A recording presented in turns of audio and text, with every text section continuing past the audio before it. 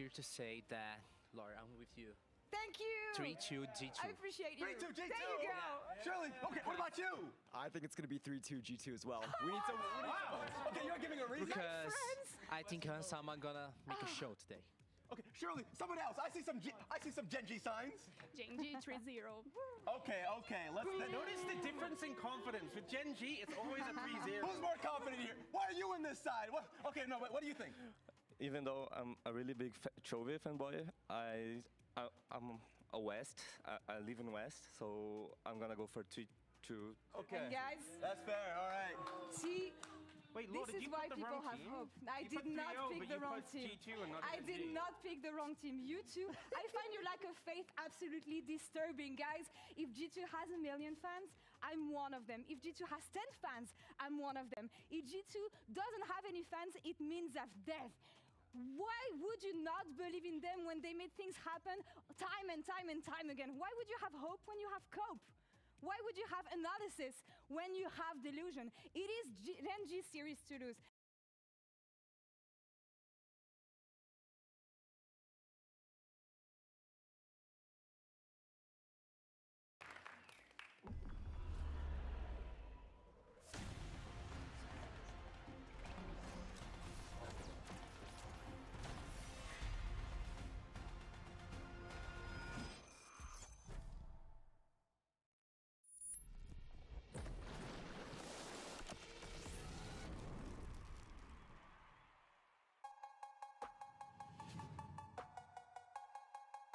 因为第一次就是进入世界赛，就是半决赛嘛，然后马上就进入到决赛，就是比较激动吧。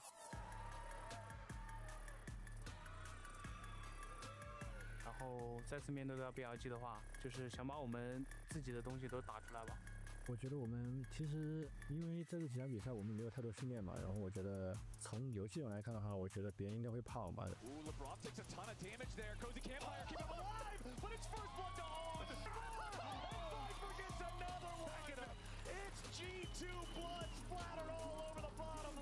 然后就是BO5，然后包括比较大型赛事打得多了，可能心态会更加的沉稳吧。让大家想起我的话，就是一个比较全面的上台选手。下场就不管碰到谁的话，我觉得他们应该都很怕我们，我们一定能拿下比赛。I was really not really handling the pressure well, whether it's from the results or from the fans. But the most important thing will be to learn from these mistakes. 그리고 이렇게 4강에 일단 빠르게 안착하게 돼서 너무 기쁘고. Gen G will look to round this one out as the quickest series here at first stand. 저희는 그냥 어떻게 해야 이길지, 그리고 어떻게 해야 더 좋은 퍼포먼스를 끌어낼 수 있을지 이런 생각밖에 없습니다.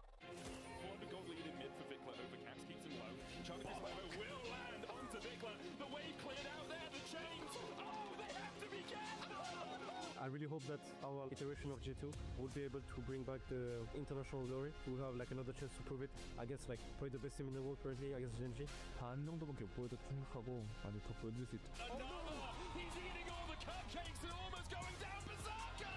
Dashes in and dies. 보여드릴 수 있는 게 많다 생각합니다.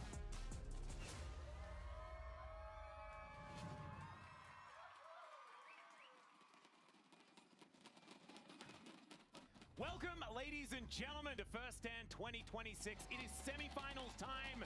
We have brought out 3 commentators for this first one, Gen G versus G2. And one of them is Cody, as you just heard. The other one is Vedius. I'm Atlas, and we are very much looking forward to getting into this. It's feeling like a bit of a classic, right, Vedius? Yeah, absolutely. I mean, I still remember fondly that 3-0 that G2 got against Gen G. I was so depressed on that long ago. Not that long ago as well. And now, you don't remember any of the series after that? What I do remember is that in every best of 5 that these two teams have played against each other, G2 have gotten at least 1 win, minimum. I like how you edited that from the beginning of the day because you realized in the best of 3s, I didn't edit G2 got 0 games. No, in 5 games, yes, on average, there is a 1 win secured by G2. And against this Gen G roster, I feel like that's an accomplishment for any team. Honestly, yeah, that's not doing too bad. So far here in this tournament, they haven't dropped a single game. Prior to that, 2 map losses. but no serious losses so far in 2026. Gen.G, just pretty good, I think, is what we can feel safe to say. Excellent. I would. We're gonna upgrade. I think You know what? I would agree. They're pretty excellent. We did hear though that G2 were pretty confident after their victory yesterday, and B&K kind of just rolled over and died, and they managed to take a game off Gen.G. Transitive Properties says they agree with you, Vedius. Well, I'm relying on transitive properties right now, and I'm kind of relying on a bunch of intangibles. Like, I heard that Gen.G don't like the food. I'm hoping that affects their gameplay. That's crazy. So you've been up to sabotage, have you? I would Classic never. British spy. I was gonna say he's like brought some British food as well. I know he's Welsh, They but you know, did just say that bring they the thought some of tribe. the food was bland, so I'm like, that does sound like a British specialty. Honestly, that makes sense. There is a lot of flavor in Korean food, so it's hard to compare. Still, I don't know whether that is really going to be getting under their skin, as oftentimes you just bring a few cups of ramen and you're fine. I will say there's actual real positive takeaways for G2 though from their series with BFX. Yeah. Lots of things that people didn't necessarily expect. Specifically Han Sama, the bottom lane really did perform. And it's especially against Diablo. Yeah. You know, he was very aggressive in some key fights. You know, Hans was valking forward, he was positioning aggressively, and he was gaining a lot of advantages for G2. So let's see, you know, this is the beginning of the series where all hope is still alive, Eddie. It absolutely is. And here we are into Champion Select powered by Omen and HyperX, and already all of the bands have come on through. The Rumble, the Rise, and the Orianna all make some sense. The Varus band, quite interesting. I've personally been a bit of a Varus anti this tournament, and the Karma has been cropping up all the time here, just to make sure that you get a whole bunch of that lane priority. Test. Evo ga, mislim da bi sad trebalo bude kako treba. Ja se nadam da smo sve namestili.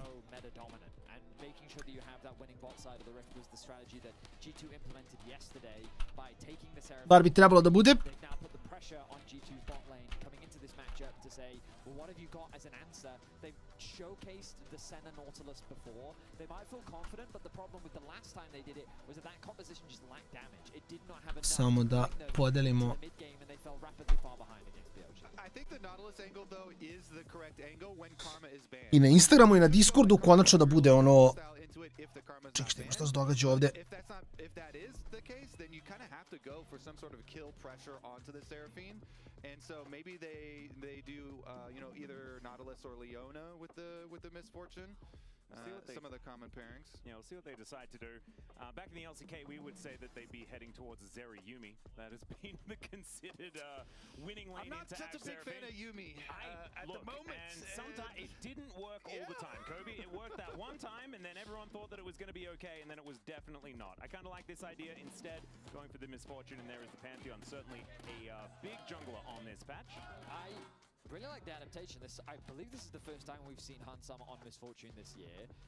If you want a real throwback, he had a really stellar performance on the champion. I want to say back in 2021 Worlds when he played for Rogue, and he was styling on Fools, so very experienced on the champion. Lane dominance has kind of been his go-to back in the day. And they seem Ko dobija? Kako da vam kažem? Ne znam kako... Ba G2 dobijaš, tako dobija. G2 bre lagano. A lagana priča. Such an effective staple, easy way to start off fights, easy follow-up as well. The Seraphine's in combo, like the ultimate can combo beautifully off of Xin, providing that extra range in the team fights. We're expecting the Nautilus to come through here, maybe even a Leona if G2 want a little bit more ranged engage. It depends how aggressive they're feeling in the bot side. Yeah, so they are going to go for it, try and kill this Seraphine in the bot side, because if you don't, if you're not able to, the team fight just gets crazy for Gen.G later on. But I really do like this. You know, Misfortune, very good at the one-item power spike, move her into mid lane, and then it kind of opens up for areas for Pantheon to make some plays with too. And now Aurora and Ahri rise in priority. These are the two mid laners that we've seen heavily contested when Rise and Orianna are the main mid laners that get banned away. I think we've seen some answers into the Ahri. Mel, another one that's also been becoming just more and more popular, because I think teams are struggling to find an effective counter pick into her outside of some of these assassins, which in game one aren't always the best to bring out. And if you're banning away the Mel, and you already have Pantheon, like Pantheon and Ahri is such a good mid jungle, very strong early game, lots of kill pressure, so MF Nautilus Pantheon, s druge strane Seraphim Sin Ash. Šta nama fali? Šta njima fali? Njima fali tank, mislim da oni hoće Xantea da igraju. Ili Orna. Boga mi Orn bi im bio dosta jak.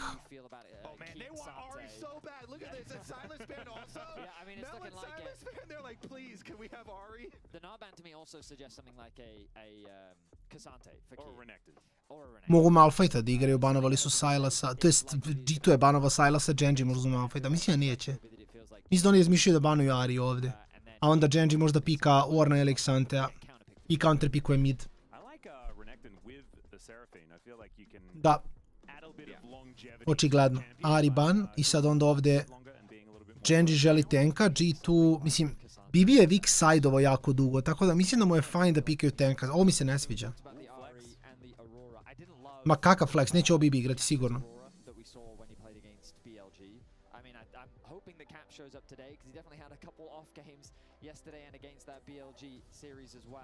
Zavisi šta hoće. Nije ni sve engage, oni već imaju dovoljno long range engage-a sa Ash ult, Seraphim ult. Xante možda skine nekoga sa Ash. Doduše mogu da igraju samo i Renegtona ako hoće da ga blindaju. I onda će Bibi igrati Xantea u to verovatno. I sad pikaš šta god je fajno u Auroru, I guess.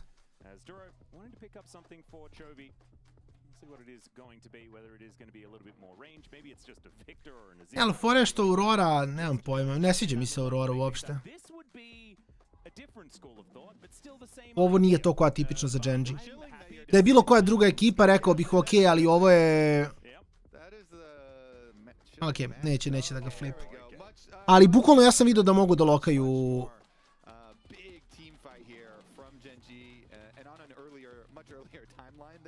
Mogu da lokaju Asola.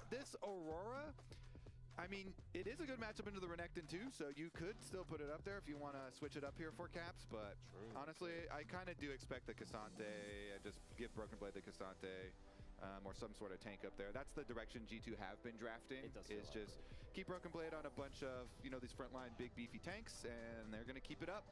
I'm a bit worried though for the lack of damage here on G2's side. I feel like if Genji are able to get onto their chosen targets, wipe them out, then there's not going to be as much follow-up potential. And especially, a lot of damage is your Misfortune ultimate, and Misfortune ultimate is so hard to channel versus a Seraphim, because Seraphim, wherever you start channeling it from, if you do it early, Seraphim's just going to bounce an ultimate straight towards you, and there is a lot of stuff to make it difficult for that Misfortune to get good value out of the ult.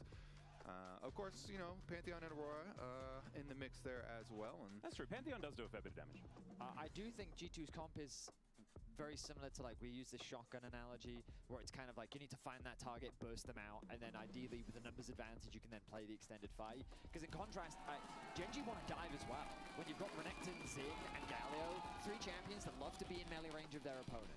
So it's kind of that front-to-back style with a lot of backline threat, and especially if King can find flanks as he's...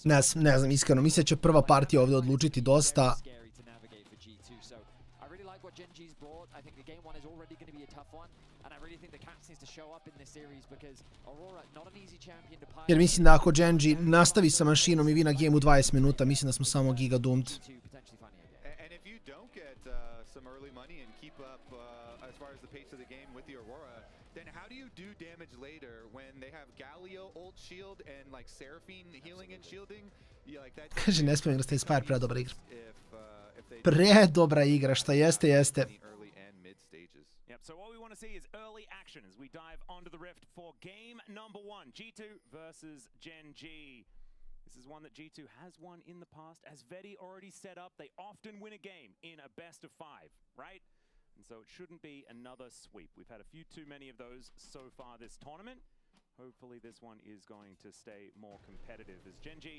This is a very Genji draft as well. I mean, I've always been... Da, samo treba stići do late, to je problem. Mislim, da, mi ćemo jako tešku, to jest oni će jako teško biti Siona ako potraje partija, ali treba potrajati partija protiv Genjija, ljudi, to je problem. Sad niko nije uspeo da izdrži protiv Genjija više od 20 minuta. I think Chovy even played it when he was filling in top lane when he was playing on Griffin back in the day. Yeah. Okay, Skewmon here, since they had the early ward and they saw that Raptors and Blue both are not started by Canyon, then they kind of assume that he's just up there doing a red buff start, and they can go ahead and split the map. Splitting the map against Ashe Seraphine is part of this plan that we talked about in Champ Select. We want to kill it. You pick a Nautilus, and you want to kill this lane. So this is a very common like solo queue jungle path where you go your own Raptors into their blue Gromp to get your level 3 and then gank bottom. And now the gank bottom is coming. Skewmon, as soon as he finishes Gromp, he'll get level 3 and he'll be there. Yeah, there's the hook as well. They did get the information that Skewmon wasn't in his own jungle, so they have an idea that this Pantheon's making Okay. over, but the flash in. Ok, fajn, 2 summonera, to je big za nas, to je big za nas. From the bottom lane of Gen G, looking a little worse for wear. Yeah, so the thing is the timer for the wave and the timer for finishing the Gromp were a little bit different there. So LeBron just saw the angle to go in, so he starts it then just because the angle is there and because the wave is going to push in further. But Skewmon obviously had not quite finished the Gromp to get to his level 3, so he wasn't quite at the perfect timing to actually complete the kill, and they just get the flash. Yeah, there's a pretty interesting jungle interaction now because Canyon, with great awareness, seeing the gank from Skewmon on the bot side, sees that there's a window to steal away his red buff thanks to the Ashe E. That Ashe E completely changed Canyon's plan, and he's kind of adapting on the fly now to the situation. Ok, moram upalim samo kameru. Ugašena. Potentially gank bottom lane, which is why Skewmon had to path bot. O, fizički mi je ugašena. Treba kliknuti dugme. 8 u mraku, brate, šta je ovo? What the fuck? Pa ne, ali si jedan gambit. Ajmo da im... Kin igra oko Sustaina, oko Kald Mika. Skewmon malo ignoriše top, ali fajn je. Bi igrao jako dobro kao Vixide, iskreno. Baš je igrao dobro kao Vixide juče.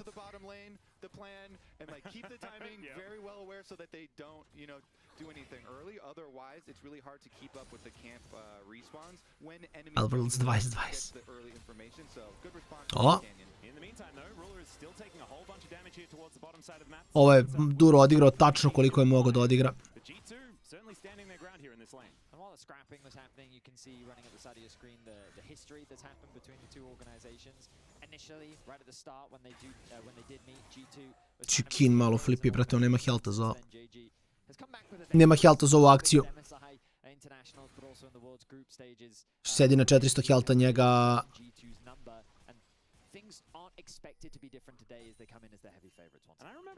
Njega si on šota, boga mi.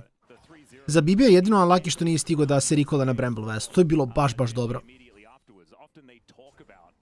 A Bardi i MFQ samo nemaju smisla. Kad ih ti bacaš nikad ne konektuju, kada protiv tebe uvek konektuju. Ti kao popi stan.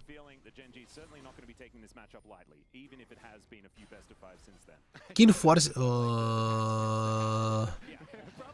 A dobro, jezde je fine.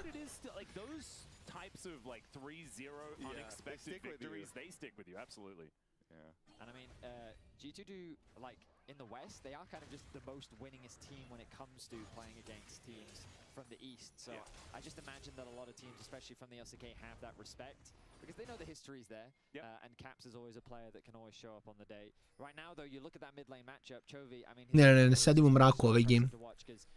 Sedim u mraku ovaj game, ako G2 izgubi, ostajem u mraku. Ako G2 pobedi, palim svetlo. To je na liniji trenutno. Evo sad isto mrak na Riftu. Što najjače od svega, uopšte mi nije toliko mračno u sobi. Mislim, čini se na kameri da sam bukvalno mraku, ali u stvari nije toliko mračno u sobi. Samo kako kamera radi, treba i puno svetla.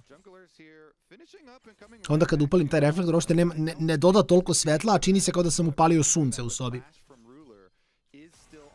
A upalim jedan reflektor. Jako čudno, kako to radi.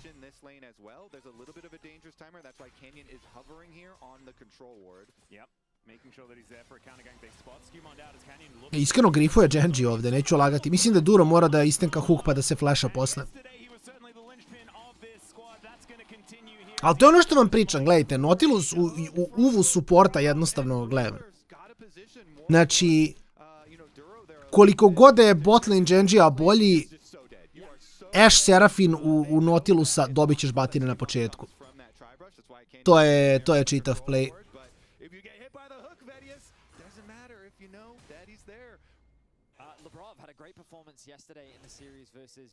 Dobra, možeš, nek stoji. Vidi se mrč bolje ako ništa, ne? To je bonus, vidi se vama lepo majica. We take those. Really happy to see that G2 are looking to try and take advantage of these summoners and are continuing to find advantages through bot side.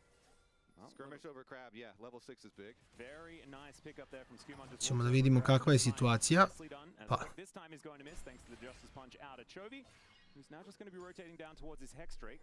Looking to try and get some control. Bibi solo kill. Mislim, možda se dogodi.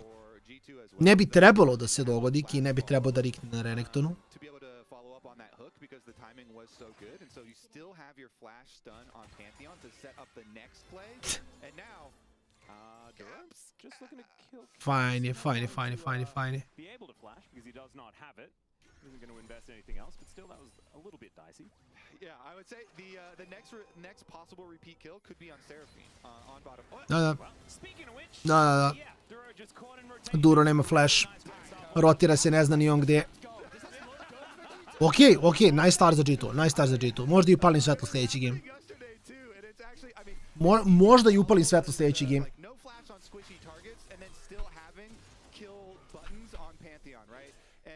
Thinking about Pantheon's flash, but Pantheon's ultimate also, and so just right into the river there.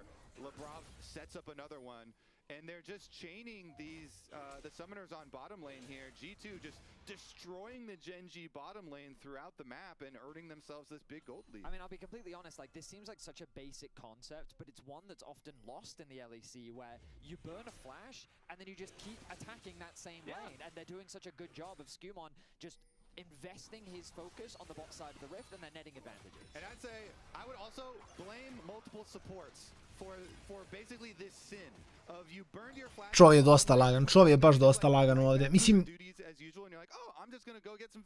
malo što mogu da rade u toliko je mara, iskreno. But right after burning flashes in bottom lane, then getting yourself in dangerous territory. Ash Arrow going to connect there. Let's see whether Trophy does have enough damage here. The Justice Punch comes through, and there's the Colossal Smash. And Gen G are on the board. Duro is going to be punished for it, though, as Hansama takes his and gets back to Ne, Gen G postaje problem poslije 15. minute. Jer ono što Gen G čini dosta jako, mako ovdje Duro grifa, jeste njihovi team fightovi. Mnogo se dobro team fightuju.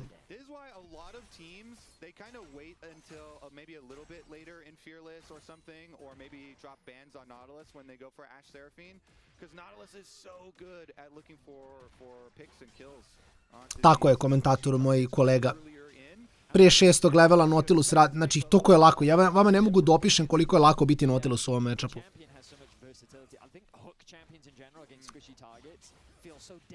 Ali posle 6. si već u problemu, a kasnije baš opadaš. Insane arrow, iskreno. Baš clean arrow. Baš insane arrow, iskreno. Dobar je Galio skin. Vidite, meka skinove koji cool izađe. Gdje su ti? Da, ovo je fine. Ma i dalje se ne bi opustio sam G2, ali ono što je cool, što Sion igra jako dobro u Renegtona. Kins u stvari muči gore.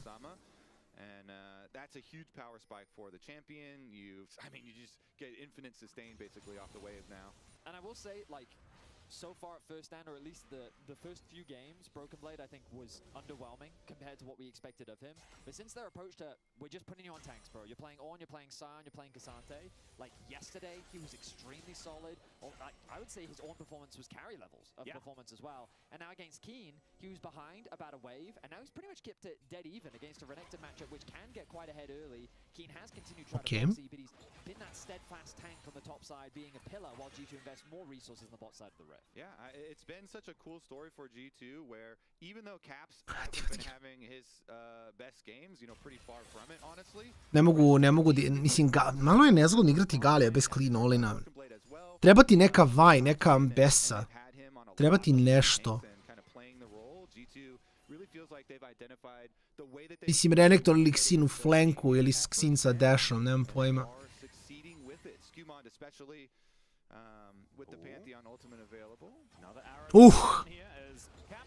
Close.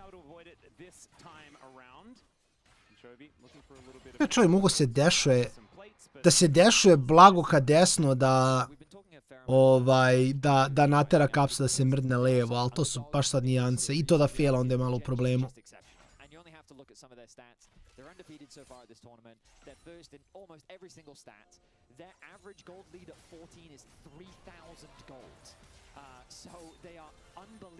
I sad je problem za Ruler, ne može igram MF. Ovo je botlina i sad samo gigadumt. Ti si Ashe sa pola Krakena, igraš u MF s full BT-om. Ti ne igraš u to. Jer svaki trade za tebe je loš trade.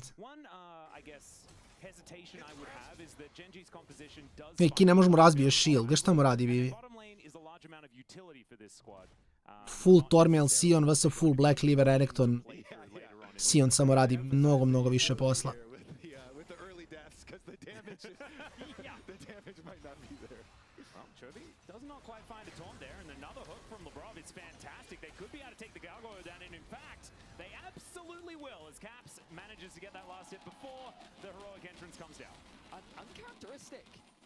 Catch onto Chovy. Generally someone who's very stable, hard to catch out, but caught in the river, no support from the rest of the team. Due to find another pick. And it's made possible because Hans can 1v2 bottom lane with his early Bloodthirster here. The Ashe Seraphine are in no position to punish him at all. You can't poke and chip down Misfortune when he's got full Bloodthirster this early. He just heals back up, destroys the wave, and even 1v2 he pushed them out because Skumon's ultimate on Pantheon always threatening. Niko ne igra set. Ne, niko ne igra set. And that just means G2, they get priority everywhere. They're going to grab another objective. Ok. Računajte tipa do 4000 golda. Brukin će dobiti batine opet. Mora do ulta, da. Insane. Actually insane. Računajte 4000 golda otprilike i dalje ništa za G2. Znači G2 mora da pređe nekih 5-6k da možemo da pričamo kako je to lead koji je značajan.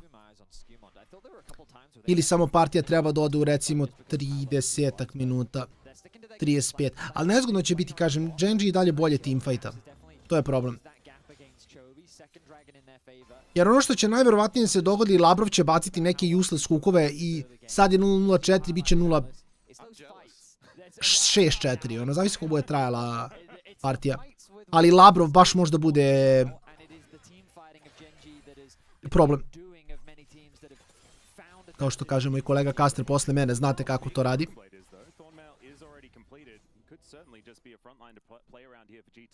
Jer Genjijev teamfight je dalje nevjerovatan, tako da se nikako ne bi opustio sam G2.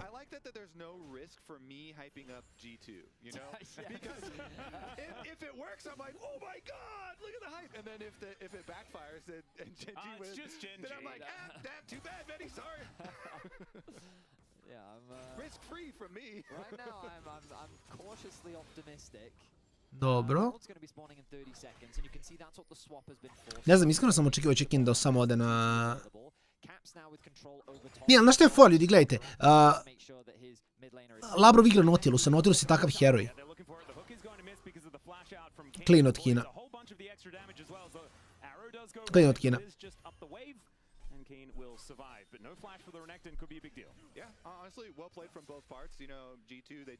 Cancelovo dive ako ništa, nije loše.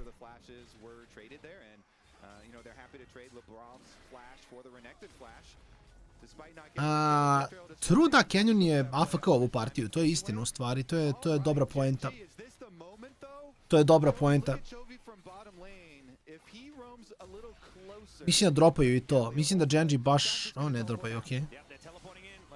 Hoće da se dešuje unutra i Galio ulta. Dobro, gledaju MF. Han sama čim triggeruje ulti, Seraphine ulti ide na dap. Cleanse forsiran. Sion im je i dalje problem. Labrov će prvi da umre, ali umreće i Kin, to je big. Canyon je mrtav. Dosta brzo ovdje, ali... Da, mrtav je. Nije mrtav, ovo me fucking... Zašto je toliko brz? O, slow. Plavi smite, vs crveni smite. Živi i dalje. Sad je mrtav ako ga pogodi. Nice. Ok. Čovi Jurijar mora samo se izvuče. Ovo je big za G2 iskreno. Ovo je prvi da kažeš fight koji su dobili. Sad je jedino pitanje samo da li je draft toliko relevantan da li je draft toliko relevantan da i Genji gubi od G2-a.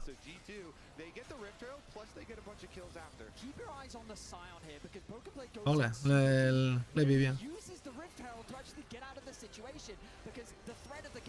Ti koliko su oni izvejstovali Dubiju Bibija i Bibija u fazonu easy life, dođite sad 1 na 1. Znači, insane, bukvalno insane. Jer, kažem, Sion je samo 70 puta veći value nego bilo koji drugi heroj ovdje.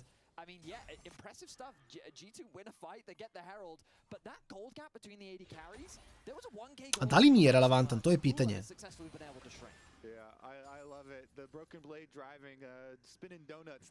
Jer činjenica da G2 ima tenka, a da Genji nema tenka, mislim da je dosta bitno. Ne kažem da je draft relevantan u ovom trenutku, ali mislim da postaje relevantan kako traje game. Ne kažem da G2 dobija zato što ima tenka, ali kažem da G2 potencijalno može da dobije zato što ima tenka. To je fora.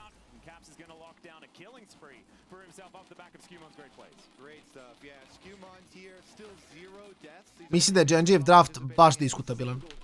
Mislim, koliko smo puta pričali o Renekton Xinu i koliko samo radi ako ćeš prestompovati protivnika. Mislim, Genji mora da nađe način da stompa G2. Renekton Xin topside sa Seraphine support i tvoj tank je Galio.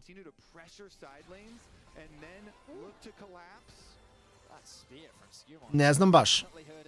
Ne kažem, mislim, Genji je Genji, razumete, i dalje su predobri, samo... Ne znam. Moraju da nađu neki insane fight. Kao sad legitimno moraju da bude 50 puta bolji. A trenutno nisu. Trenutno maše skill shotove, trenutno nije Genji clean. Ruler gubi trećinu health od Q-a.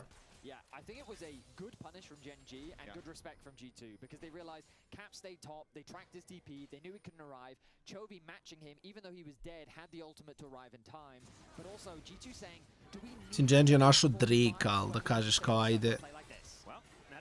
On je samo mrtav, on samo ne igra. Ne, siguran sam ja... Siguran sam ja da su oni vinali. Ja mislim, nije to tipičan Genji stil što je najjače od svega. Generalno je Genji bio dosta poznat po tome da igraju hard scaling stvari mnogo više. Bar ranije. Su našli novi identitet s istim igračima ove godine. Ali ajde. Jer ti generalno, mislim sad objektivno pričano, kada skineš imena timova sa Xin, Renekton, Ashe, Seraphine, ti hoćeš u 20 minuti budeš samo prejak. Sad je pitanje da li su oni vinali zašto su bolji ili su vinali zašto je zbog tog drafta, to je pitanje. Taj je rulera, vrat. Han sam je cancelov ult. Lepa barijera. Dobro. Ovo je turešao kod je fizzalovo, šta je ovo bilo? Dobro.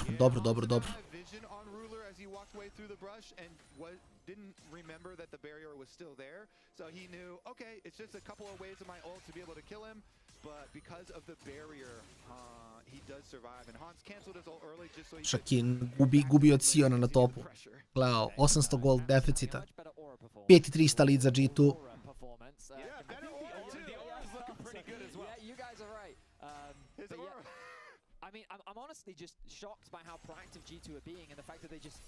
Mislim, ovo je vjerovatno najjači G2 koji možemo da vidimo. Skjumond i Labrov koji ne intaju i Caps koji je raspoložen. Han samo je uvek konsistent i Bibi je pronašao sebe u tenkovima ovaj turnir. Što je fajn, mislim, ako to radi, tranaš ga.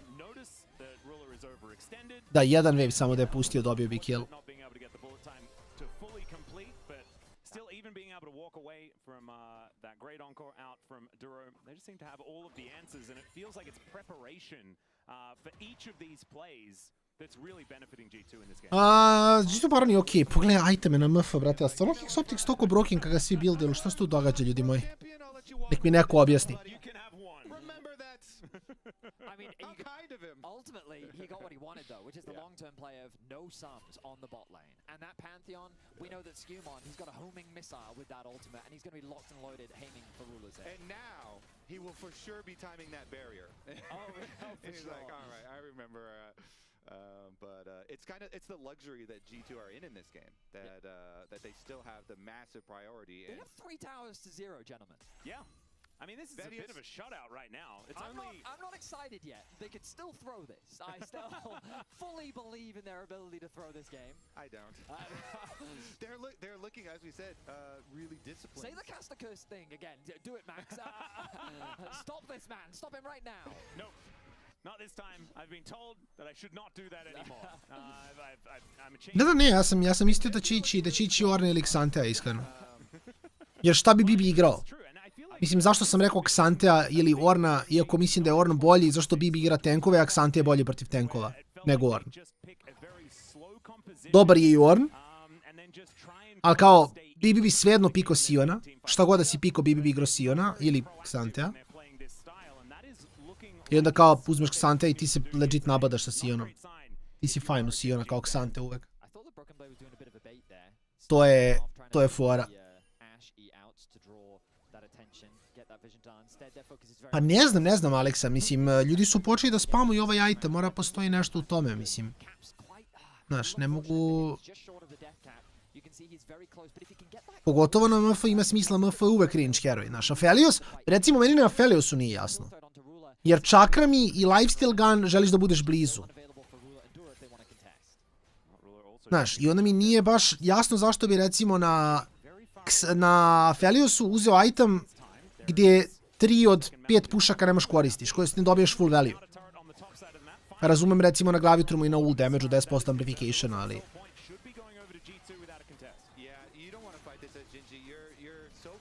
Ne znam.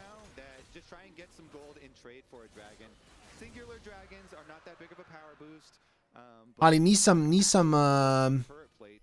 Ne znam, nisam radio matematiku, ljudi. Jer meni recimo Hex Optics, Rush i Blackfire Torch Rush nemaju smisla. Jer kao value Blackfire Torcha je da pogodiš 5 heroja sa spelom, dobiješ 20% AP-a. Ako imaš jedan item i taj jedan item je Blackfire Torch, ti nemaš dovoljno AP-a da 4% po pogođenoj meti daje value. Koliko bi dalo da imaš 4 itema, da si Veigar s 1000 AP-a, pa dobiješ 20% AP-a na 1000 AP-a, to je 200 AP-a, to je mnogo. Na 100 AP-a dobiješ 20 AP-a da pogodiš 5 meta. Da ćeš pogoditi 5 meta, razumiješ? To je neka moja teorija. Znaš, isto tako tehnički s optikom 10% increase damage-a kada nemaš toliko damage-a nije baš puno damage-a, za ne? Kao da li veći damage dobiješ kroz kritovanje od Infinity-a ili... Ne znam. Nemam pa letality od kolektora.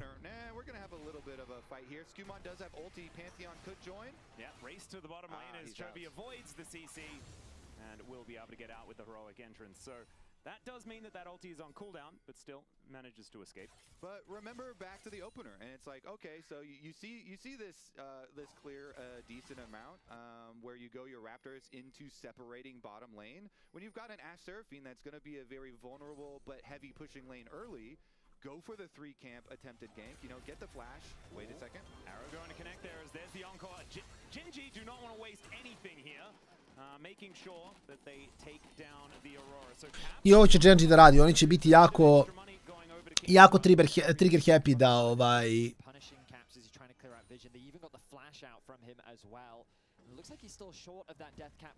da si je bio za bilo šta bacio, ono 5 ulta ako treba.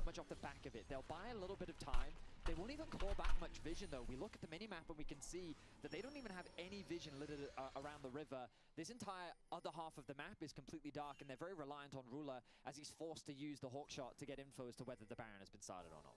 Gen G just constantly standing on wards here in their own jungle. Finally, some sweepers going to be utilized as Duro Might be able to find this one ward as well. As there's control ward in the back of the pit, and immediately Broken Blade says no, you're not allowed to see. Yeah, they have to rely basically on the timer of Hawkshot and Rado, skratio sam vas. and try and rotate those. So Hawkshot Malo se odmori lice, da skratim bradu malo više. control ward actually back in the back of the pick. Now G2, I would say only thing is don't flip versus Canyon. Slažem se, nikako flip u Canyona. Labrov izgubio trećinu healtha ni zašto, to je malo unlucky. Ne mogu nužno se biju tu. And that's that discipline again, Vedius. You start the objective with your goal, get your side lane teleport there. Of course, Caps, no teleport on the Aurora as Zavisi na kom heroju, Mat. Zavisi na kom heroju. Na ult-based casterima Malignants, 1/1. Kao, čak i za ult cooldown reduction samo dobiješ od Malignantsa, već imaš value na itemu. I još je loš chapter start, i još su bolji itemi, i još je bolji efekat. A većina midlanera su ult-based, Syndra ult-based. Kao okej, da, nemaš burn kroz Q spamove, ali taj burn je jako mali, taj burn je tegla value.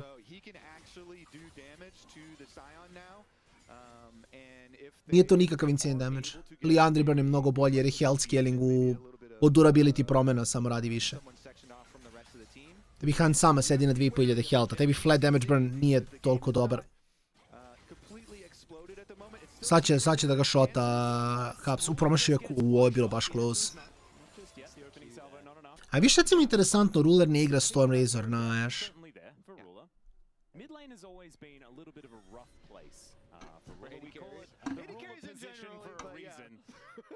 Niste spremni na ovo. Niste spremni na ovo. Ne, treba je botrka. Baš i nisi, zašto, kažem ti, Blackfire Burn ti je jako low, a i ti dalje dobiješ brda AP-a, tebi i dalje spelovi rade puno damage-a, mislim. To ti kažem. Jer koga brnaš ti? Brnaš tankove, njima ne radiš damage. Brnaš squishy, ako pogodiš squishy, shotaš ga svejedno. Pogotovo na jednom itemu.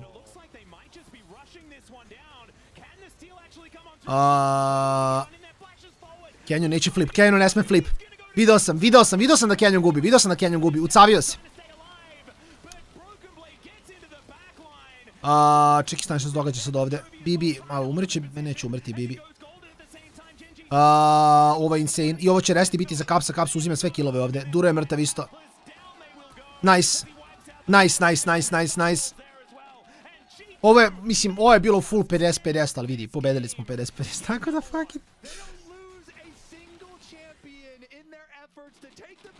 Ovo je baš insane.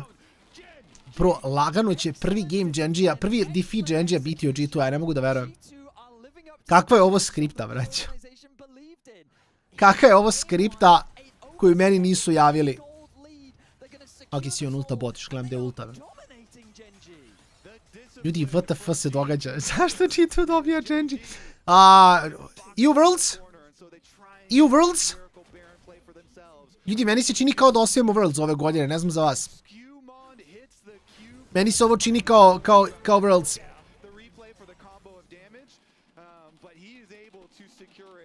To je okej, to je okej.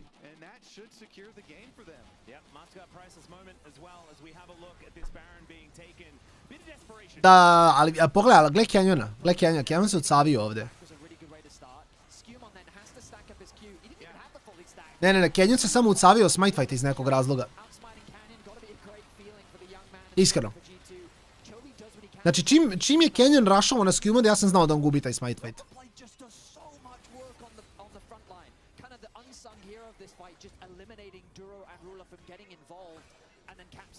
Caps radi šta hoće, mislim sad je dovoljno ahead. Ovo će biti baš interesantna serija, iskreno.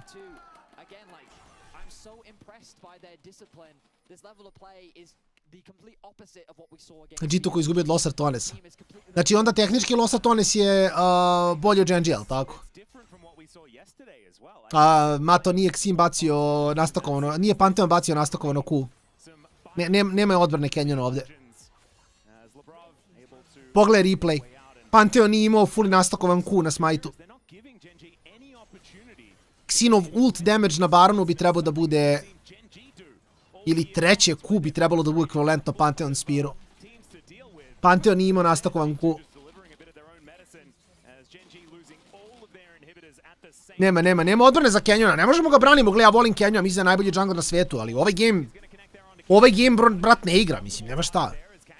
Znači ja sam, ono, ma koliko ja volim da pecnem i sve to, i dalje sam, ono, dajem kredit tamo gdje je zaslužen, mislim, Skewman ga je outsmite'o. Nema šta. Kao što jeste. Mislim, koliko god ja gotivim Canyona, to ovaj game nije bio na mapi. Full agro na Skewmanda. Pa dobro, mislim, malo ćete teže ubiti Pantheona koji podigne shield. Ja ne mogu verujem. Ja legitimno ne mogu da verujem, vidi G2 je dobio Genji. U kakvom mi paralelnom univerzumu živimo, molim vas objasnite mi, jer ovo je van svake pameti.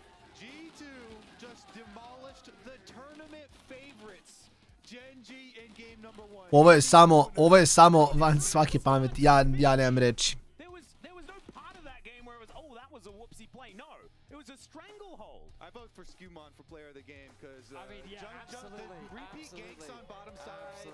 Ja legit ne znam. Ja legitimno ne znam šta vam kaže.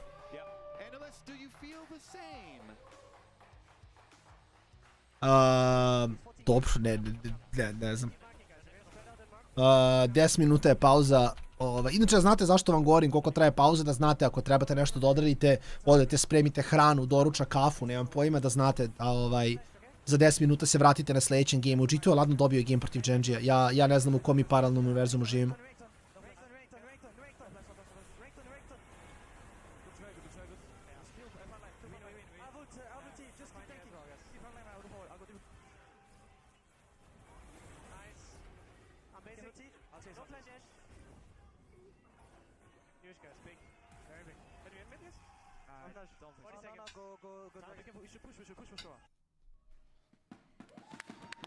They were patient.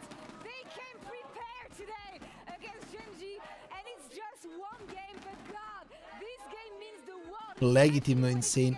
NMK je dobra igrica, šta da radiš? Evo i Klara sad prelazi Slade Spire.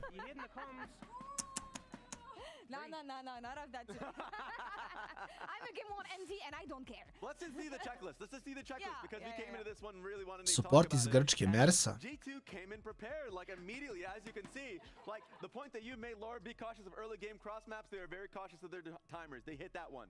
Play front to backs, like a straight up front to back team fight. That was as front to back as you can play. Maybe like Aurora can play it at an angle. Now the draft for strong bot lane was tough because Genji banned the Karma. First pick the Seraphine. The thing is, it's hard to get 2v2 prio there, but they went the MF, the Nautilus, the Pantheon, and they were like, we'll just kill them. And that worked so well. And you know what? You're like, why don't we get a friend involved in it? So like, we got the Pantheon going bot lane. The early pathing from Skewman was very smart. We should just run the reel. And that's what Caps was saying yesterday. You want to be cautious about Genji in the early game, and they took that by the letter, putting that pressure on the bot lane, helped by Skewman. This is what gave them the early lead, Ox. Yeah, and I mean, Labrov was just so on point with these hooks coming in. They'd been that flash earlier from Rulus. They got a gank there. Duro's flash down here, get another pick here. And it just felt like that momentum built up so effectively. Here, Duro, trying to contest a ward, ends up getting caught out as well. And it just felt like the support for G2 was so decisive on these plays. For how much praise we give to Skewman and towards Hansama as well, Labrov's, this was his game. I felt Labrov was completely on point. And I think a lot of people in the community, rightfully so for this tournament, have been giving credit to Labrov.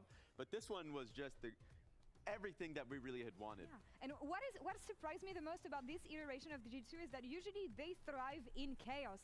This was meticulous. This was organized. They were patient time and time again, especially during this fight. This Herald play was crazy.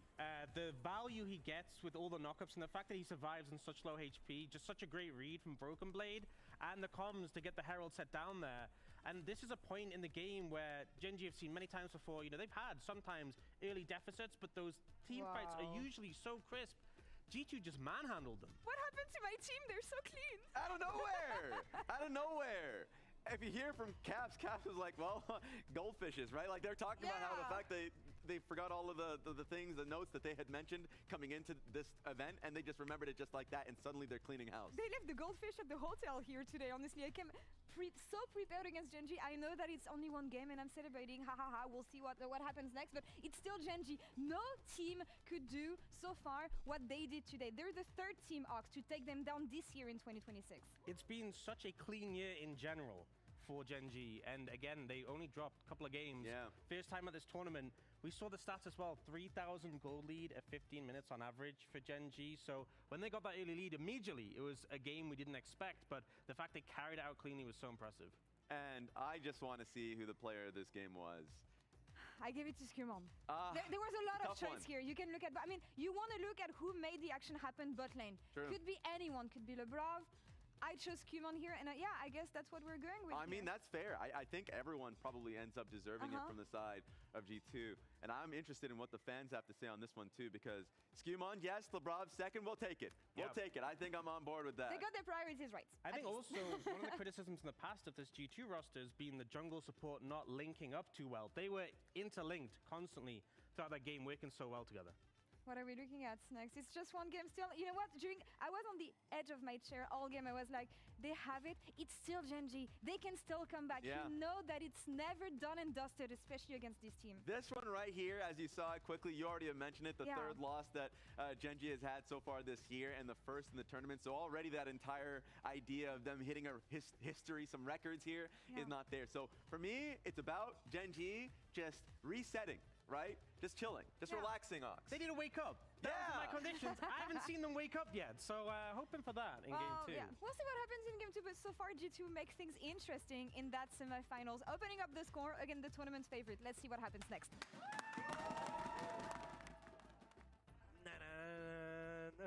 Wait.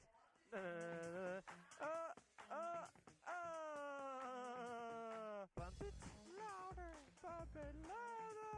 Right after burning flashes in bottom lane and getting yourself in dangerous territory at Arrow. Arrow gonna connect there. Let's see whether Trevi does have enough damage here to just... Yeah, Grand Stoffel is going to come on through here as Trevi does have to flash, but I don't think it's gonna save him as he just comes out. Caps is gonna lock down a killing spree. Nice. Nice, guys. That's fun, baby.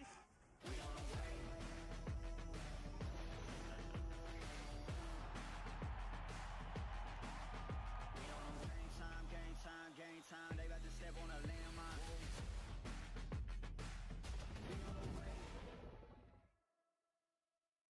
Time to spread my wings.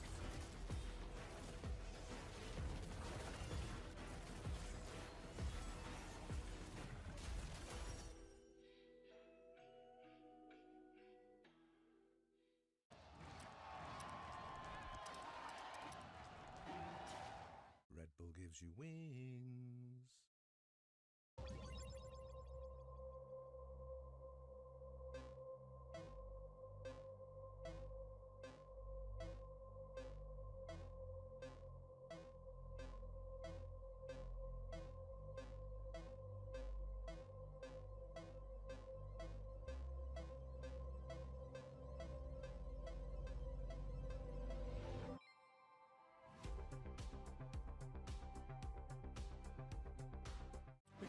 Players in the world are here.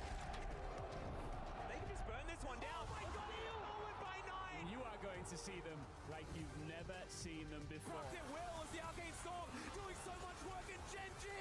They are just going to ace them. 누굴 만나도 이길 수 있다는 자신감 정도로만 생각하고 있습니다. Gen G, the EWC winners.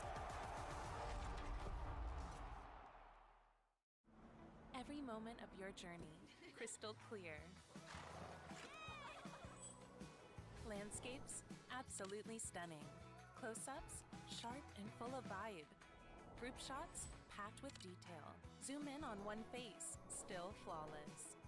Colors so real, every scene, every smile, unforgettable.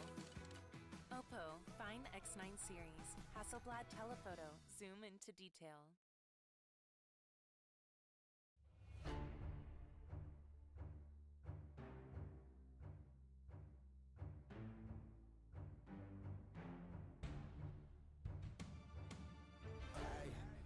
believe in? The recipe for destiny is resting where your dreams is. No questioning your dreams here. We dealing in extremes here. If you want to fence, stay on the bench. You won't achieve here. Find me on the front lines getting volatile. I'm coming for impossibles. If there's an ounce of doubt around, in combat isn't optional. A war zone. I got time for playing short on. Say I'm winning, I'm guilty, bruh. Wanna know what I'm guilty of? I believe. Gravity can't hold me down. I believe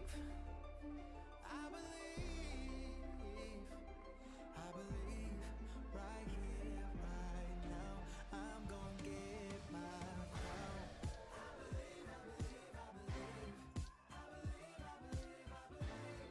I believe.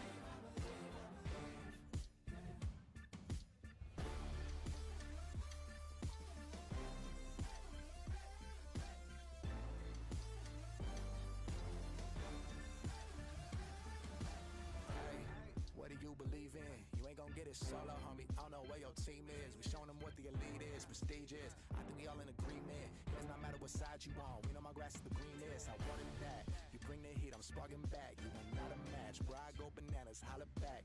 A war zone. I got time for playing short on. Say I'm winning, I'm guilty, but wanna know what I'm guilty of? I believe.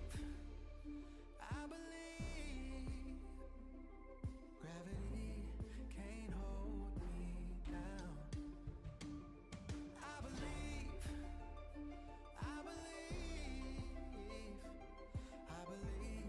right here, right now, I'm gonna get my crown. I believe.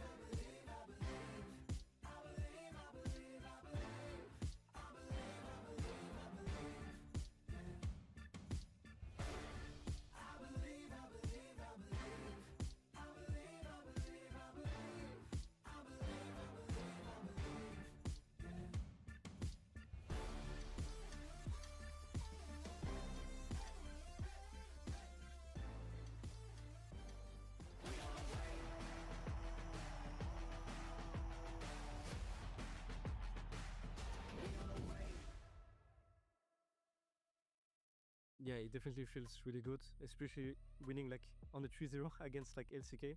Like Europe has done this in like many years. I'm definitely proud of what we have done.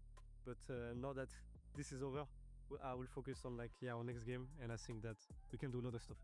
There's everything, and they'll kill up on Summer. Canon with a beautiful engage. Now it's all on Caps to do the damage. Raptor trying to step out. Call of the Fortress coming out as well. Skewman dives in onto Victor. He locks both the carries into the pit, and now find them all. The Aqua Prism puts the...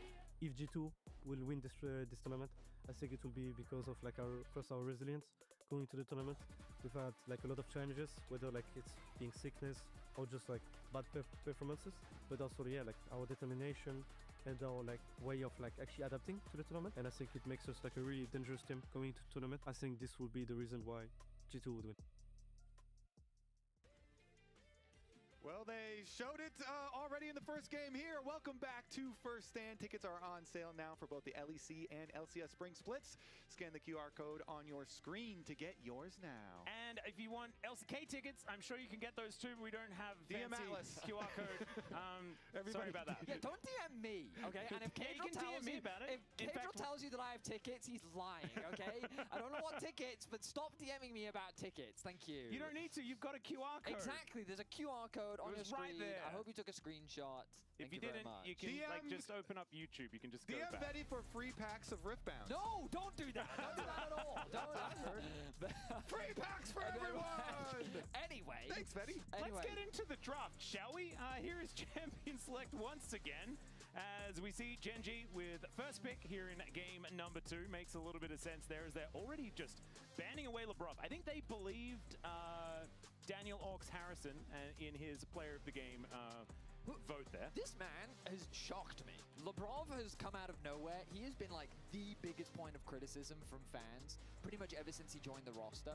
And it wasn't until summer of last year that we finally saw him have that synergy with Skewmon, that they'd been working so closely. But then even this split, everyone was saying Busio is the best support. Busio clears everyone. Busio by far way better. And now Lebrov is just making a name for himself here on the international stage, and he is showing up today. Yeah, honestly, I do think that vote had legitimacy to it. All the hooks that LeBron was able to hit, yeah, really big for G2. So, Atlas, the question is, with the new draft, are Gen G also awake now? We don't know. Not until we get onto the Rift and see them do stuff, Kobe. That's when we'll be able to do the wake test. It is very easy to pick champions while you're asleep. Your coach kind of helps you out. Talk to Golden Glue about that, because we've had some teams in LCS that have failed at picking the correct champions. Hopefully that does not happen here. Starting out with the Vi, though, for Gen G. Whenever you first pick this champ, now you're signaling, all right, we are definitely going to go dive, so G2 can already think about things that are good against it. Gen G, though, thinking about that ahead of time, they pre-ban the Bard, which is a really good answer into a lot of Vi comps, because you can defensively... Ok, ajmo da vidimo šta nas čeka u ovom gameu. Fun fact, this is the first time the LCK has lost 4 consecutive games to the LEC. Ever. In the history of League of Legends. It's kind of crazy, as it could be 5 after this game as well, as the Varus is going to be locked in here for Han Sama, certainly a favorite for him. I don't really like Varus at the moment, but that I think is just a personal thing, not necessarily a power level thing. Letality Varus. I kind of share it when you're looking at a Vi, you know, and Pa dobro, može Benchi, može Zonju, I guess da ima smisla. I was thinking to myself, like, what do you pick into Vi? With Pantheon and Xin gone, these are kind of the 2 junglers that you kind of use as a response to Vi to kind of match your aggression and the backline threat. But Zehen was something that, I mean, originally I saw it first from Blabber over in the LCS, and then a lot of other teams started picking it up in the LEC. And it became, at least in the LEC, it became like first pick worthy. Zehen jungle became super high priority, and then here at first stand it's just kind of fallen to the wayside. So to see it now returned, we'll see if I'm expecting this to go in the jungle. We'll see how well Skuma can pile. Yeah, I love Zehen when you get to play into low-range comps and you get to just thrive in the middle of these long brawls where you can have the time to stack up your passive. Zehen, very good if you've got time. If they have a burst comp, then he's not... Sivir, Alistar, opet hoće King da ne igra tanka, izgleda. Every time I see Alistar, I'm like, it's a Silas angle. And Caps one of these bans over here, maybe if Caps doesn't do it now. I feel like they're going to take the Nico. They're either taking Nico or Braum here, I think, G2. See what they do decide to go with. Punishing a Sivir Alistar lane is certainly something that you can do, and the Braum is going to come in. This might open the door to an on-hit Varus as well. The only thing is they're lacking engage. You don't like engage Braum? I don't. I've seen enough Mickey Braum to know that engage Braum has definitely like a 50-50 chance of being good. 50-50? Those are good odds! Yeah, what the heck? Yeah, I'll take those. It either hits or it doesn't, gentlemen. Exactly. If you get the Super Blast Cone Rift, then his chances get higher. That makes everyone an engaged champion, though, so don't worry about it. Okay, these are good bans, though. You gotta ban Mbessa from Keen. Like, you don't want to see Keen just wake up and take over a game here. So take away some of those Braum Varus. Ambessa ban zbog Vi komboa, Galio nije dostupan, Ari... Ne mogu više, ovaj draft mi je toliko zbunić, ne znam ko prvi pika, ali... Genji hoće Ari. Samo ne znam da li imaju first pick sad. Sad banuje G2 pa Genji pa onda G2 pika, G2 će uzeti Ari.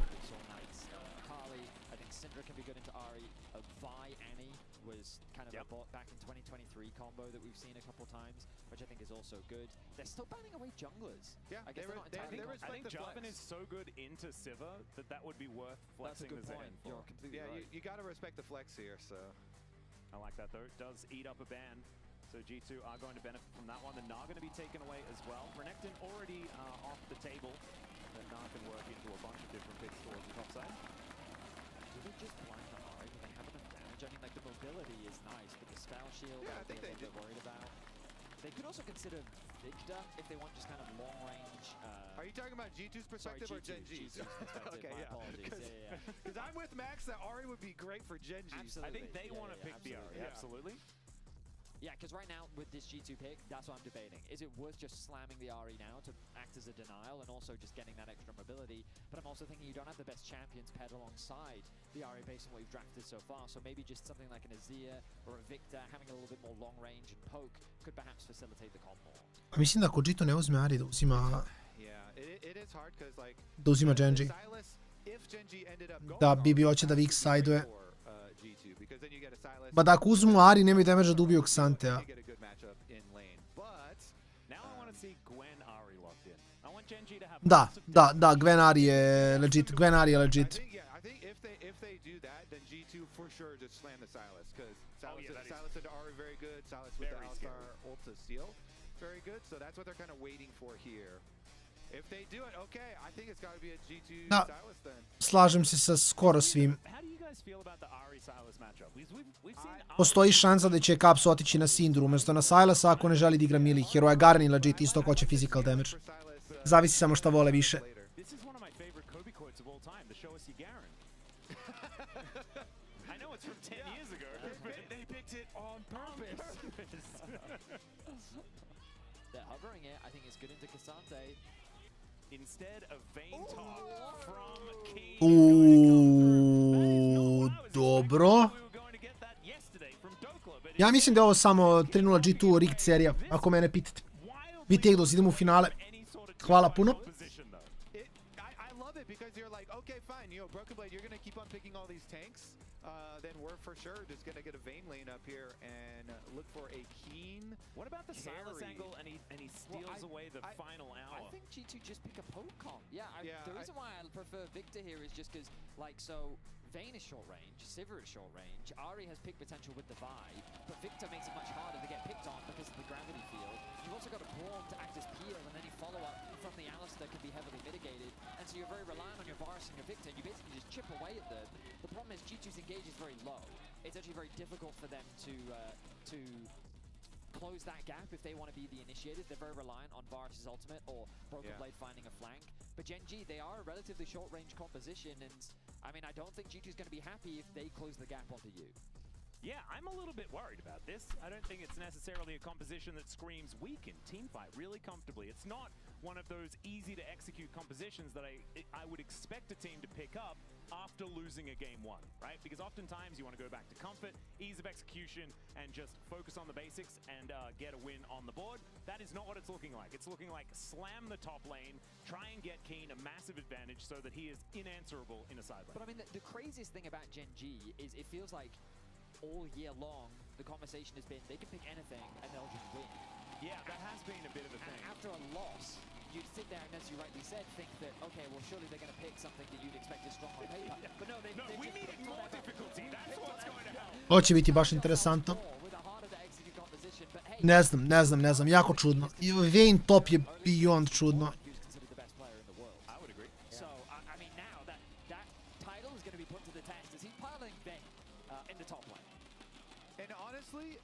I think it's actually pretty hard for G2 to catch these carries. 100%. Yeah, you were talking about the lack of engage. Yeah, Sivir speed and Vayne mobility and Ari mobility, as much as it's like, oh, it's hard to pilot them, these are the best players in the world.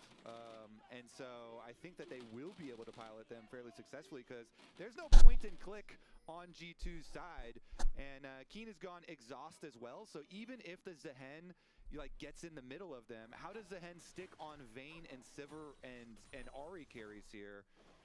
It might be hard for G2 to actually hit their damage, even though they do have a very good, we can kite back definitely pretty well. We have good, poke and range, like you're saying as well, Atlas, so it might put more pressure onto Gen G, but especially if Gen G can play side lanes early, then I think it does sort of show what Gen G wants to do in that summoner spell, because I think that if they were going to play for team fights and things like this, Cleanse would have a lot of value from Keen. But instead, I think in the 1v1 and inside lanes, the exhaust is extremely powerful. They want to try and pick this G2 squad up. Ne, lazit ću, nikom nije jasno, ne brini se. Samo mi je Vayne jako flippy. Vayne smo vidjeli jednom na first standu, igrao je Dokla u Siona i bio beyond useless.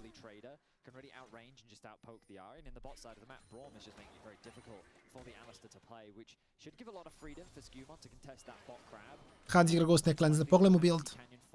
On igra on hit Varusa.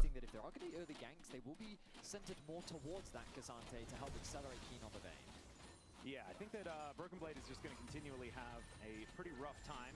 Silverbolt's now picked up at level 2 for Keen. That is why the Vayne so good into the... Strana i pik su odvojeni sad. Jedna ekipa bira stranu, druga ekipa bira pik. Tako ide.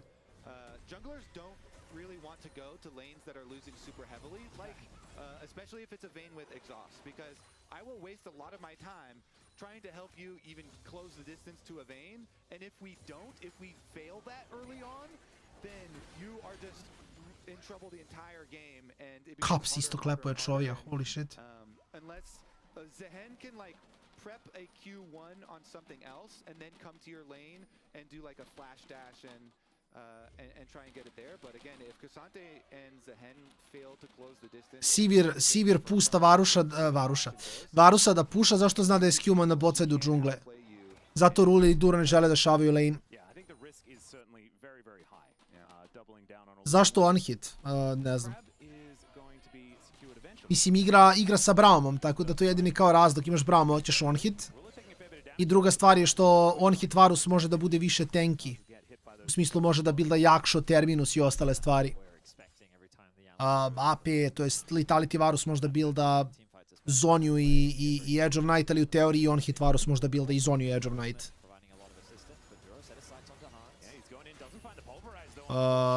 Da li Varus ima W? Šta radi W? Hvala. Lethal tempo i zato on hit. On se flasha. On nema flash, šta ja pričam.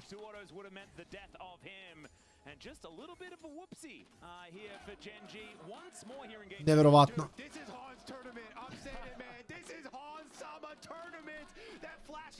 Han sama čale. Man, he starts his trample, he starts running straight at him. So Hans is like, are you really gonna hands check me and think I cannot flash this combo? Hans immediately flashes it and he pops his ghost. He's turning 100% of the time. He flashes the combo from Duro. Ovo je, imao je trajanje cijelog headbata da baci flash. Znači, ovo je toliko loše od Genjija. Da ja nemam reći. Iskreno. Player because he played in the LCS. I'm gonna claim Hans. That's not what I did. Because you did that. It's exactly what you did. And I'm gonna claim Hans because he played in the LCS. That's my boy right there. I've always said it, Hans. That's my boy. Do you want to claim Broken Blade as well? Like, yes. You got a few different options. Honestly, we're gonna claim Dylan Falco too. We got three. I feel like we're going off topic a little bit. I feel like we've twisted the argument a little bit. But I mean, my biggest question is, what was Duro doing? Well, he didn't think Hans would flash it. I mean, that's crazy. He was just running straight at him. Disrespectful, that was mega disrespectful. I mean, he actually got punished for it. And yeah, I was not expecting, I mean, really, against either Korean team, I was not prepared to say Hans Sama and Lebrov would be winning those 2 versus 2s. I'm so hyped right now, but man. They absolutely are winning these 2 versus 2s, so credit to them. Massive glow up from the bot lane of G2, especially when the conversation around G2 has been if Caps is playing bad, G2 cannot win. True. So for so many G2 fans, they have to feel vindicated right Mada Hans Sama nije... Mislim, malo je meta u kompetivu, više pressure ima, Duro mora flash ovo. I Caps mora da flasha charm, okej, to je fine.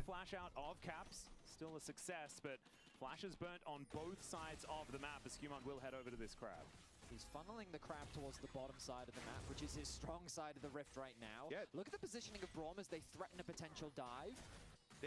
Si kao Bibija bije, ali Vin će bije Xantea, naravno, mislim. E sad Ruler u problemu. Dop. Ignite traje duže od barijere.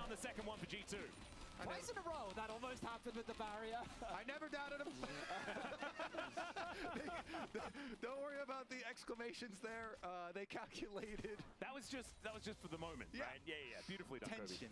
Loves the response from Canyon, though. I think he's doing exactly the right thing. He sees that the bot lane dive is happening, but he knows that G2 have to recall. So there's a perfect opportunity. Ko zna, Matt?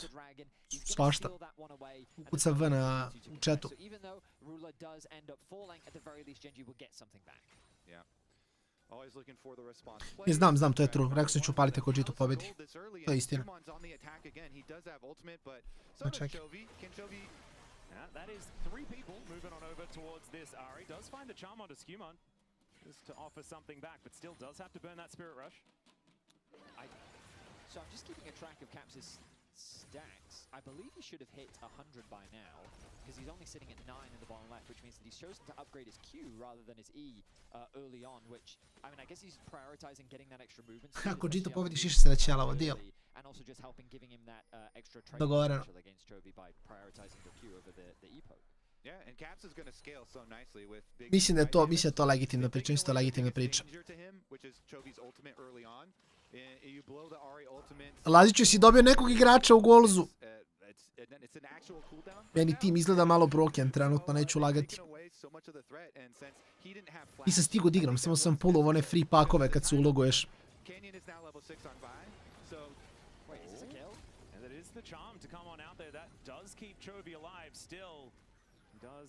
Possibly have to burn his teleport after that one. Beautiful placement of the W. Like, he got Chovy right in the middle of it, and with no use, because he used. Vidi, sad bar mogu da imam kratku bradu. So there's no way to get out of that. Što nakon, pustio sam, namjerno sam puštao bradu na Sajnatonu kad je ofarban da bude fora. Sad je giga kratka, ne znam kako možete vidjeti, ali... Čak nije ni sad giga kratka, bila je još kraća pre tipa 7-8 dana. Igra si fair. Ja spamujem Slay the Spire, mada ima još jedna igra koju moram da probam. Ima još jedna, treća, šesta igra koja mi se isto igra. Igra mi se Lost Ark, igra mi se i Vindictus i svašta nešto, a vremena nigde. Tako da ovih dana mi baš fali vreme. Mada mislim kao kastujem svaki dan po 7-8 sati plus stream, dok prošetam Luja i odspavam, to je manje više jedino što stignem u danu da uradim. Tako da, sad nakon first standa, ja se nadam ću imati malkice više vremena.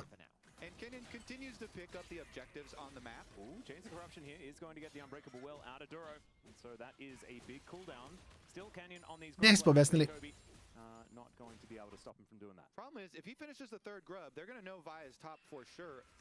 Jeste Warhammer, ne? Vermintide. Misije.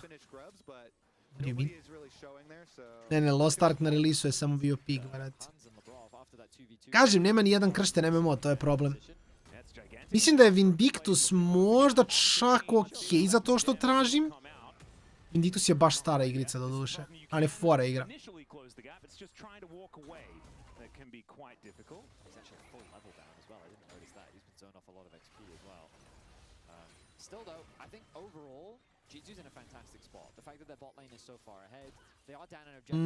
Ne znam, čekam i dalje Laziću. I dalje čekam zato što...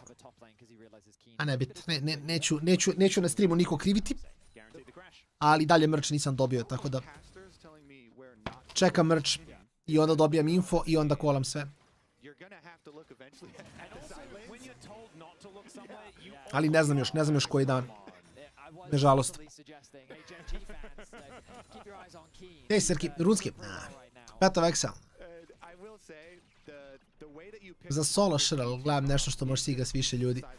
To je fora.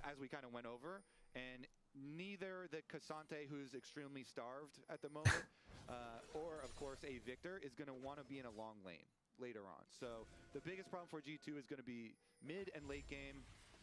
What has happened with our side lanes? Mislim, u suštini, sad ću da vidim šta je s rasporedom. Subotu, nedelju je Lec. Sad ovo. Sljedeći... Šta je sljedeća nedelja? Utorak, srijeda, četvrtak, petak, možda snimam reklamu. Ne znam, legitimno nemam pojma.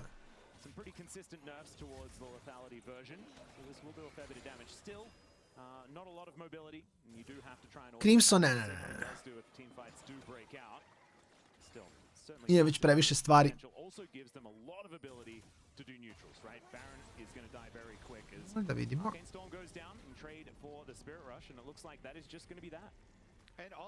Kad počinje BL? Kod 10. aprila, tako nešto. Isti timovi, pa vidjet ćemo. Balansiramo se po igračima u suštini, to je play. I plus ne znam ko će igrati, mislim, bit će ljudi sinoć koji nisu... Verovatno će biti neko ko nije igrao prošle nedelje, tako da vidjet ćemo ko nam je tu prvo, pa ćemo onda da vidimo kakva je situacija. Ako budu skroz isti ljudi, možemo da igramo skroz iste timove, što da ne, mislim. Bilo je relativno balansirano.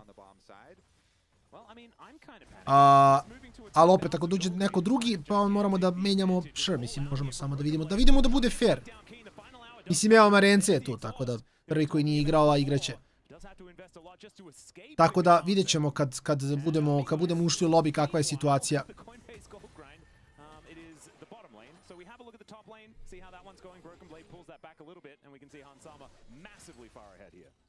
To je fora. Aj, vidjet ćemo, Marence, vidjet ćemo. Arami nisu u planu iskreno ove nedelje, ali vidjet ćemo kakva je situacija. Sam bio u fazonu da odigramo fudbala i da odigramo Valoa. Doduše, zavisi, kaže mi, koliko će ovo trajati, jer ako bude 3-2, nećemo stići da odigramo sve. Onda moramo da skipamo nešto, sigurno. To je fora. Tako da vidjet ćemo koliko bude trajao dan. Zašto je Ronaldinho GOAT? Što najče znam za to popesnali, da. Da li ima bilo ko mi RLO da ima price? Nemam pojem. Pa moraš googlaš. Googlaš redom, brate. RLO Wikipedia, klikćeš redom i čitaš price poole. I onda vidiš kakva je situacija. To je otprilike ugao.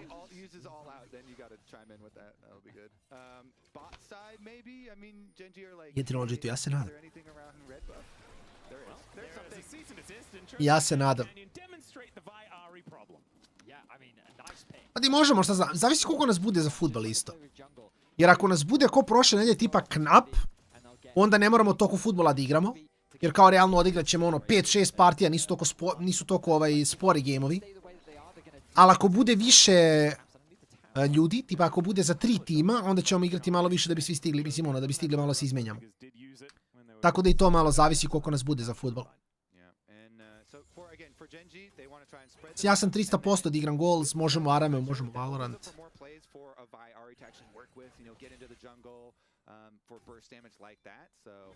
It can be very effective, as we said, versus this Ahen. Could also be effective, even with Victor going the tanky build with the Rod of Ages. Still could be effective versus him, but G2, they have a lot of vision in the top quadrant here. Nema što nisu otkrili, ako nije na Wikipediji, to je to.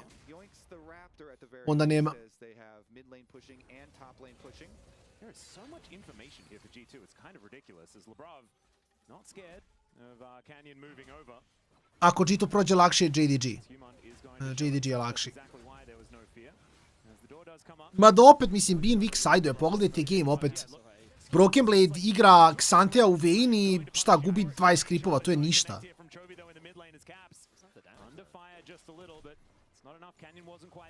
To je bukvalno ništa. Kao gubiš 570 golda u Vayne. Mislim, ne znam. Možemo Valoa, što da ne. Pa klikćemo šta god, breć. Klikćemo šta god.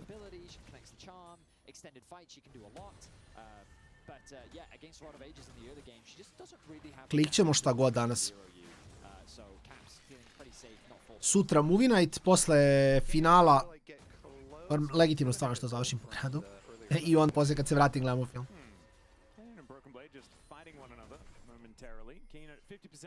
A onda ću od ponedeljka, što je najče, mislim da ću da malo promenim stream overlay i sve to. Mislim da ću overlay možda čak i ukloniti da bude malo čistije, sve vidjet ću još šta i kako. Trebam neke stvari oko OBS-a da završavam sljedeće nedelje.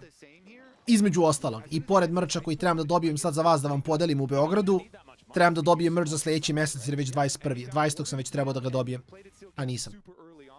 Tako da i to trebam da čekam da bi mogao da vam spojlujem šta se događa sljedeći mjesec. Kad večeras? Pa ne mogu planirati. Mislim, ovo može traje 5 sati, može traje 10 sati. Što drastično menja kad palim večeras. Mislim, ne znam koliko će traje ovaj dan.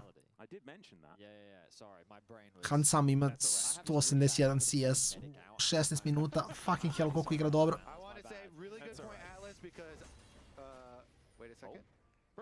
Tako je, Evropijanci. DB je mrtav. Brate, mili. Bro, on ne sme preživi ovo, da, on ne moraju flashaju. Komitali su 4 čoveka, izgubit će kulu, izgubit će možda i 2.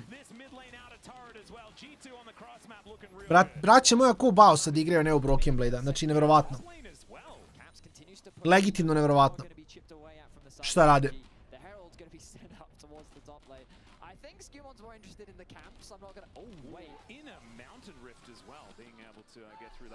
Obviously does just move him towards the enemy Kraken as G2 Caps will be able to take down this outer turret. There it is. Shelly gets involved. And the Mountain Dragon should go over to Gen G, the first of the game.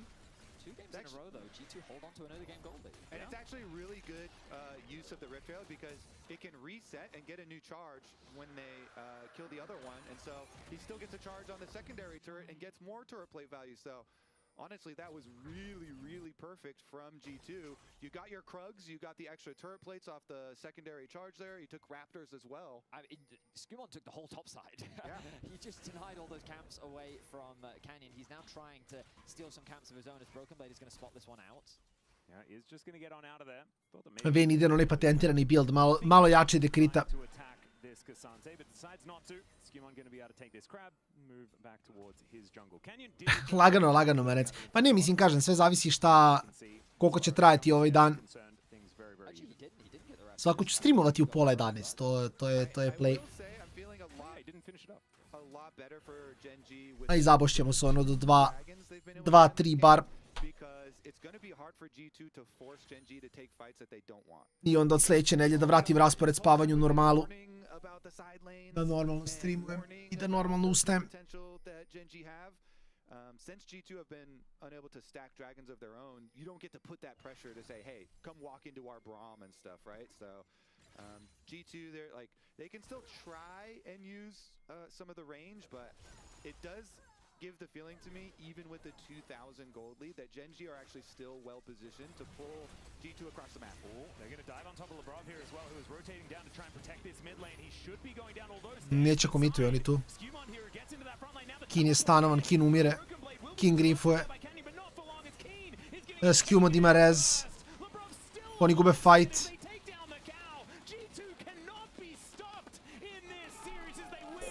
Holy. Ja vam kažem, ja ne znam, Vayne, ne znam.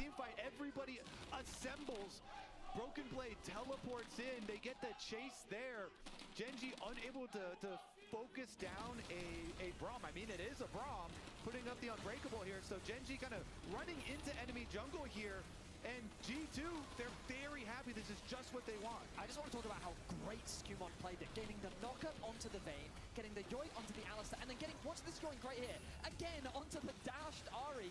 I've never seen a Zehen provide this much utility, and Nevjerovatno. the placement and the timing was simply perfect from Skumon in that fight to really set up G2 for success. You can see Ryu is also a bit like, oh wow, yeah, we'll give that one to them. The dreaded return is pretty hard to hit. It's not actually point and click. Yeah.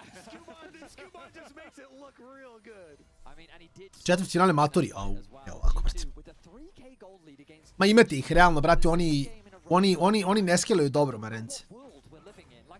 A realno, znači, oni su u ovih zadnjih 3 nedelje ostarili još 5 godine, razumeš? Tako da sad već ono, Reuma, razumeš, kreće da radi, tako da ih imate. Samo ih odvedite u late game i to je to. A ne, Ki ne radi ništa, mislim. Znaš šta vam kažem. Ne znam šta je sve in top. Mislim, on ima 200 kripova u 20 minuta, nije loše, ali... Ne znam.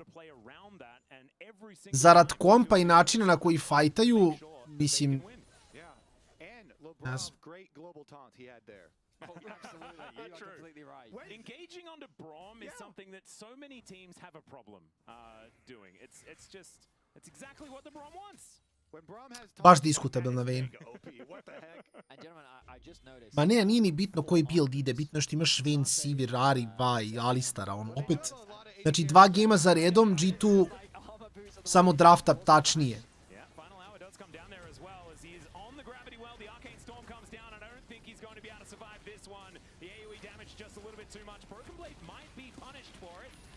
Aha, šta radite? UNV damage. Alistar je fine. Dok ima ulti, isteće mu ulti još malo, Caps čeka, Q basic, laser. Savršeno od Capsa, savršeno od Capsa.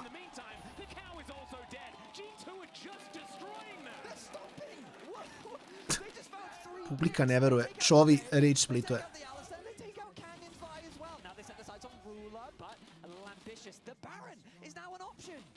Ovo je Baron za njih, nema šta, ovo nije flip.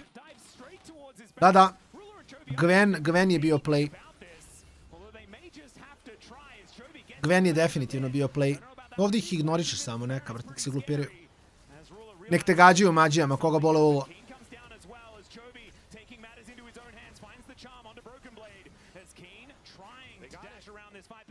Nice.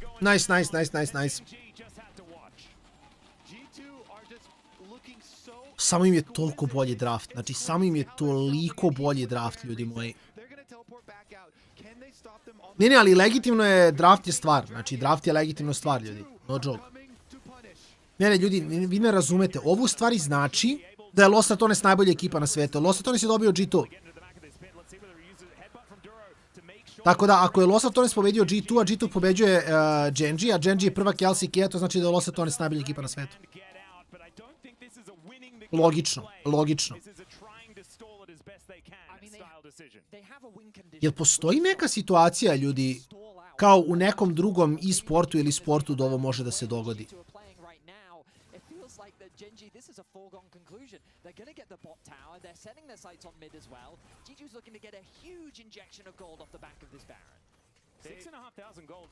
Dispendovali da ne brukaju masu. True. Je. Crown je znao da ima sav prije ovog sveta, pa je mora da disbanduje tim. Ima smisla. 7400 lida protiv Genjija, znači šta se ovdje događa?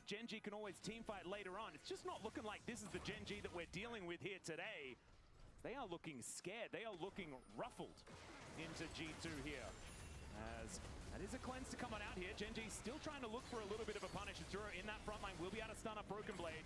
Silver Bolt's coming on down as Chovy diving on in there, finds the charm onto the Cassante. A decent pulverize onto two, but Broken Blade just flashes his way out. Han Sama šije. Han Sama jači od Vayne. Front to back Han Sama bi više nego Vayne. Slažem se, Kevine, slažem se. G2 stompa Genji, okej, vrate, ne znam, stvarno. Neverovatno. Ali bukvalno, ja ne znam šta se događa.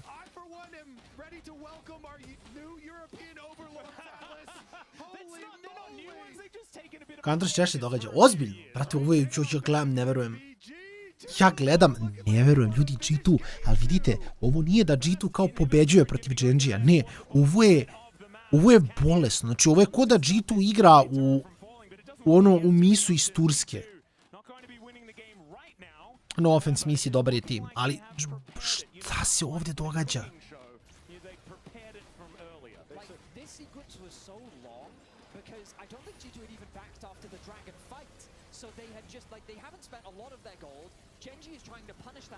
Prošli game, to je prošli game bio. Ovaj game je samo draft bio loš.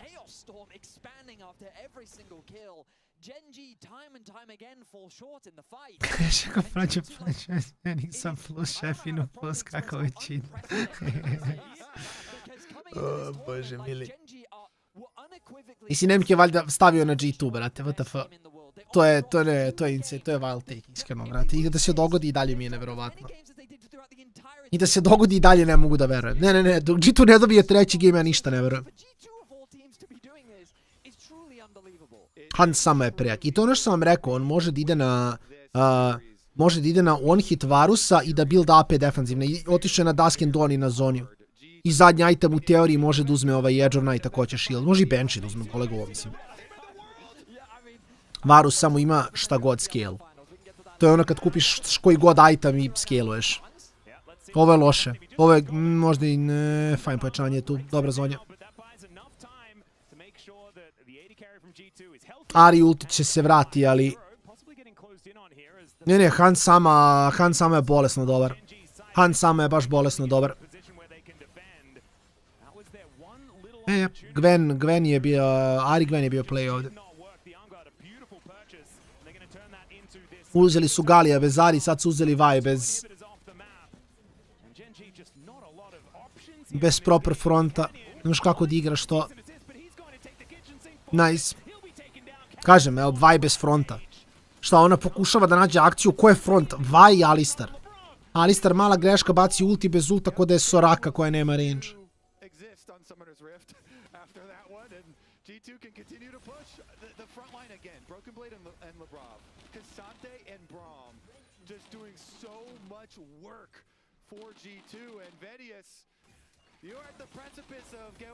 12-2.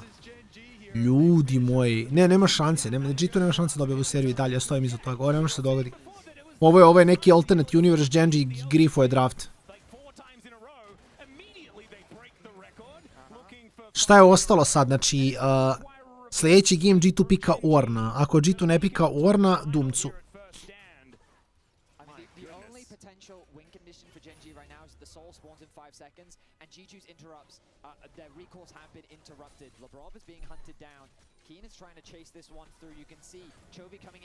Canyon ima ult. Mogu je da flash ult, ali mislim da ne bi imao follow-upa.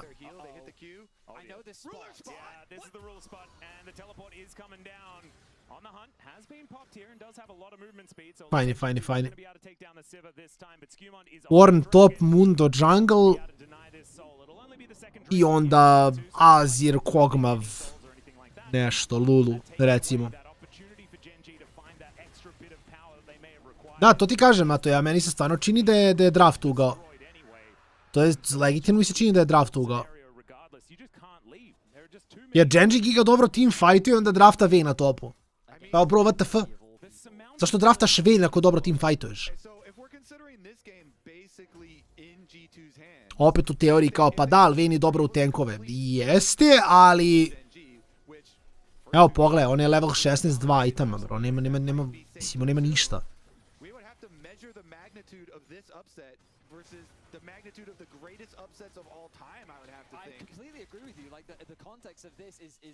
It's truly ridiculous just because of the weight. Like, every single expert said that Genji, like, if they don't win this, it would be a surprise. Ja se slažem, to je normalno.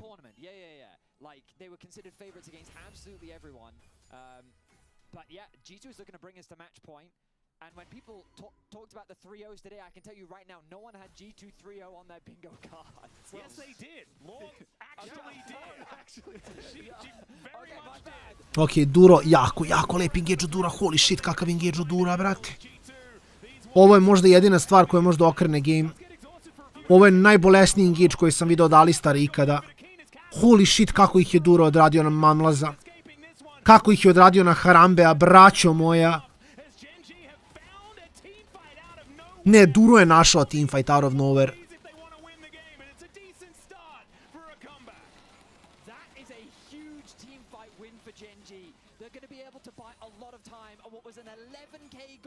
Ne želim da gledam replay. Braćo, kako...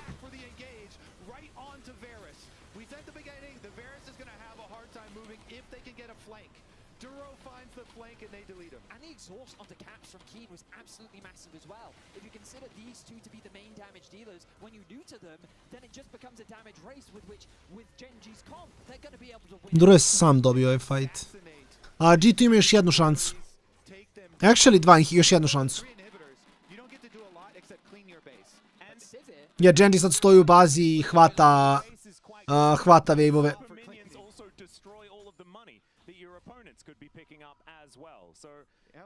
Da, ali Mato, onda nije 1 od 5, onda je 1 od 3 gejma, zar ne? Jer ako ne uzmu treći game Nidali, onda možda ne dobiju šansu. Genji sad dobija puno farma. Let's see whether Ruler can beat the all-time CS record as well. Has currently got a lot of minions. I think he needs to reach 1050 from that 94-minute game, or 92-minute game. Achilles keeps telling me and I keep getting it wrong. Alright, Jovi looking for a bit of an angle. Skjum mora se pazi, doduše nice pick. Ne flashaš Naris, 2 ult staka, doduše možda mogu da uhvate ovdje kogod je ovo, Canyon. Nice, i Victor Storm up, full res na Skjum, onda treći inhib down. Ne, nije gotovo još, dalje je G2 mnogo jači samo. Kad kažem još jednu šancu, mislim da su ovdje opet ace-ovani, onda bi Genji vratio game skroz. Ne, ovo nije dobar engage. Ovo nije dobar engage od Dura. Zašto je Han Sama živ? Ne mora baš da uđe u mid range Alistara Han Sama, ali ajde. Da, loš engage. Pa nije moguće, mislim moguće je da je Duro našao još 5 godlike engage-ova, ali... ne znam. Ja moram, neću slikam ništa, šta ću slikam? Neću slikam ništa dok se ne završi, mislim da je to play. Ništa neću, samo ću ostaviti ovako. Htio sam da stavim na story da je 2-0 za G2, ali neću, zašto ako to stavim izgubit će. Iako i dalje ne vidim kako, ne znam, nemam pojem, ne znam. Ništa, ajmo slušamo analitičare, pauza 10 minuta, idem da nađem neku hranu i tu sam da gledamo, ne znam šta gledamo, Game broj 3 ljudi moji, brba sam 10. How does it feel? How are you feeling right now? It's a little tough. Actually, I don't care. Rex lost and now they're losing. What did it come down to this time, guys? Because something that I set up at the beginning of the day was that G2 have to be careful, especially in the early game. That is something that Caps told us as well. And thanks to the reliable Cisco network, they're so clean with their cross-map plays because Broken Blade getting caught on the bot lane does not matter if they take the rest of the map. That right there is a bossy moment where he makes it's a good death. It's a great death. If you're bringing 4 people to the bot side of the map to take down the Cassante and he almost makes it out. It's so close actually. They have to commit the flash from Canyon just to finish him off. So much was committed and then we look up towards mid and it's like, okay, Rift Herald going down. We see the Sivir zoned away. We see a tower taken there. We also see top lane. This is not a winning play for Gen G at all. It's one of the worst plays you can possibly make when the enemy team has Rift Herald to send 4 people bot side. That's one of the cardinal sins. And it feels like Gen G right now, palms are sweaty. You are now 0-2 in this series based off this. So yeah, every second counted there. That's a lot of seconds. That's a lot of tempo markers there. And even, I mean, similarly to the previous game, it's like, it's never done with Gen G. You have to be cautious every step of the way. You cannot take any fights for granted. I was sweating when they came to the base for the first time and get completely reset. I was wondering, can Gen G come back? Did you think they had the tools to come back here, draft-wise? I felt like they did. I mean, a lot of it is like, the one point of pressure is like you have Braum, you have Cassante, not a lot of ways to force fight, so Vayne can always pop off. Like, that was a concern that I had. But like, that first big fight, when Gen G were really looking for something, and they were like pushing on towards LeBron, they thought that he was caught off guard, and then the TP comes through, and I think that was such a great timing from G2. And they just put so much focus into the Braum here, and I feel like the composition for Gen G is quite momentum focused, right? You have the Ahri, you have the Vi. We see that want to start off with a kill, get the resets. You're not going to be able to do that through the Braum. And also, there's a Hen as well, with the Revive being available, just immediately puts a blocker, and they have to cut away. And it just kept going. What do you think they're saying backstage? I think they're relaxing. They're chilling. They seem like they're awake. I think they're saying, guys, we haven't finished the series yet. Yeah. Stay locked in. It's great. The vibes are going to be great, but, you know, I don't know. I see a fridge on the side. I see the champagne in that fridge already. So, like, and then just even continuing to roll it. The most impressive part to me, especially after watching Lion lose their massive lead in Game 1, is the extension of their lead. Everything looked great from them because they were able to get the Baron off one pick. Then there was the bot fight that came through, and I felt like they've just been playing out a lot of these fights expertly. Sure, for me, I was clenching a little bit when Gen G, like, Duro had that amazing, like, comeback towards the base defense, so there was a lot there that was like, oh, maybe this might turn, but immediately the composure from G2 to be able to bring it back. I think what's been so impressive is that Gen G, there are often times, even in the big win streaks, where they have fallen behind early. Not at this tournament, of course, but they often just team fight their way out of it. They just get to the 5v5s and they just perform better. They haven't been able to do that today. G2 have been so controlled, and I mean, there's just no orange at all in that gold graph. You know what? You know what? I gotta ask. I'm gonna ask somebody in terms of who do you guys think is player of the game? Like, off of that game, you can even say who your favorite player from G2 side is. I think that Caps is going so well. Okay, so that's far. Caps. Caps is going so far. That's one for Caps. What about you, brother? I know. Lebrov. I'll go for Lebrov. That Braum Okay, ult. Caps, Lebrov. Okay, we got a few people. This is where it gets interesting because Lebrov vote, that is something you would never have thought of months ago. Skumon pops off as well. Hansama pops off as well. Vedi was saying it during the cast. It's no longer Caps and friends. It's the whole team showing together. Hansama is the player of the game for this one. And for me, goes to show how better this team got. And He's like, I could take that. Sorry? He says, I could take that. Yeah, we can take that. We can be happy with that. It's no longer Caps and friends. And seeing Hansama pop up, especially in a clutch series like this, I'm all in. I love it. I mean, it's been fun. Okay, even see LeBron in the fans. A lot of Caps there. a lot of, and I think he had a great game on the Nautilus, the Braum as well, soaking so much pressure.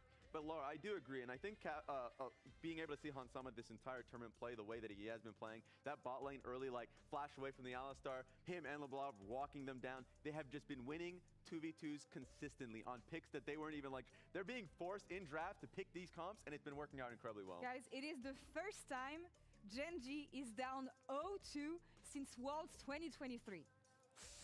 Damn! And it is G2 doing it. In fact, let's check in back from the fans. Ox, you want to change your prediction? I said 3-2 to G2, so I'm gonna change to 3-1 to G2. Okay. So I'm gonna keep on map for Gen.G because we want more games, so I can change it. Yeah. Okay, Zumble. There we go. Respectful. Respectful. Very respectful. It's been only surprises here so far.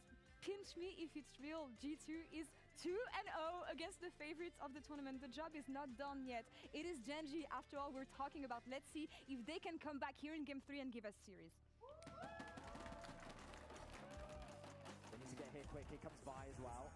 Yeah, Ruler, let's see whether he can actually survive this one. I don't think he's going to be able to. Gets a shield. Wait. And the last tick is enough to do it. Lebrov blocks down the second one for G2. Okay, let's go. I'm TPing, guys. I'm TPing. Guys, watch out. Looks good with Zarin. I'm coming. Are we here? Oh, shit. She's dead. I've got her as well. We hard win. Look at Aria. Get her. I'm alive. Good shit, guys. Nice. Let's go. Win. We're going. Nice, one more, guys. Let's go. Good job.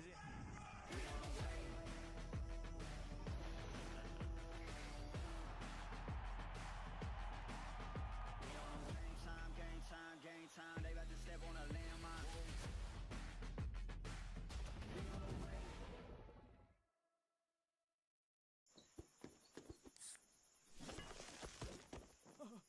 Red Bull gives you wings.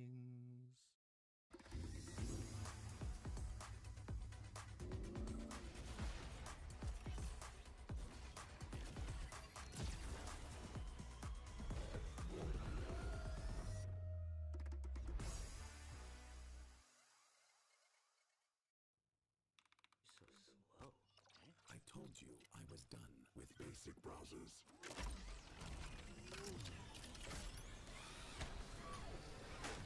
Your setup wants Opera GX, and you're holding it back.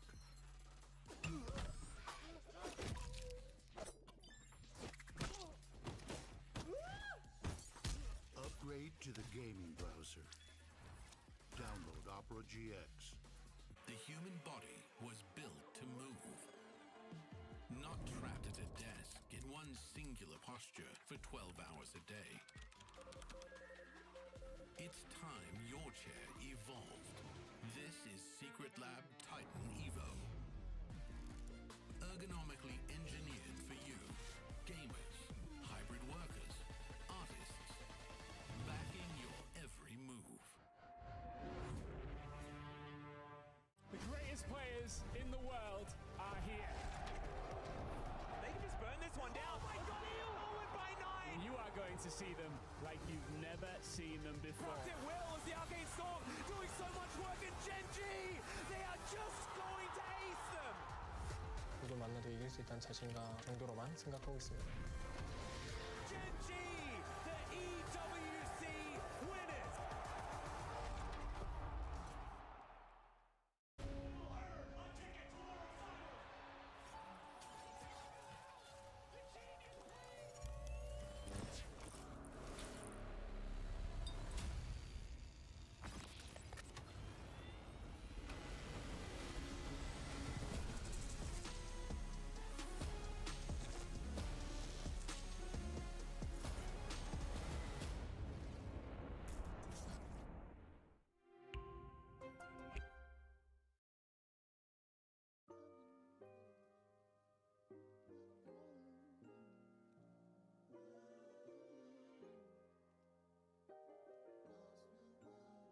Went from raggedy shoestrings to hoop dreams. Yeah, I might know nothing, but I know two things. Discipline and hard work is routine. Bounce back from setbacks and grew wings. Tend to it like gardens, I plant the seed and watch it harvest.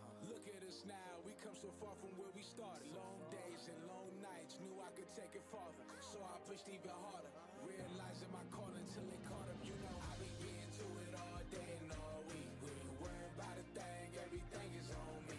Used to run into a jam when the tape was on me. Now I've been getting to it, yeah. I've been getting to it, yeah. I've been getting to it all day and all week. We ain't worried about a thing, everything is on me. Used to run into a jam when the tape was on me. Now I've been getting to it, yeah. I've been getting to it, yeah.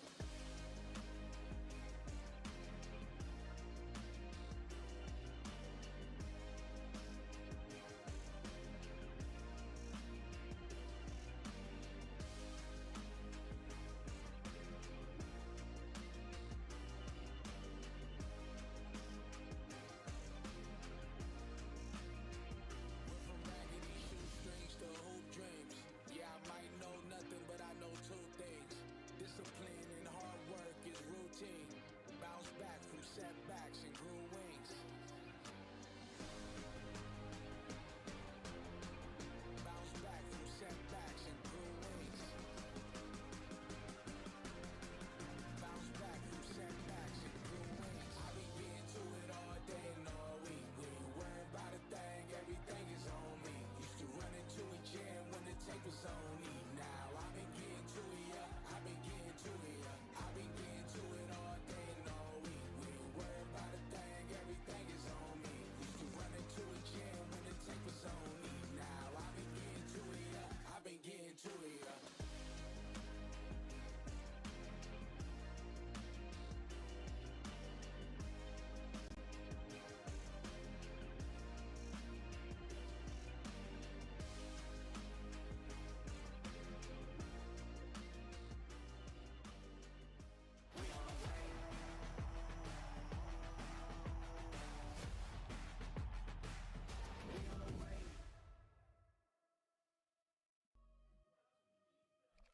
Welcome back, ladies and gentlemen, to First Stand 2026.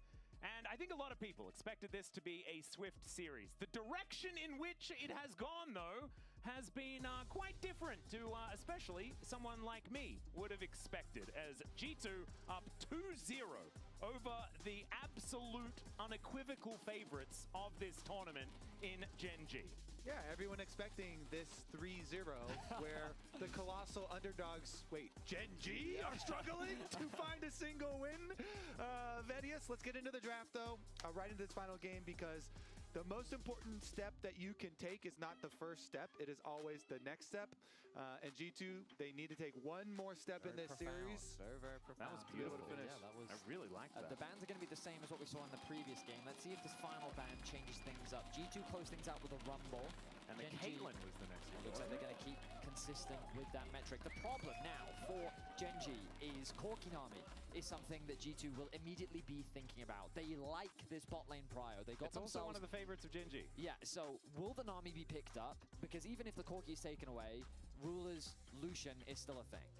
So the ultimate question is, what will this first pick be? Are they concerned about the Nami?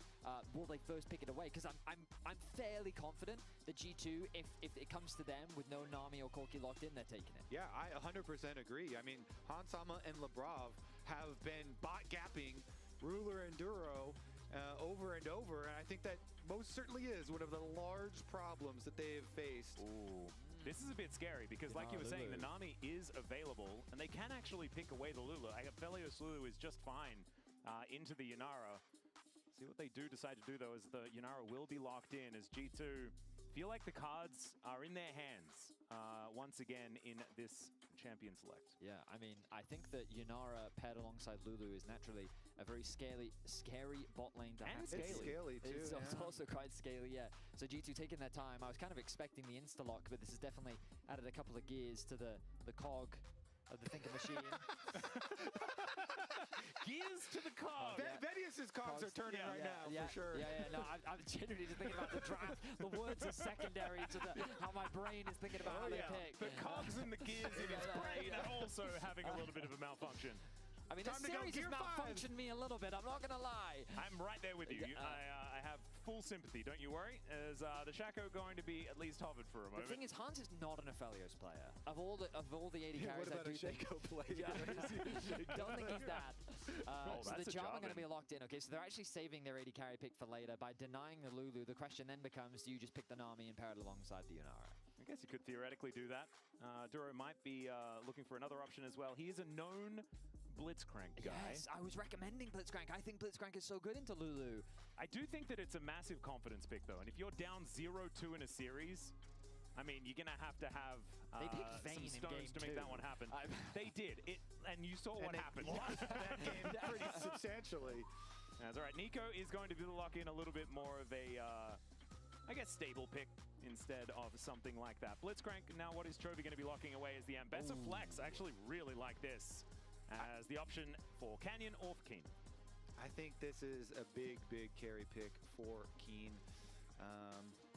As you say, it could be flexed in a jungle, so they're also keeping the counter pick a little bit on edge. But the Aphelios Lulu is kind of the expected when you're taking away the Lulu from the Yunara to break up the synergy. Aphelios starting with Green Lulu Gun. Shen, though. That's a great bottom lane. One of my favorites. This is one of his answers into the Ambessa. Early on it struggles, but later on it becomes better.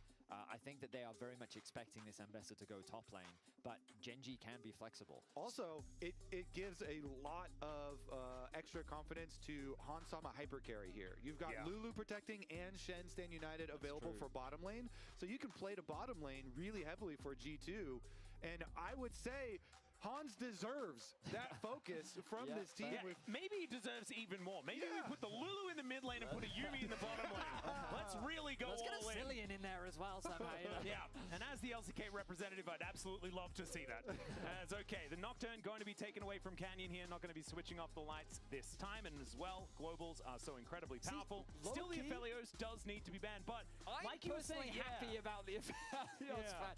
I don't love Hans Summer on Aphelios. He has had a fantastic tournament, don't get me wrong, but Aphelios has just not been like Jinx is more of the type of champion that I prefer Hans Summer. What about on the two Jinx gets hypercarries. banned and then he plays Cogmore? Now, Cogmore, they used to play, I mean, with Mickey, he used to play Cogmore Braum. That used to be one of his go-to bot lanes. Of course, with the Braum gone and Lulu available, maybe. I do really like Cogmore. So, Betty, when G2 hovered the Aphelios, were they baiting by saying, oh, look. I don't think so, but I like to think so.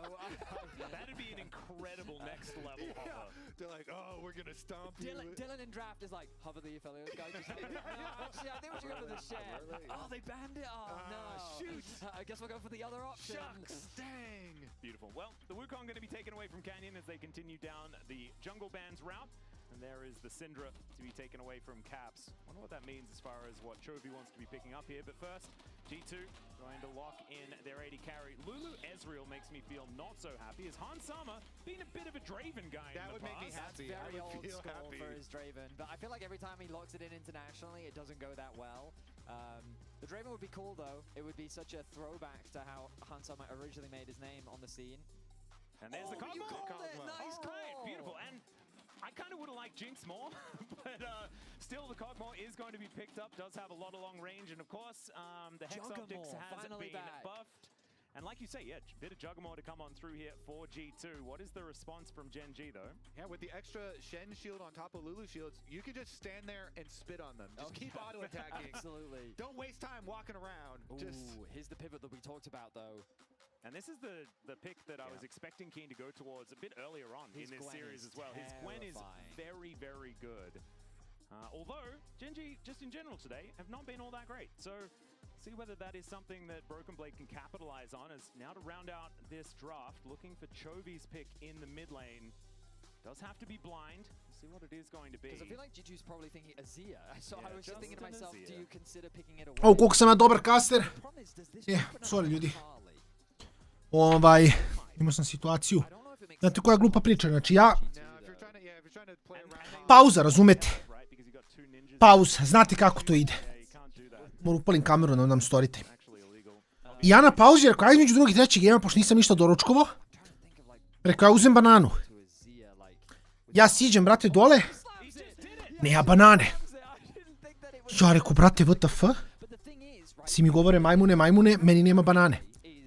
Ja rekao, aj nema veze, ću protein, samo nešto, razumete me, držite, da dobijem malo energije, braću, nemam života, razumete? Mora malo me vrati. Rekao, ja ću protein, ali malo da mu ga dam po mleku, razumete, ne mogu s vodom, jer nisam doručkovao, pa malo, razumete. Ja u frižider nema mleka. Rekao, brate mili, šta je današnji dan, razumete, ozbiljna priča. Onda sam morao da odem da kupim, tako da zato sam malo zakasnio, ali... Daj mi to. Ali, pošto sam ja doktor, ja ne moram ni da gledam draft da znam da će pikati Lulu Kogmova jer sam ga kolova, razumete. Tako da lagana priča. Ja, Klaro, ne da te ne čujem kad imam slušalicu. Handsome. Molim, samo mi daj to, Klaro, i sve je okej. Nisam doručkova, ne, sad ću da popijem protein samo da Klara prestane da... Ne, veze. Sve je lagano. Čekaj, moram da nestanem da vidite koje su krome u skinu, ima jako bitno. Prema nezvećim informacijama, Lion sjedi u prvom redu, mind controla je Genji. Joj, može.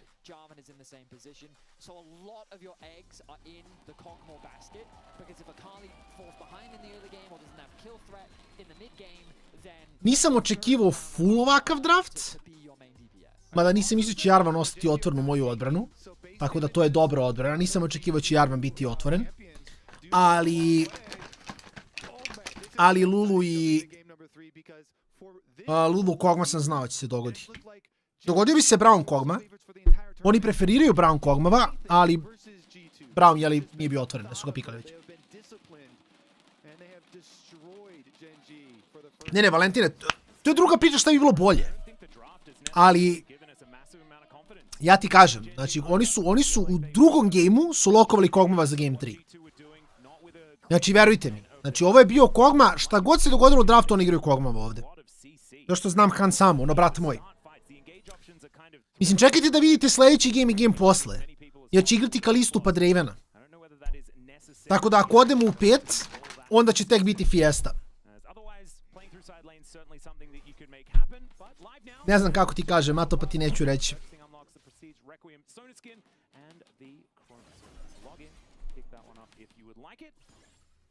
Let's just see whether the bounce back can come on forward. Because I'm personally pretty okay with some more League of Legends today outside of just 3 games. Unfortunately, I have especially in this position. I have only cast 3-0 so Because Genji's gonna win anyways. Well, there's always time for change. Yeah, I'm open for it. But let's see, jungler's pathing towards the bot side of the map, kind of in the story of the entire series. Mid lane, Chovy naturally has that prio just because he has a range advantage. Kaps na Kali je fajn. A Kali ima 3 jumpa u Azira, tako da je matchup okej. Gde si Popov, niko ne zna šta je, bukvalno.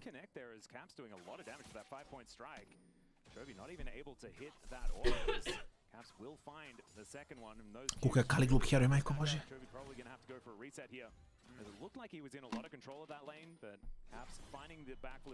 Je Lorn bio banovan, ljudi? Šta je bila ban faza?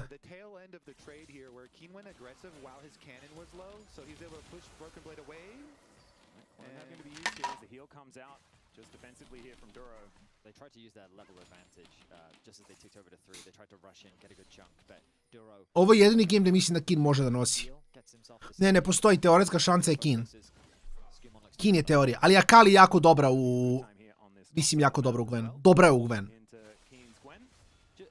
Do you know if the Spirit's Refuge stops Gwen from building stacks, or does she have to... It blocks the auto completely. Yeah, but does it stop the stack generation? I would think so. Assuming so.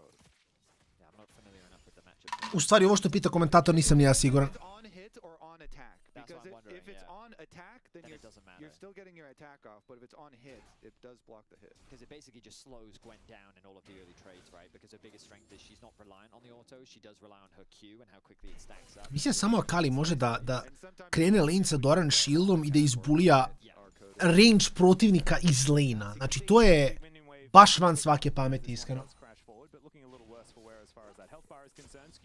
On vision, but the backflip does connect onto Chovy.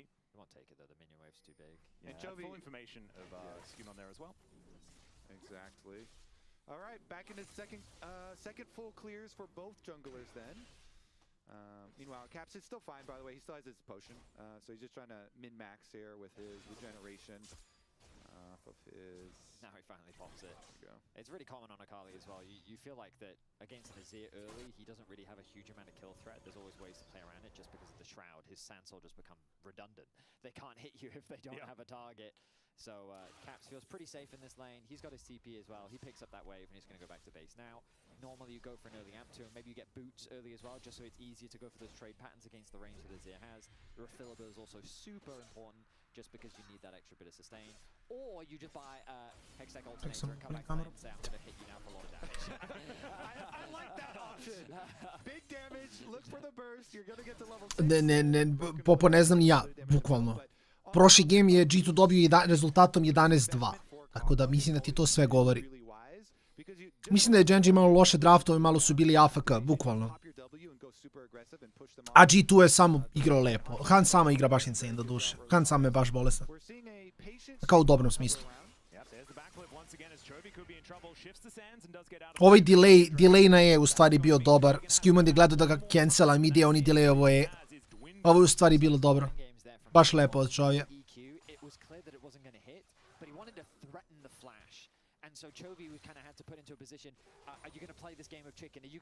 Nisu izvalili kasteri.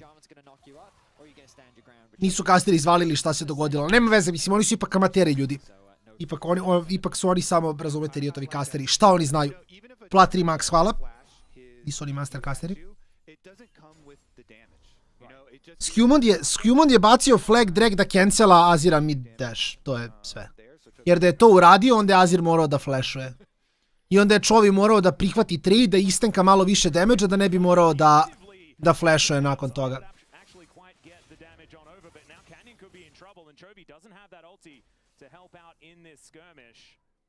A Skewman je uvek ok da baci trunku ranije jer može da se skuca u njega.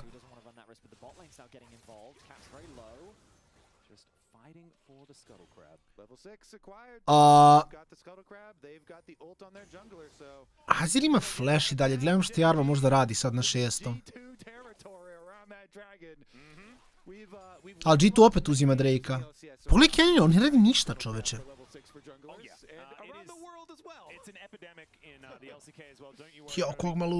Jao kog malulu, heal i... Skewman je 6. Ovo možda ulta ovo. I sad samo možda nastavi Drake-a. I to je free Drake. I free flash. Caps, flash ulti, pa da, pa nego, pa mislim šta će se dogoditi nego će baci flash ulti, mislim šta. Lagana priča, ono naše, ono EU ljudi. Sve je cool. Ne, to je to, ja hito 200 LP-a, G2 ulazi u finale first standa. Znači sve se događa baš onako kako bi trebalo se događa ljudi, šta da vam kažem.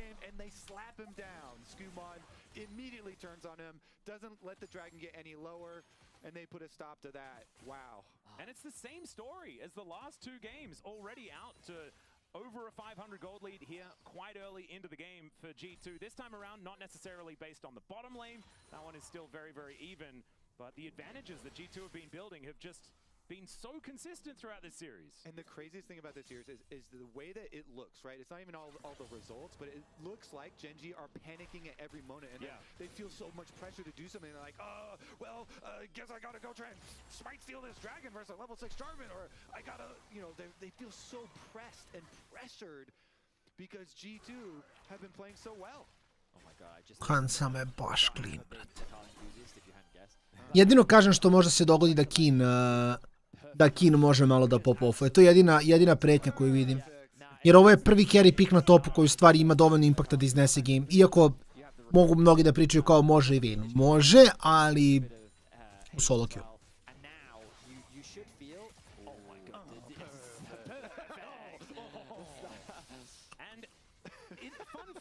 Caps nema ulti ovdje, onda zato Chovy pokušava da igra malo agresivnije, ali...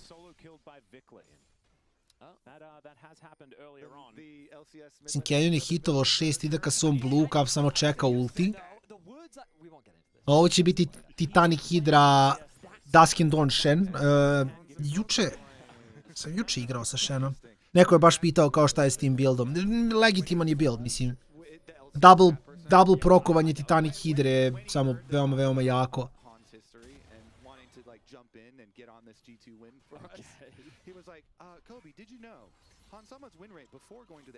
Ej, čemu ja hvatam šotove, ne razumijem. Če baci je nazad. Koli je mehanika da Akali možda zabode EU Shroud pa da onda reverse dasha nazad? I'm not making that argument, but our stats person is, and so I do think that we should give it some consideration. I see. Okay.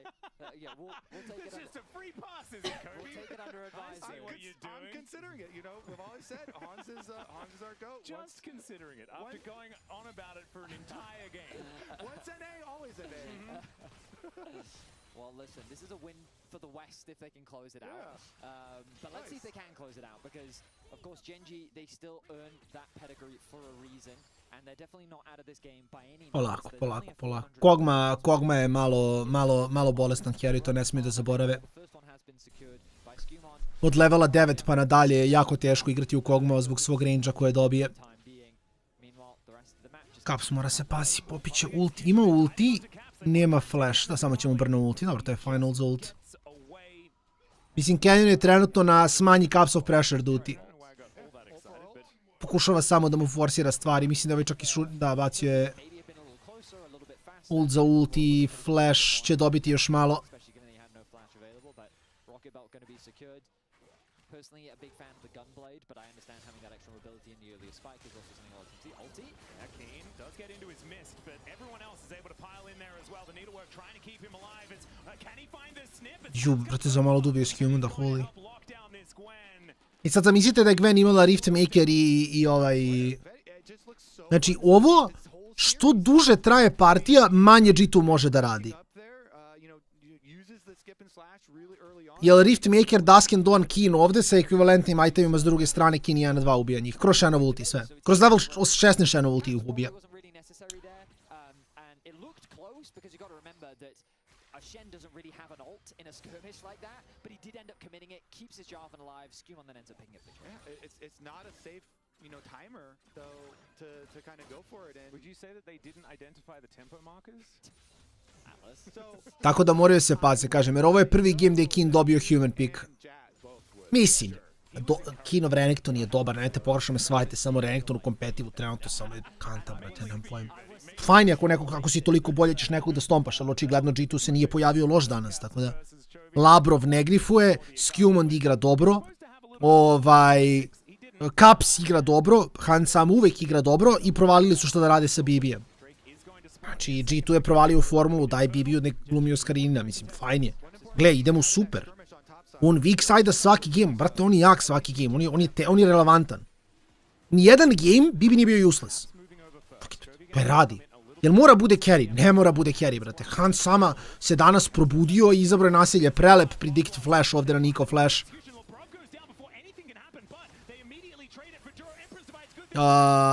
Kaps nije konektovalo, ovo je Drake. Ne, Bibi igra fenomenalno. I sviđa mi se što nije pustio da ga Ego odradi, nego u fazonu, ok, ljudi, ja igram tankove, ja igram weak side-om, nema veze.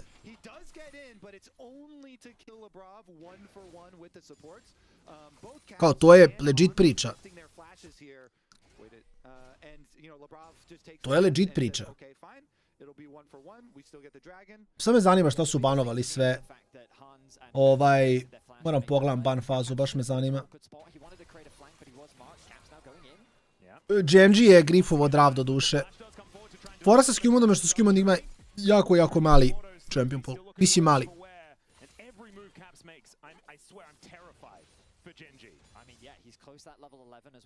Da su mu banovali Jarvana, on bi morao da igra Mundo ovaj game. Što možda ne bi bilo nužno toliko loše.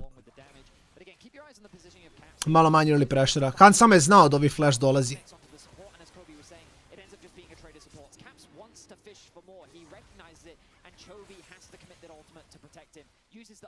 Clean. 3-1-2 Drake-a za G2.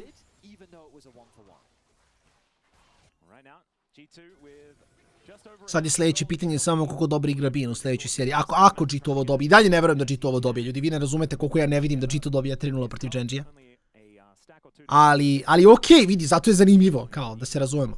I da je Genji stompovo G2 3-0, smorio bi se, bi fazon, kao znali smo će ovo se dogodi. Koga outskilla Junaru? Ovaj game, šta god igra G2 outskilla, zašto imaju Lulu? Nije ni blizu. Scaling Kogmova vs. Crit base stade carry ti drastično zavisi od builda i od supporta. Jer koliko god Kogmov ima mnogo attack speeda i mnogo on-hit damage-a, Junara sa full buildom baci dash i u 3 basica shota Kogmova od 100 do 0. Zato mnogo zavisi šta buildaš i koji ti je support. Ali ako imaš Lulu, nije ni blizu.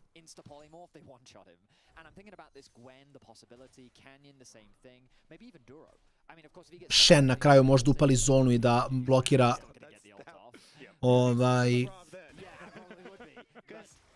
i onda ode brst od bolta ako ruler uopšte bude išao na bolt. Vidjeli smo čak i buildove bez bolta, što je interesantno.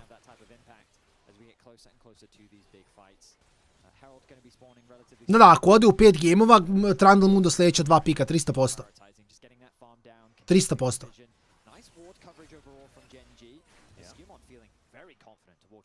Jedina stvar koja mene brine za G2 je Gwen, ništa drugo. Ništa drugo. Znači jedina stvar koja me brine je ova Gwen. Zato što Gwen je ljudi beyond bolestan heroj.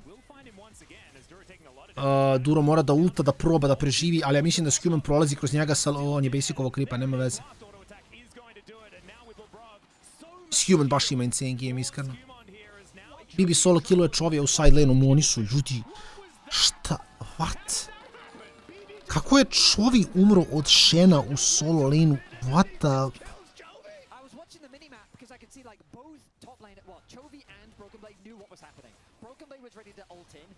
Neke stvari u životu mi stvarno nemaju smisla, kao na primjer ova serija. Hvala, to je sve što sam teo da kažem. Znači, koji je to timeline da Los Ratones pobedi ekipu G2-a, da Genji vina svaki game na first standu do polufinala i da ih onda G2 išutira.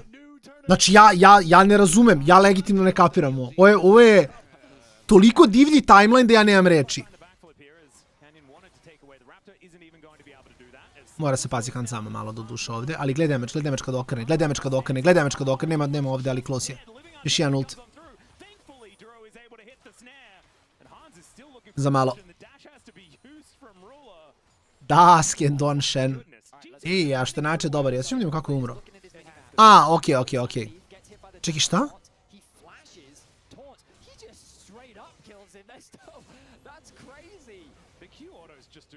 Dobro, čovjek je malo komitovao. Malo je komitovao da cancela ovaj... Da mi djed pogne facu Rumena. Rumeni u fazonu BTF, frati. Rumeni u fazonu. Ja, ljudi, jel vi vidite ovo isto što ja vidim? Jer meni treba nova dioptrija, smo zamijenili strane. Romain ne veruje, bre.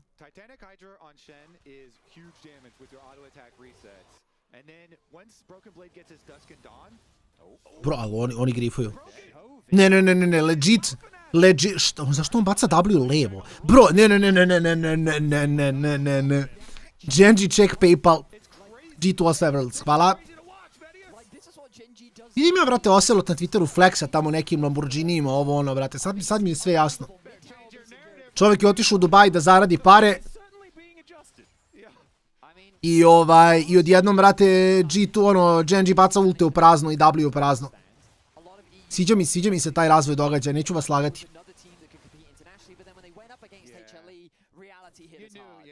Ma ne, Mato, taman posla, pa nekad si tebi dogodi da baciš W na pogrešnu stranu i ultaš 3 kripa da ih ubiješ, mislim, šta sad? Imena i lica i... Hvala, Ivan, ja ti kažem da sam bolji od čovjeka, niko mi ne veruje.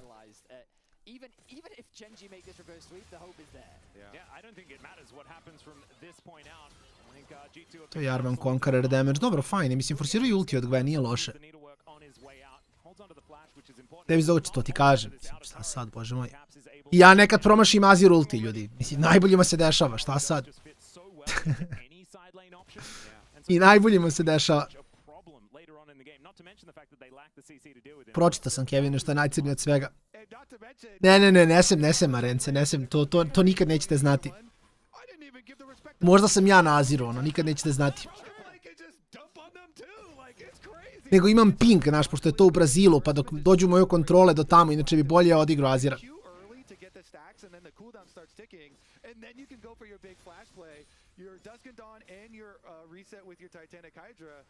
Isto. Evo ga Dusk and Dawn.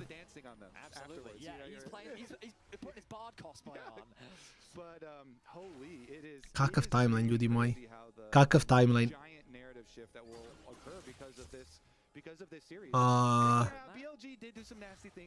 Ne znam kako se vjerovatno može, da nema neke iteme, ali mislim da je fajn.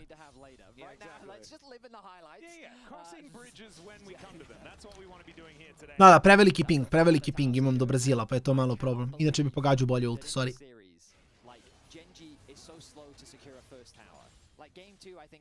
19. minut je G2 ima 3 Drake-a, o čemu mi pričamo?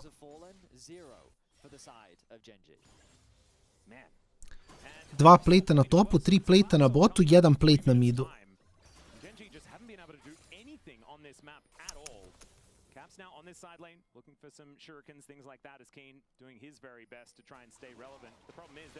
Neverovatno. Shen, ma da, Shen ti postaje AD carry kad uzmeš Titani Hydra i Dusk and Dawn.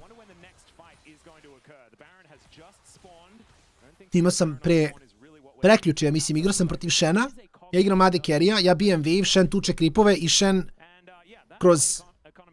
kroz Titani Hydra prokove mene outri da ja njega pucam, on mene udara Titani Hydra prokovima, on mi više damage radi. Ne, fora sa Genji je što Genji čoka na Worldsu. Oni su najveći čokeri na Worldsu. Sve ostalo je malo manje čokovanja. To je fora.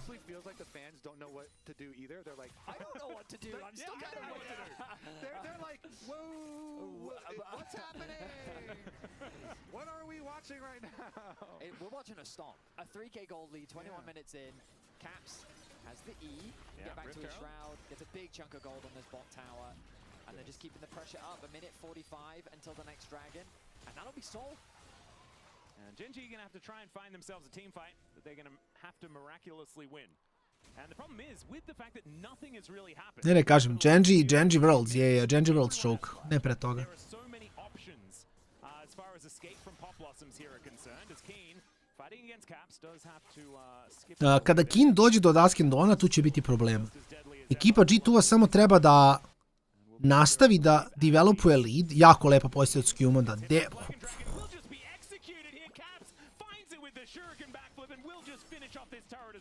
jako čisto. Jako čisto, iskreno.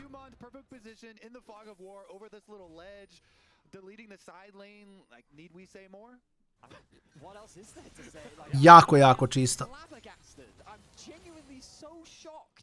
Da, ti Van Doverl za ne igre ništa. Genji fight za Drake-a ne vidim sa čim. Da se ovaj fight za Drake-a dogodi za još 3 minuta kada Gwen ima Dusk and Dawn, postoji ugao gdje Genji dobija fight. Ali ja mislim da... Ne znam, da se Duro pretvori u Ward i da 5-man ulta G2 možda onda dobijaju. Jer ekipa Genjija mora da ulta Kog'Mawa i Lulu u isto vreme i da šota jednog od ta dva. U kom slučaju Genji može dobije fight. Ali ja ne vidim to.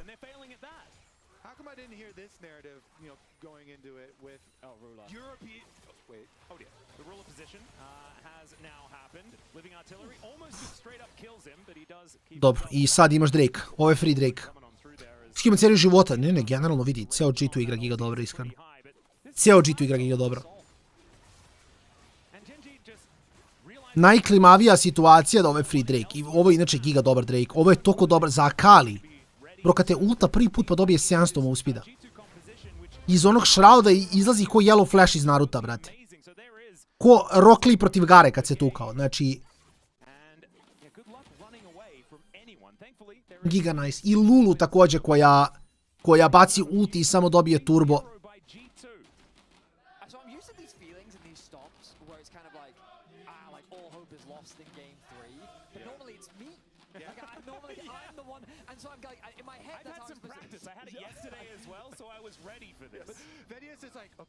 Ne rade Barona, ne. Barona, ako si G2 ne flipaš Barona. Mislim, osim ako Skuma nije u fazonu bolji sam smajtovat ću lepo. Ali moraju dubiju Canyona pa tek onda rade Barona. Jer ako si ahead ne želiš 50-50 jer kao tebi ne odgovara da je 50-50. Zašto bi ti hteo 50-50 kad si jači? Tako da ti tražiš fight ovde. Ovde su se line-upovali za Skumon da možda da. Da, 3-man ulti, jako lepo. Gdje je Kogma? Kogma je uhvaćen. Kogma je mrtav. Kin će malo da ih dumpsteruje. Ali nebitno je, ruler im... Dobro. Okej, fight. Ljudi, polako. Ljudi, polako, stanite. Polako, ljudi, polako. I fajn su. Mogu da gubiju, samo moraju savršeno da odigraju.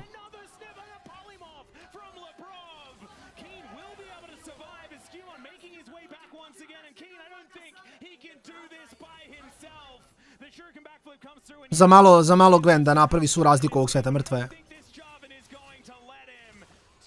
Za malo Gwen sama da dobije game.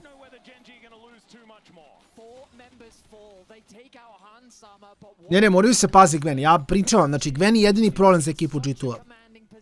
Ali sad pošto je Canon mrtav, sad rade Barona jer mogu da ga završe. Nemaju, sad će Kogma da dođe. Čim Khan sama dođe, Baron damage go brr. Ne, moraju baš pažljivo igraju Gwen. Gwen sama može dobije game. I sad samo rašaš ovo, zašto vam Besa ne može stigne. Ovo je Baron za G2, siguran Baron za G2. 1023 smite clean. Gwen ima dva. Jako lepo ulti Skumon da ovde. Mislim, Han samo je bio uhvaćen u Niko ult. Imao je flash, tako da to je malo na njemu. Da je flash autovo bilo bi mnogo bolje. Samo kažem, fora je što Kin je baš problem.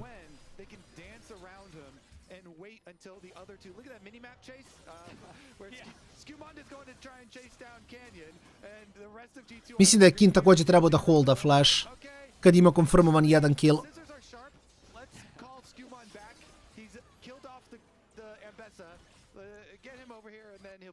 And I mean, hey, like really maximizing the Cogmore passive too. You know, getting the maximum. That's true. If you don't target Cogmore, you are not doing it right. Yeah, exactly. So, Čurasko veći od hamburger. We are in unprecedented times. U redu. Western upsets against the East. It's 11-2. This is a shellacking. Ovo isto ko prošli game, tako? 11-2 je bio skor. Where G2 got the 3-0 versus Gen G, a very different G2 and a very different Gen G. Back then, G2 Shen uzima bazu, gledajte ovo. Šta ćemo s botom, ljudi? Daskin Don Shen, brate, gledaj već. Još Gajbe. Gajde, sam mislio Gajbe za nešto drugo, jeli?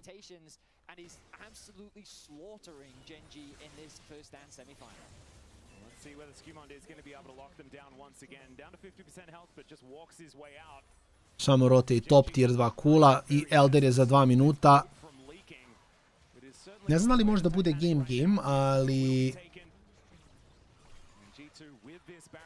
ali mislim da s Baronom praviš dovoljan lead da onda radiš Drakea. Mnogo je teže za crvenu ekipu da krade Drakea nego Barona.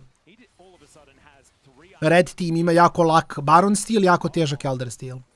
Stil, znači ne pristup. A obrnuto je za, očigledno za plavu ekipu.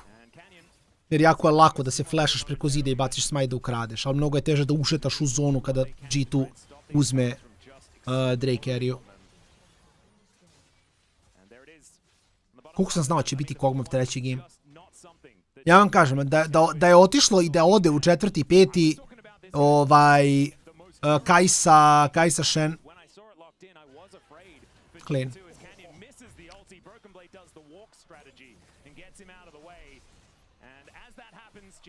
Treba mi...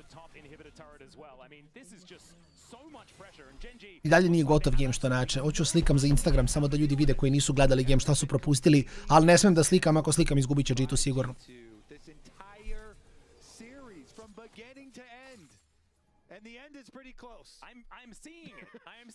Jako disciplinovali. Uzeli su 2 inhiba i sad imaju Eldera.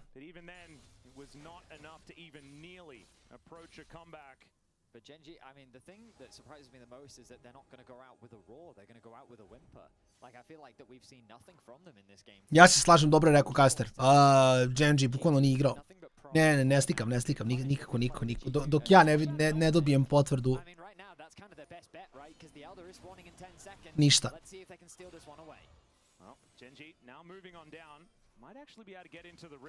Ne, nema veze, mislim imaš Eldera. Elder je uvek isti, uvek je dobar. Jako lepo G2, Sad ćemo da imamo. Actually the graph of EU hopium. It's actually just it is off the charts right now. I mean, it's pretty justified in this one as well. That's all right. Let's see whether Caps TP za flank, ok, za reposition, mada su ga vidjeli, tako da je malo gori reposition. Ok, nije kitovo Shena, sad će Duro da umre od Kogmava. Kin je mrtav ovdje, nestala mu je zona, mislim da je to game. To je game, samo go slikam. Hvala.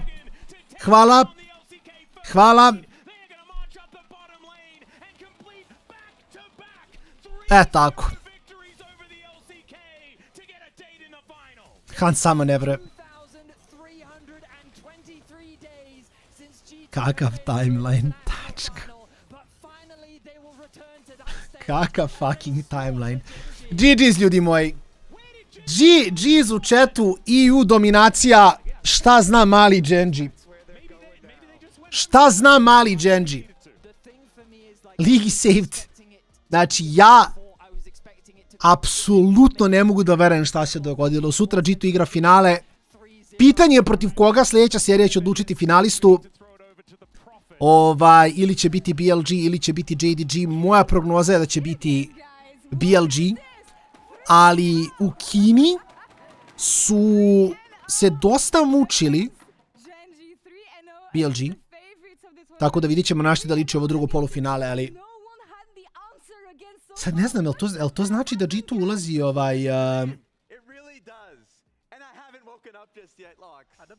Jel ovo sad, jel onda G2 ulazi kao favorit u finale? To je pitanje. Ne, ja iskreno, najiskrenije za ovo nemam objašnjenje. Znači, ja iskreno za ovu seriju, ja apsolutno nemam objašnjenje. Kao legitimno ne razumem kako je G2 mogao da pobedi Genji 3-0. Jer Genji... Čekaj, sad ću probati da iskucam.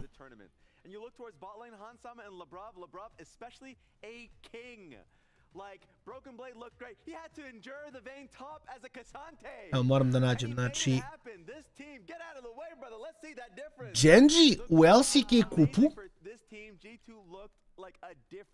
u grupama su bili 5-0 i onda su pobedili 3-1, 3-1, 3-0. Znači, od početka ove godine ekipa Genji je dropovala 2 partije ukupno. I na first endu su očigledno otišli 3-0, 3-0. Znači, od početka godine su dropovali 2 gejma ukupno. I njih dobije G2 koji izgubio od Los Artonesa.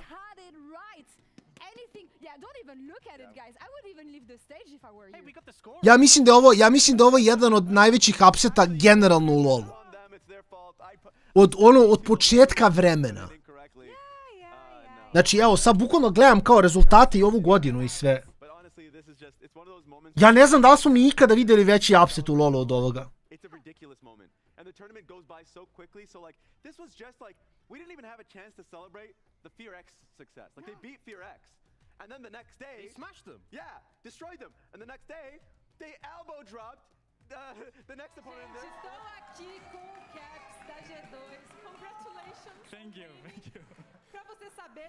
Koji je G2 što je bio u grupi, brate?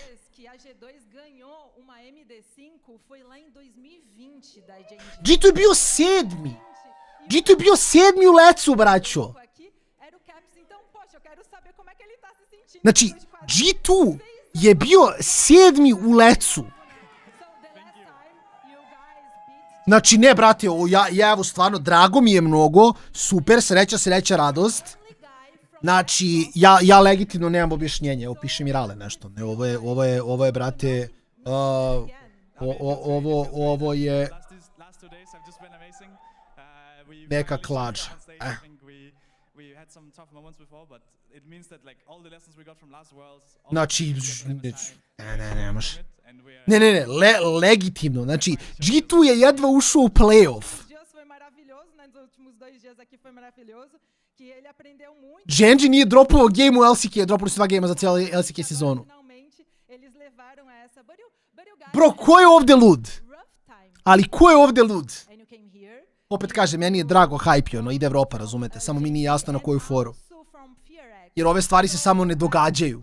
Kao legitimno se ne događaju. I mean, I think it's definitely all the small moments, you know. I think the team fights, the how we play before, in between drakes, like just all our team play, because I think our team play was lagging compared to the LPL and LCK. And I think against BLG, it was a big shame because we didn't show all the things that we've been working on in the LEC. But I'm just super happy that we got to actually show it these last 2 days. And especially with the KC making finals last year. Ništa, gasim kameru, slušam ja intervju, tu smo za 10 minuta. Eu perguntei pra ele, gente, sobre... Pô, eles não tiveram... Principalmente na fase regular, eles não tiveram um momento tão bom na LEC, né? Então, como é que é estar aqui? Como é que eles se prepararam para isso? Ele falou que, principalmente nas lutas, tá junto em equipe também, fez toda a diferença para eles conseguirem bater os caras, não só a FearX, como a JDG também. E que, lembrando que no ano passado, foi algo que ele citou também, que a Carmine estava nessa final também, né? Então agora eu quero saber quem ele acha que ele vai enfrentar nessa final. So who do you think you're facing tomorrow? BLG or JDG? I mean, I think we will face BLG. They won the LPL final, and I think they were very strong when they played us last time. And it will be awesome to get some revenge against them.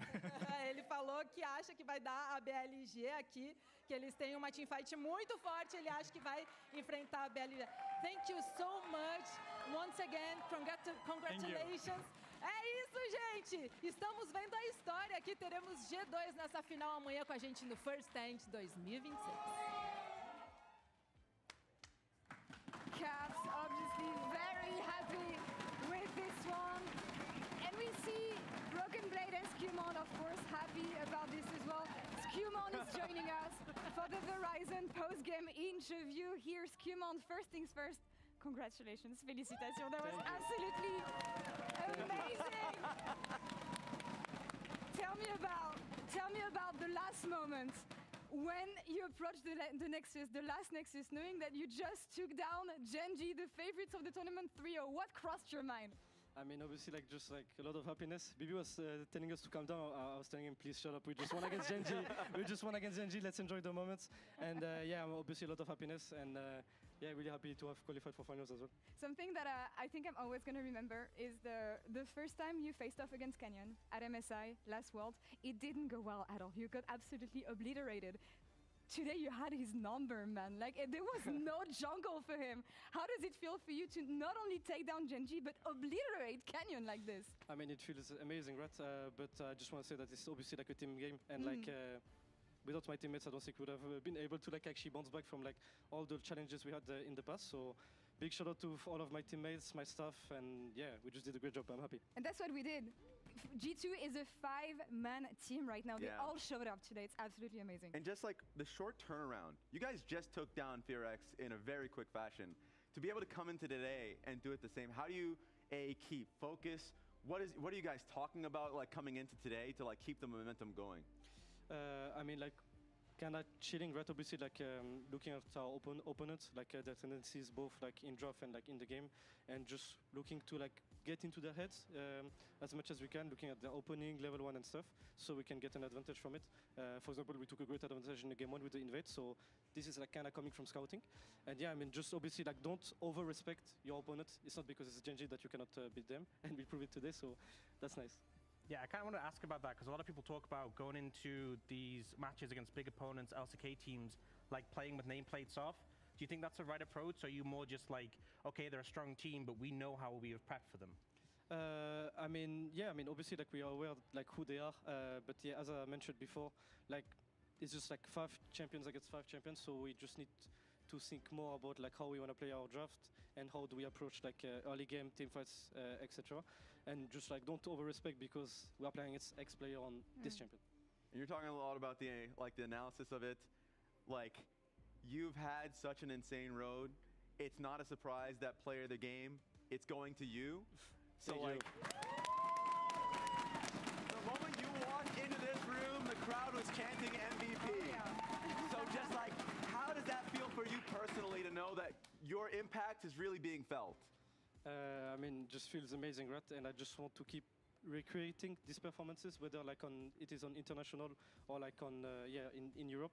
And yeah, I mean, it starts with like tomorrow in the final, and I hope that I will keep bringing this type of performance. What do you feel like you improved upon the most from the rookie you were last year when you took your first games in the LEC into the monster performance that you had today, and for the past month, actually for the past month you're here with G2? What is the biggest improvement for you, Skimon? I think just like being decisive and like honest with myself and the others, like in the comms. If something, if there's like an objective that we cannot fight because it looks like very suspicious, we just need to like don't go for it, right? Just like stay true to ourselves and just like really being decisive on like what I'm looking to do when I'm ganking, when I want to farm, and yeah, just bringing a lot of like transparency to my teammates. You go for it, actually. So I was actually wondering, because we were having a discussion about this, is this the greatest upset of all time? What is your opinion a little bit? We have some examples of some other upsets. Another one from G2 as well, actually, so we can get those up. And you know, we have this matchup, which was G2 against RNG, Worlds 2018. And obviously yours, that you just got down there. So how do you think the matchups sort of rank up against each other? Yeah, I mean, I'm not sure for like in like Europe history for G2. I don't think I remember like the RNG best of 5, but I think they came out from like winning MSI, so it was like a really important match. So like props to them. I do believe winning 3-0 is like kinda it shows some aura, you know. But yeah, I mean, I don't really know, right? I hope that in the future people will remember this series as like one of the best one in Europe. And also, how does it feel? Because there was that old G2 roster, you know, which Caps was obviously on, but everyone looked at them getting those big upsets and the MSI win. And this feels like the new generation now also starting to make that legacy for themselves. How does that feel? Yeah, I mean, it feels amazing. I think people will start to finally put some respect in our like roster and actually believe that we can do some stuff in international. And yeah, I just hope that we'll keep like proving the haters wrong, I guess. And it starts with like tomorrow. It starts with tomorrow. It starts with, I'm not going to say it, not with success. No, not yet. We said it. You're the player of the game. You're the OPPO player of the series. He's here as well. So thank you. I mean, yeah, I think we can save one more time. What is your resolution for tomorrow? For the last series you're going to have? Obviously, you have the momentum, beating BFX, beating Genji 3-0 now. But how do you keep this performance going against LPL and potentially a team that you faced off against already? I think, yeah, just like not really thinking about the stakes of our game, because like, yeah, when I think about it right now, I'm going to play an international final, which is like absolutely crazy. So just like, yeah, stay like, keep our feet on the ground and just like look to, yeah, again, as we did before, just look at our opponent, what they do, and think of ways to beat them. Who do you think is going to be your opponent? BLG, probably. BLG? Yeah. BLG. We'll see that after the break. Of course, Kimon, merci beaucoup. Thank you so much. Congratulations again on taking down JDG 3-0. That's all for us here for now. We'll be right back to the second semifinals. JDG versus BLG. Stay tuned. Oh my god! 3-0, bro! 3-0, bro! Good job, guys. Chill out. No, what do you mean chill out? I don't give a shit, bro! I don't give a shit, man! Shut up, bro! We won! I don't care, man!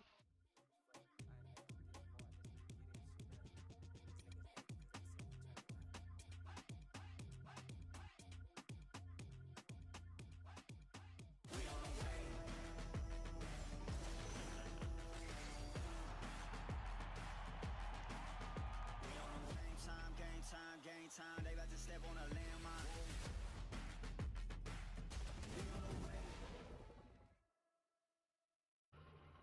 Can I help you, sir? Here's the bill from the dealership where I got my car, and I'd like you to beat it with a better deal on one of these fine cars. Not how it works. Guess you're not as cool as Verizon. Bring in your AT&T or T-Mobile bill for a better deal today.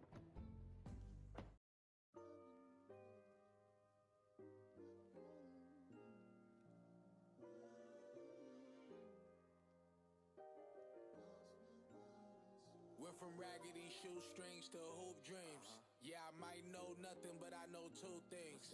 Discipline and hard work is routine.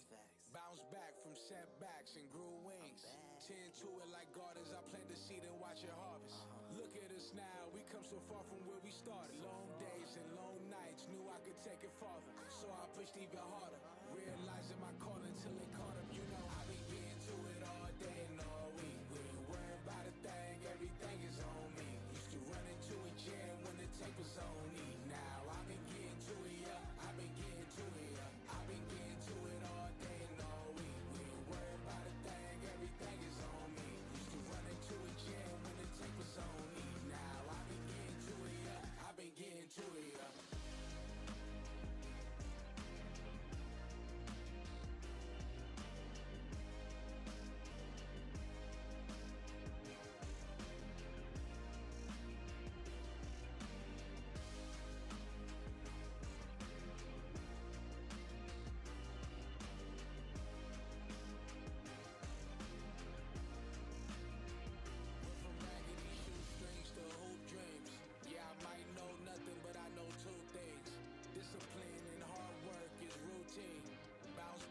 Setbacks and grew wings.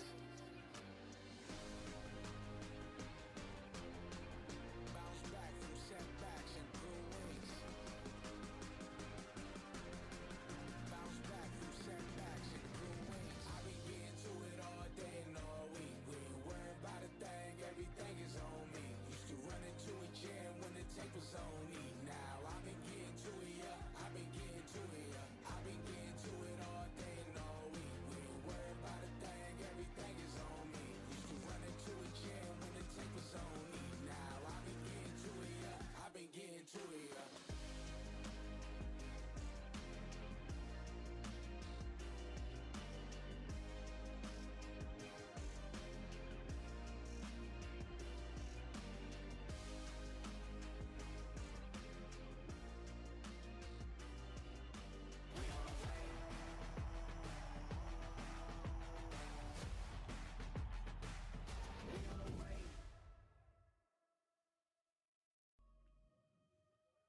Ladies and gentlemen, welcome back to the penultimate day of League of Legends competition here at First Stand 2026.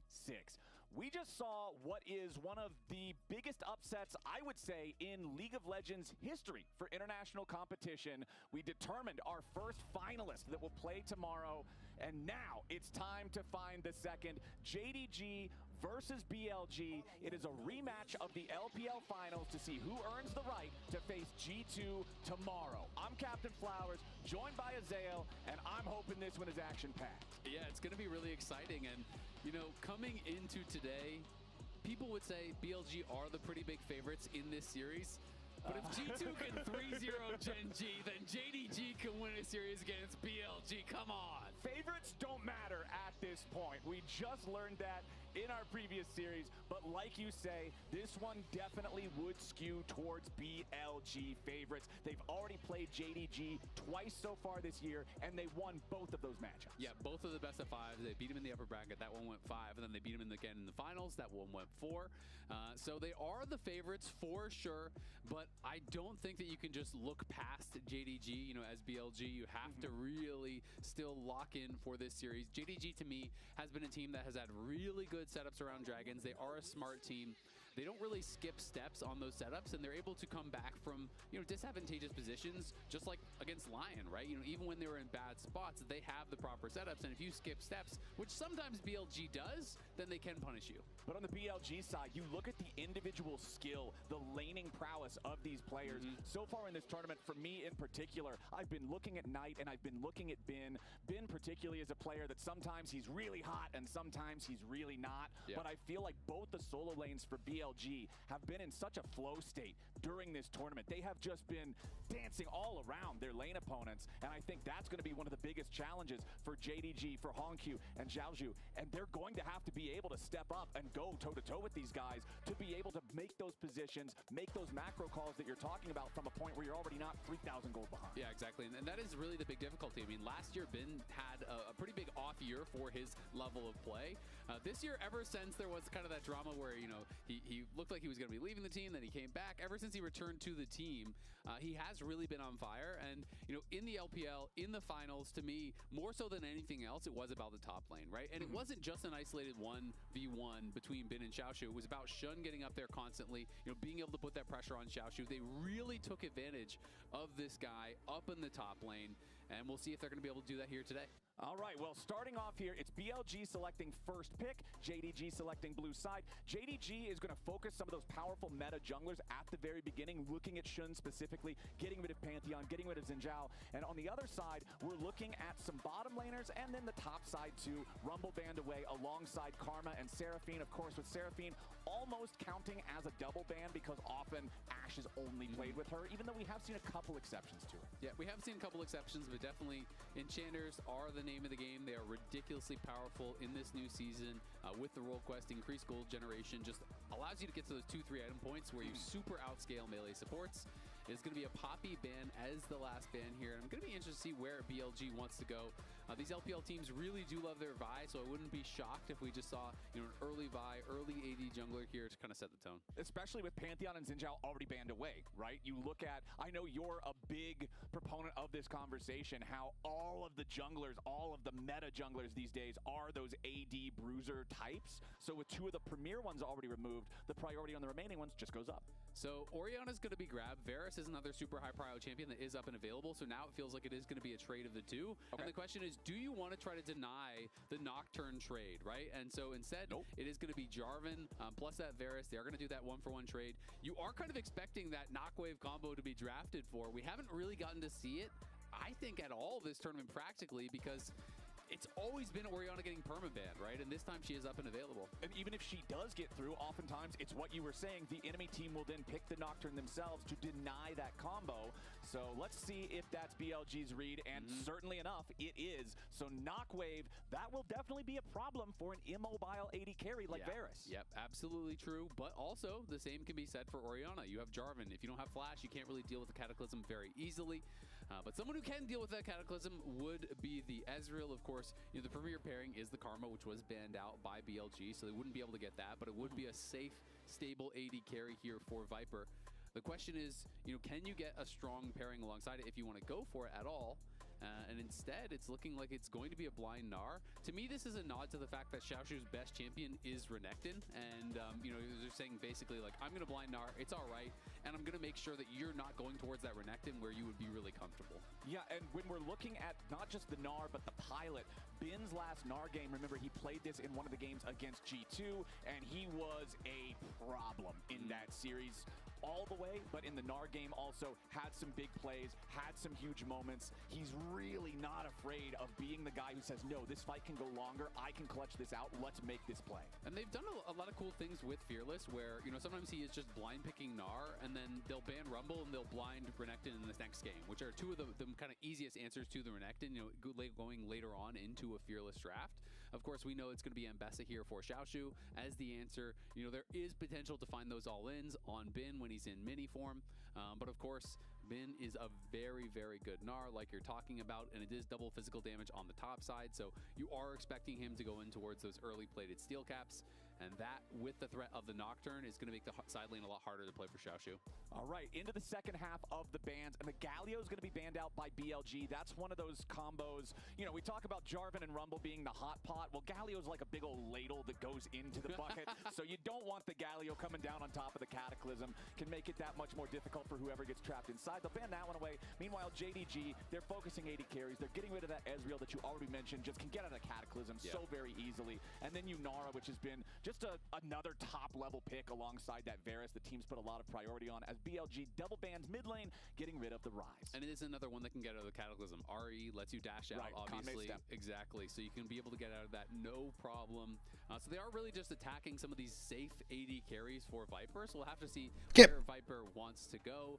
Ajmo da vidimo šta nas čeka, traka se pali. Ajmo da vidimo šta se događa. U kom svijetu JDG dobio seriju, u istom svijetu da G2 možda dobije GNG. Tako da, mislim da Ivane moramo prestanemo se pitamo u kom svijetu živimo, pošto ništa nikom nije jasno.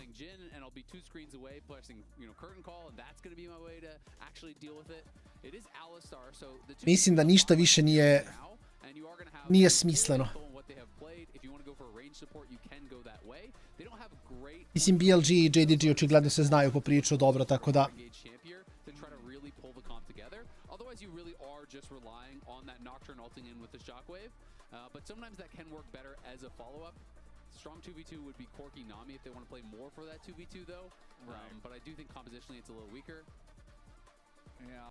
The tidal wave, of course, can Bard makes sense to me. with an engage. Okay, the Bard locked in alongside the Corki. Bard, obviously a very good laner as well. Exactly. So definitely going to be a problem for a weak laner like an Alistar. And the other thing that makes me really like this pick is it's not as powerful of a 2v2 as if you have the Nami, but it is a strong lane. It's going to give you a winning 2v2, and it gives you not as much engage as like a Nautilus or whatever, but it does give you some engage, right? You're throwing that ult down onto this Varus. All of a sudden the Varus has to flash the Bard ult, or they're just going to get caught. And if they don't flash it, well, guess what? The ball is waiting on your head as you come out. You get Shockwave, right? So it does give you some engage, though it is lower commitment, a little less reliable. Interesantan draft, iskreno.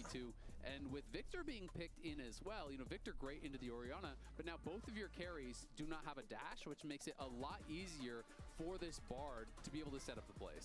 Yeah, it's a pretty big issue when Bard can hit both of these immobile carries, when the Knockwave can hit both of these immobile carries. We know about how the combo between the Orianna and the Nocturne, if they have the timing down, even if you flash away from it, it's still going to pull you back in with the Shockwave.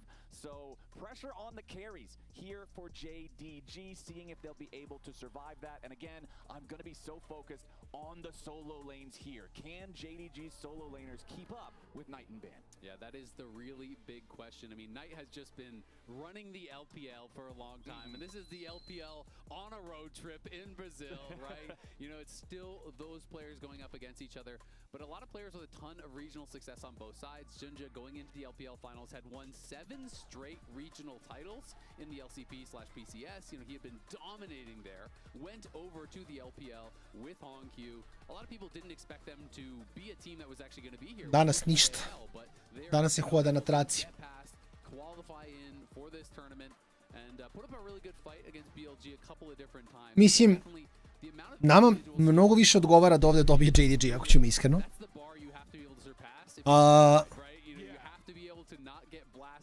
Jer mislim da je BLG dalje velika pretnja. Which is very hard to do. And you bring up Viper, and I do want to talk about Viper because historically, he's an incredibly talented AD carry player, right? He's very good on his mechanics. He shows up a lot. But I feel like at this tournament specifically, he has been underperforming. I've seen him probably be the weakest point of the BLG roster in the games that we've seen thus far. And I think if he can individually step up and get to the level we know he can play at, alongside Knight and Ben, who are currently playing like in that zone that I'm talking about, then BLG becomes an even more insurmountable wall to climb. Absolutely, and I mean, so much of the LPL offseason was really dictated by Viper because he had said he wanted to go, he was willing to go to the LPL if he could play with a certain player, which everyone was kind of assuming was Knight, and that kind of put the whole LPL offseason basically on hold because everyone was like, wait a second, we're all waiting. If we could get this guy, we could get that guy, and then we could get Viper, Dominoes, and then we could win Worlds. Yeah. So, you know, it was definitely one of these big ticket pickups here. Yep, and hey, check out the left side of your screen right here live on patch 26.6. Warhound Senna will be dropping onto the Rift, and portions of that skin sales will go to the LoL esports team. So pick that one up if you're a Senna player. Stack some souls, stack a new skin. It'll be a great time. Here in mid lane, Hongq's having a great time, nice and early. You already mentioned it back in the draft. The Victor feels good into the Orianna individual matchup. And over here on the left, a little bit of look at the international experience of all our players here in this game. Yeah, exactly. Obviously, Gala has a ton of experience, but for the most part, you know, there's a lot more experience on the JDG side. Shun as well as Junja have a similar amount of experience, but it's really, you know, you're thinking about Bin and Knight and these guys who have so much experience internationally. Ooh, Shun with the invade here at the red. Goes after Junja, should be able to win this trade. Nocturne is significantly more well-equipped as a duelist compared to Jarvan, so that just means that Junja has to head on home. Yeah, especially with Bard moving. They knew that Bard was roaming from bot, so they had to play that very, very safe. Xiaoshu in some trouble. Yeah, Ben is just running him down here. Gets the proc on the fleet footwork for the extra little bit of speed. Hops forward, and that means it's an early flash forced in just the 1v1. Nice play there from Ben. Yeah, and you hate to see that if you are a JDG fan. simply because the recourse you have in this matchup is threatening the all-in, right? And if you don't have flash, it is very difficult to actually do that. If you overcommit and that gets flashed away from, Bin is going to be rushing plated steel caps, has the fleet forward. He's going to have a lot of move speed with the hyperprocs as well. So you have to be really careful about those extended trades. As Knight just playing for the wave. I don't think Honky... Desi, šta kažeš na... Ja sam i dalje malo u šoku, iskreno neću lagati. Čekaj, supalimo. To be found in here just yet. And what you bring up with the flash in the top lane, I feel like that's just the nature of so many ranged versus melee matchups, is the melee champion really hates when he loses flash essentially for nothing, right? It's not like the jungler had to spend time to go up there and force that summoner spell. So Xiaoshu just going to have to... U teoriji šta nama najviše odgovara ovdje da ova serija bude 3-2 za JDG, ja bih rekao. Mislim da je to kao optimalan scenarij što se nas tiče. Because you're just sweating there for the next 5 minutes as you wait for your flash timer to come back up. Junja trying to steal away some chickens, but Shun flashes the emote at him, lets him know he's aware, and those chickens will, if nothing else, be a battle. Yep, it looks like he is just going to have to back off for now, though. Doesn't want to play too dangerously, as Knight definitely getting beat up a little bit here from Hongyu. And despite the fact that, obviously Knight is the much more iconic player, is a player that was kind of expected to be pretty dominant in these 1v1s, Hongyu actually did quite well in some 1v1s against Knight. Malo cancela koji Empowered Basic je neoptimalno. Ali... on ima bolje, mislim ima više mane. Kada je on čak i fajn u ovom laneu. Iako je dosta loš se healtha tiče. Vidi, svi ima svoju težinu, ali da, optimalno za G2 je da bude 3-2 za JDG. Ok. Bolje on da flasha za Honkyov flash nego da Oriana flasha za Honkyov flash. Pogotovo u Junjiju. A Junji odgovara da Nocturne nema flash, to je da, pardon, Knight nema flash. Možda ga bulija. Sad je midlane posto 2-2. Da, Vampire ima Ignite, W na creepa, flash preko Q Ignite, ali nema damage-a svakako.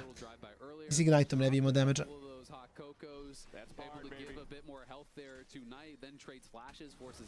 Honky was winning this 1v1, but it hasn't been about it. Oh, Bin with a sidestep of the public execution, but he misses the follow-up boulder toss.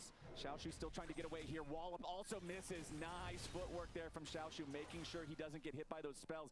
If he does, it could have been a situation that potentially threatens lethal, as Bin still does have the flash, but Xiaoshu gets away. Now down the ultimate, though, and that's the only other way you could try to get on top of the Gnar with that flash not available. So this lane is going to continue to be an issue. Shun walking his way up. There was a large wave here at the turret. Xiaoshu trying to clear it out, but now here's your Dustbringer immediately into the tether. Shun taking the aggro for now. It's first blood over to Bin, and BLG makes it happen. Yeah, and if you watch the finals, you've seen this one before. Shun up to the top side with Bin. Bin creating advantages and putting Xiaoshu down. Gdje je Tivan? Nije se kvalifikovao Tivan. Tako da, njih svako nema pa nema. Tako je, sve skripta. Xiaoshu spends all of his spells on this wave, and as soon as you see that there's no spells, there's no flash, there's no outplay. Okay, Vampire goes in. Ok, streamerko, ko dobija finale? Ko dobija ovde? To mi reci, to me sad zanima.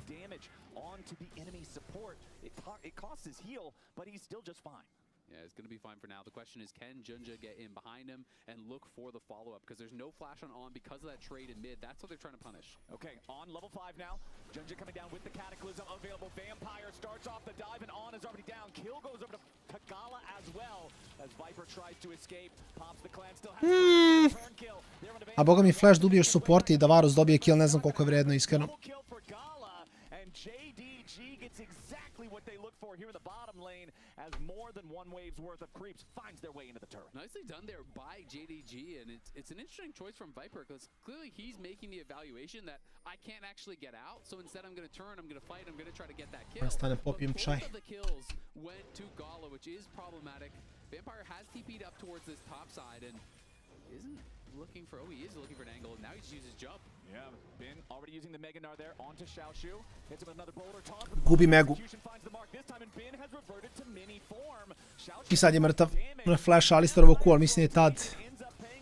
Šta je flashovo Bin? Vate, ste vidjeli ovaj flash? What?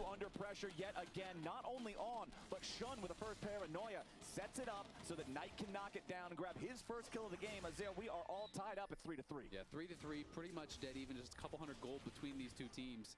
Both teams being very, very active. I love that play from Vampire. You don't want to just stay stagnant in the 2v2. You're playing Spellbook here. Pa može samo LPL trenutno. Wasn't spotted by Bin, and then is able to just find a wraparound.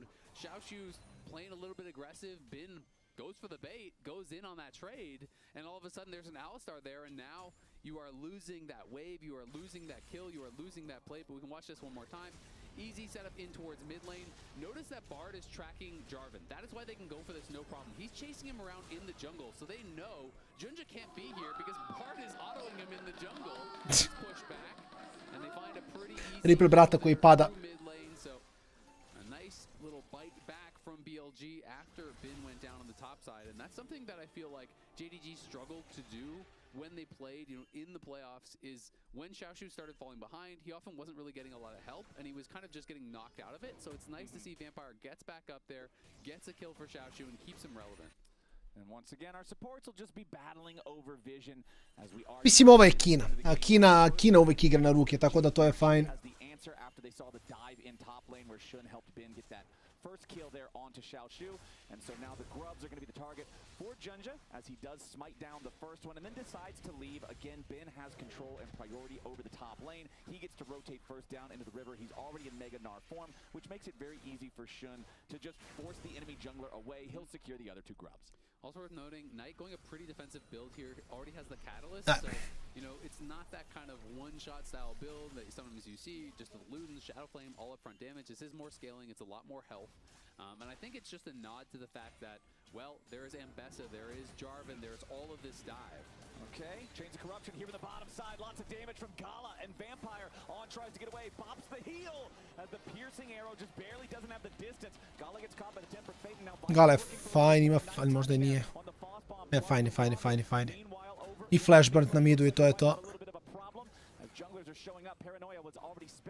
No je Kina igra ovako, mislim ovo je kineski LoL, uvijek je fan za gledanje. Jer znaš da čiće se šutiraju, mislim to je play. A, legitimna priča. 200 golda, razlike ništa. Viktor i Jana baš nisu heroji koje pikaš kad hoćeš da se šutiraš, ali mislim da je i dalje relativno okej. Into the Chains of Corruption, and then perfectly having the trample stun right out of that. They're weaving in autos to try to get multiple sets of blight procs there on this Alistar, or rather, and Varus combo.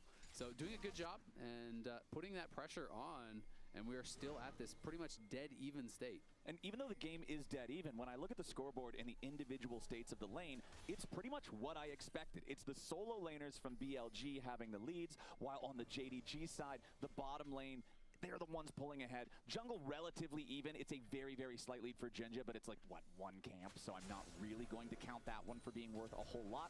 Second Drake of the game, however, is about to spawn.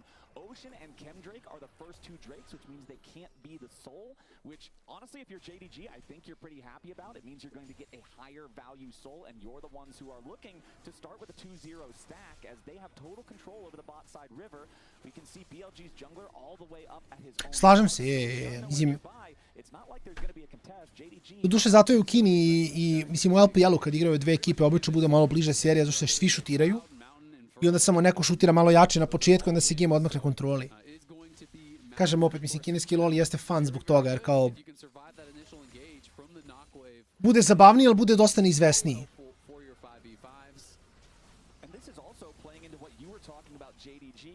During the draft, how this is a team that doesn't skip their steps. This is a team that makes sure they prepare correctly when it comes to objective fights. They were able to secure the first two dragons without a contest, so now as we move further towards that soul, we know that if the game state is even and that they can get there first, they're gonna do it right. Yep, they really are. They're very, very good at basically just getting to dragons early, and they get an early line of vision, often a couple minutes before that dragon spawns. Instead of just getting there and trying to get the vision right before it spawns, they'll often have early wards, and what this means is that even if your opponents come in and sweep that out and are placing their own vision, they often know exactly where the enemy wards are, they know where they're going to be looking to approach from, they know how to circumvent vision to actually set up their flanks, And I think as a result, they often have really, really good objective fights. I do think JDG has a real shot to out-teamfight BLG in this one. Okay. Junja gets away as On goes on a pretty long magical journey. That's one thing that I always look for when I see a game with Bard is do you know all the angles to get the long magical journeys through the skinny parts of terrain? Because it really does allow your surprise factor to be that much more. As Bin just commits the Mega Gnar once again. So many Gnar players just love using this as a trading mechanism to guarantee that you're getting the edge over your opponent, guarantee that you maintain lane control, especially if we have a potential fight coming up here soon. It doesn't look like we are, though. Still about 90 seconds until the Rift Herald spawns. So just a crab battle once more for now. As Shun uses the Duskbringer for a little bit of extra speed towards this top side. Level 11 on both top lanes. Xiaoshu does have the public execution. Remember that Mega Gnar was already committed just a moment ago. Knight also rotating over towards this fight, but it's Vampire going in for the headbutt pull. Tempered Fate to try to disengage it. Paranoia turns off the lights. Knight down. Goes on a magical journey. Pa ne znam, mislim, G to je igrao kao kineska ekipa u ovoj seriji, tako da možda im bude malo previsok tempo. Vidjet ćemo, ali kao to možda bude situacija da ih Malkic iznenadi tempo, ali opet kažem, Skewmundovi pikovi su jako dobri za to. Jer on igra ono Jarvana, Ksina i te stvari da se fist fightuje rano. Caps ako bude raspoložen, mislim da može da bude jako fajn. Vampire finds an angle, instant flash in onto Knight, but how fast was that Tempered Fate from On? Immediately came down to cover his Orianna there. Just beautifully done with the defensive Tempered Fate, keeps Knight safe, and critically means Knight doesn't even have to flash. He lives, holds onto the Summoner, and is feeling really good about it. All right, so BLG still just not even a 1,000 gold lead. Rift Herald spawning in 15 seconds. Your coin-based gold grind showing the state of the top side there with about a plus 500 for Bin. It's him being the second biggest lead on the side of BLG. Knight up almost 1,000 in the mid lane. We know, though, that there's been so much attention from On specifically towards that lane, and it's led Knight to be over 20 CS ahead. Absolutely has been a big impact, and Knight is a player that is worth getting ahead. This guy will pay dividends later on. That's an early game investment. I ovo je šta Row Protobelt build. Svi da builduju Row Protobelt. Čovi definuje metu. Mostly just been running things, and Ben just got his Triforce. The Eclipse was that earlier item spike, but now we're coming in looking for a fight off that spike. Ovo je bilo sad dobro da ima Temper Fate ovde, ali ajde. Gala je samo pao, ne može da igra. Xiaohu ovde pada također, ovo je fight za BLG. Jako lep stun. Jako big. 3 za 1 i fight za BLG. I mogu da uzmu Shelly ako hoće. Slažem se, a pogotovo što sutra samo jedan best of 5, tako da ono. Bilo bi cool da bude Malkice na petije. Ili 3-0 za G2, mislim. Ono, to je okej. Ko smo mi da se žalimo na naš priču, mislim. Ako će G2 da stompa 3-0, we take those.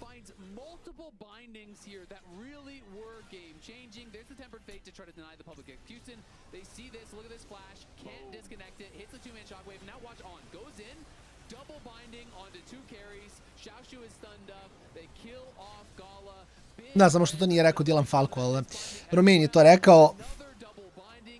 Do duše vidjet ćemo, ajde. Idem sutra se igra. From the rest of BLG, and they made that one look easy. Yup, the knockwave combo plus the Bard double bindings. Mislim, G2 je igrao partiju da uđu u playoff.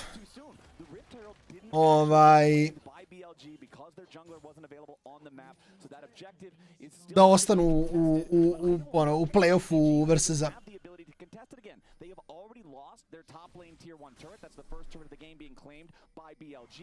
Now they're going after the Herald. They're going to pick up the crab on the way, and Shun and Bin should have total control over this. You can see the JDG roster is not anywhere nearby. The third Drake of the game has spawned. Their attention will likely be towards that area of the rift instead. And you can see Junja trying to clear out some of the vision here, but On and Knight are waiting. Shockwave beautifully pulls Junja back out of the combo. Clean. And now the Jarvan Nope. is stuck between a rock and a hard place. Nice. In the river, he cannot get away. The timing from Knight's ultimate was perfect. And so now, not just the Rift Herald goes over to BLG uncontested, but in the meantime, the enemy jungler was killed, and Shun can just walk down and go back to back on objectives. It's a new combo there for Jarvan. He provided the flag, but it was Knight providing the drag as he pulls him back with the perfect shockwave there. Gets the kill, gets in the dragon, slows down that march towards Soul, which is so important. And now top lane, mid lane becoming that problem that you were dreading as JDG. I mean, Bin, got that early lead. There was some jungle interference, but then Vampire had a great roam. You think maybe Xiaoshu's back in it. But right off of this Triforce spike for Bin, they get a huge fight. They're taking towers. They're taking plates. And there's just no one that's going to be able to really answer these BLG members in the side lane. So now you're at this point where you're trying to look for plays. You need Junja to get involved. You need Vampire to have more of those good roams to try to turn something around. Because the isolated 1v1s are going to be so heavily winning for BLG. Right, this is a 2000. Da, Veljko, bukvalno nevjerovatno. Bukvalno nevjerovatno. This is very difficult to play now for JDG. Going back to our conversation Baš insane. objective setup. Yeah, they wanted to try to set up. It was Junja trying to clear away some of the vision, but he wasn't ready for the Bard and Orianna to have enough damage to just burst him down. If you're Jarvan, you think, yeah, I can use my flag, I can get away, it's not that big of a deal. But you're up against Knight, man. This is not somebody you can trifle with. Nope, not at all. And now he's got his Shadow Flame in. Zavisi. Lično Viktor, mnogo je direktniji i lakši za igru, ali Viktor mora da igra u Nocturnu Orianu, što malo otežava posao. I u Barda također, mnogo načina da mu se forsira.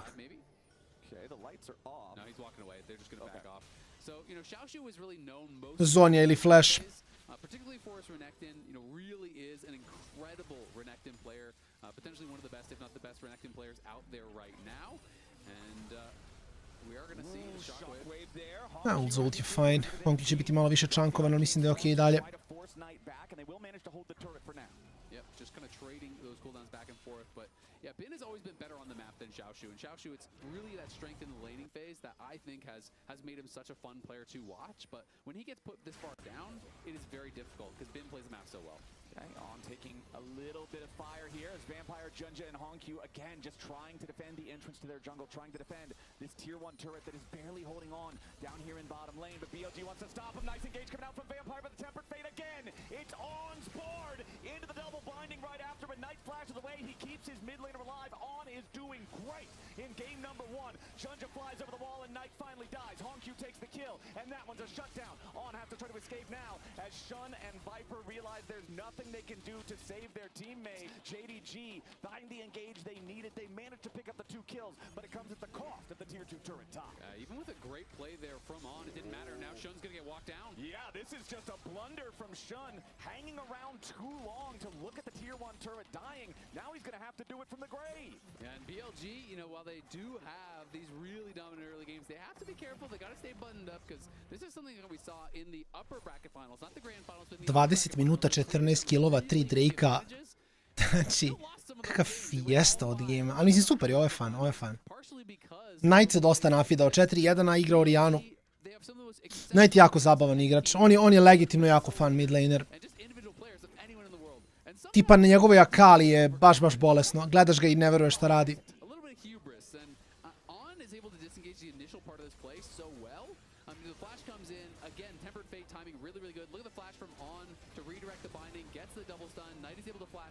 But then they say, hey, what if we just kind of walked back in? They see the TP is coming in. They know that Junja's still there, but Knight does not back up after flashing out. He's just too confident. Meanwhile, back to live. It's BLG going in for an invade yet again. The paranoia is not even needed, but the Tempered Fate finds a second target. They already killed the jungler. Now they want the top laner as well, and BLG find 2. That's exactly what you want to see. Yes, they have a mistake in the bottom lane. They brush it off. They get right back up to their old ways. The Rift Herald is summoned up in top lane to be a distraction. Isaac, there's 22 minutes on the clock. There's Baron in the top side of the river, and there's BLG looking to take it. There's no enemy jungler to contest. There's no enemy top laner to be that front line. I don't really see a way for JDG to stop this, so Baron goes over to BLG. Yep, and generally the recourse to this would be, oh, well, maybe we'll push in mid, get a tier 1 there, but On TP'd mid to clear out the wave as well off of this pick here. Junja walks in, he has no flag, and he just walks in very confidently into On, gets bound into that blue buff. The shockwave is there to follow. We're back to live and On. Jedino mi malo krivo što igra u Viktora Oriana, pa mora da builda row da ga mečuje. Inače mi se bi samo gledali ono full one shot Orianu, što je mnogo zabavnije. Machine because they only have a 4v5. It normally picking off Plate-ovi kule. mean a whole lot, but here I feel like it can at least slow them down a bit. Maybe I'm wrong. To je fora. It's gonna make me a liar as he pushes into the enemy base. The flash away to try to escape from Xiaoshu as Shun takes a lot of damage from the Nexus turrets, but not enough to make it an even trade. This is what you were talking about from the finals. It's Bin and Shun taking Xiaoshu's lunch money the entire game long. Taking Xiaoshu's lunch money. Dobro. Point here is they grab their third Drake, but it's critically not the Mountain Soul because BLG got that one earlier, and now it's the JDG base that's cracked open. I mean, they're just bullying this poor guy. Bin ate his lunch, shouldn't put him in the locker. They just won't leave him alone, even under the Nexus towers. Oh man, now Jun just trying to get away, but again, this Jarvan is constantly the victim of the shockwaves. Gala with a defensive chains of corruption, but that doesn't matter. Jedino me, kažem, mislim, ono što je najgore za nas, za G2, jeste da BLG dobije ovo 3-0. Ako BLG uzme seriju 3-0, onda malo finale postaje napetije.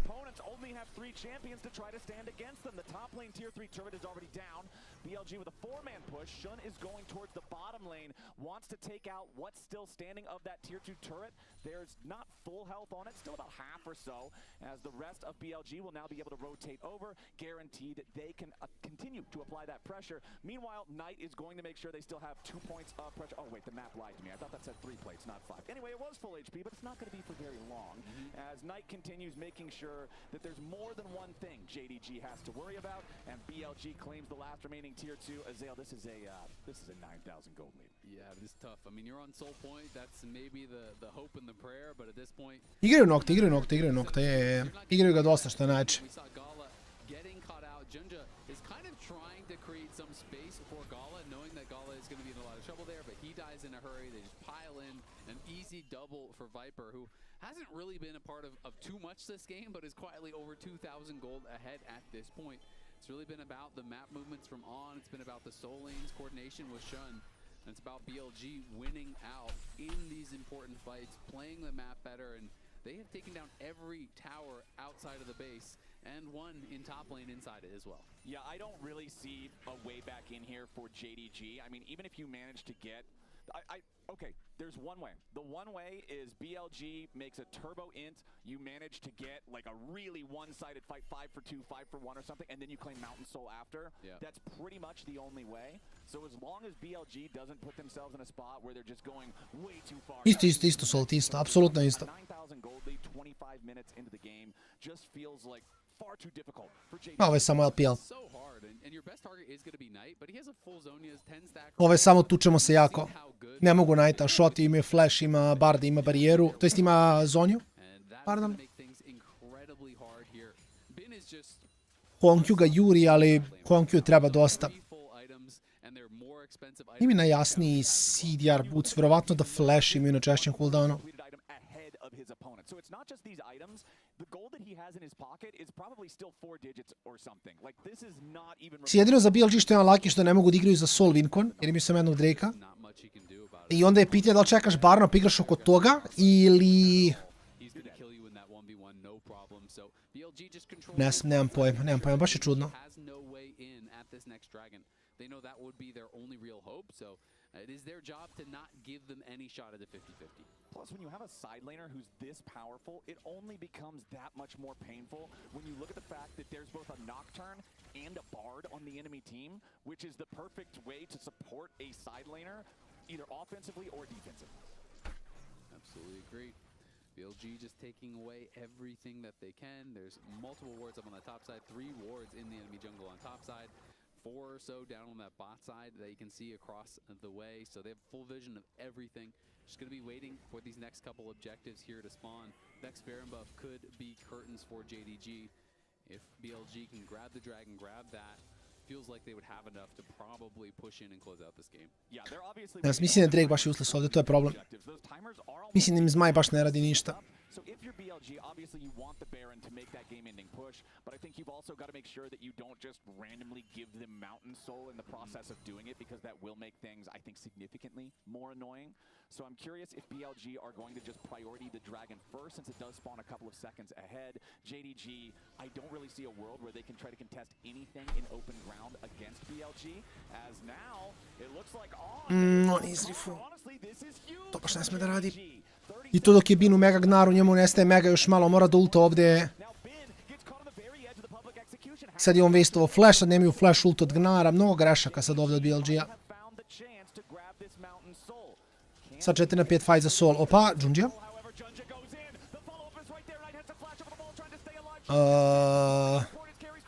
Wow, okej, what? Se Varus nije flashovo desno na Orijanu?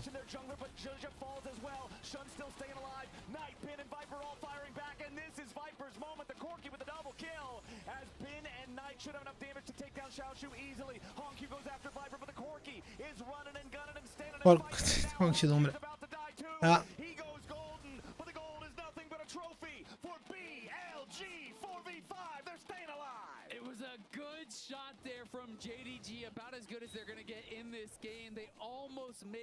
Gold is nothing but a trophy, 4v5, they're staying alive. Brat moj baca ono Eminem vrsove iz nekog razloga. Fair. Dobro, ništa, mislim, ovi ću uzeti Barona sad, ali Fiesta. Je, mislim, Bard uhvaća mam pozicije, Bin. Da je bio mini Gnar ovdje, ne bi ga pogodio bez ult, to je malo unlucky za njih.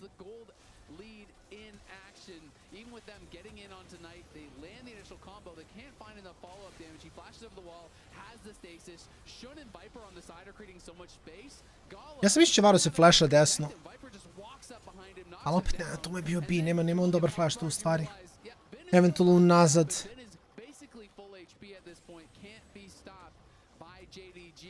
Bin koji je ultao dole kad su ga uvatili i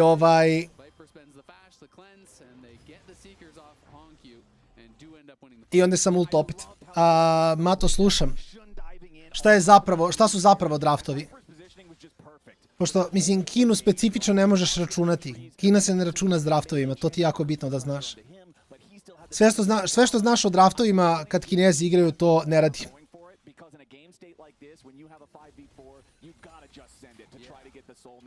Pola je rekao da je Disrespectful take da će Bibi uzeti tanka. What? Disrespectful take da će Bibi uzeti tanka? Iako je 11 imao igru tanka, top. Ne razumem, sad mi nije jasno. Sad si me zbunio skroz. Kako misliš da je Disrespectful take da će Bibi uzeti tanka? Ali uzeo je te, ne razumem. I am confused. I am big confused.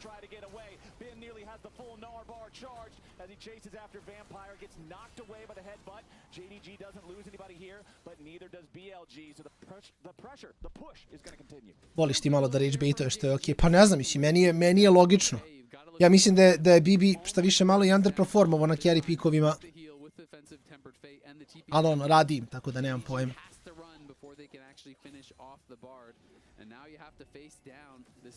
Jer sam u fazonu ako gledaš ovu seriju, mislim da je za Kinu malo drugačiji, jer Kina baš nema normalan League of Legends. Kao oni se previše šutiraju da draft kao grand scheme of things ima smisla. Njima je samo bitno kao da li imamo sinergiju da se šutiramo. Ne znam.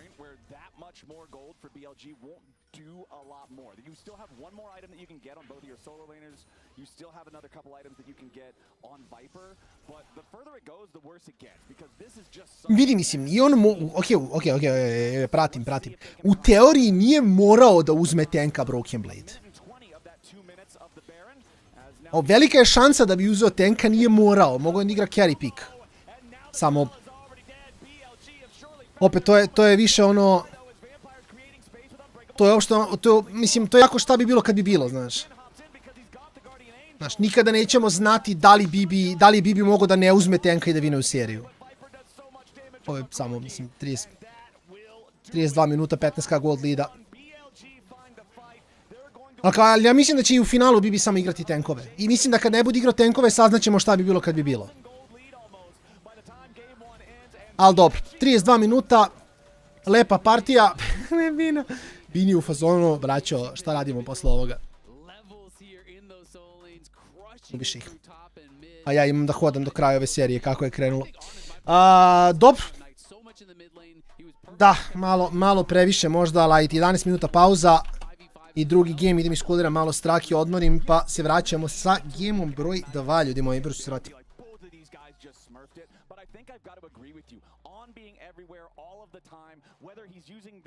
Opportunity to show up in a place where you wouldn't expect him, whether he's just giving hot cocos. He was smurfing, BLG was dominating. Lounge, what do we think? I think Bin is Gigabin again. He is. Yeah, a little bit. What in the world? Yeah, I mean, this is what you watch the LPL for, honestly. Yeah. Just like BLG are this team where you have to get past how good their solo laners are.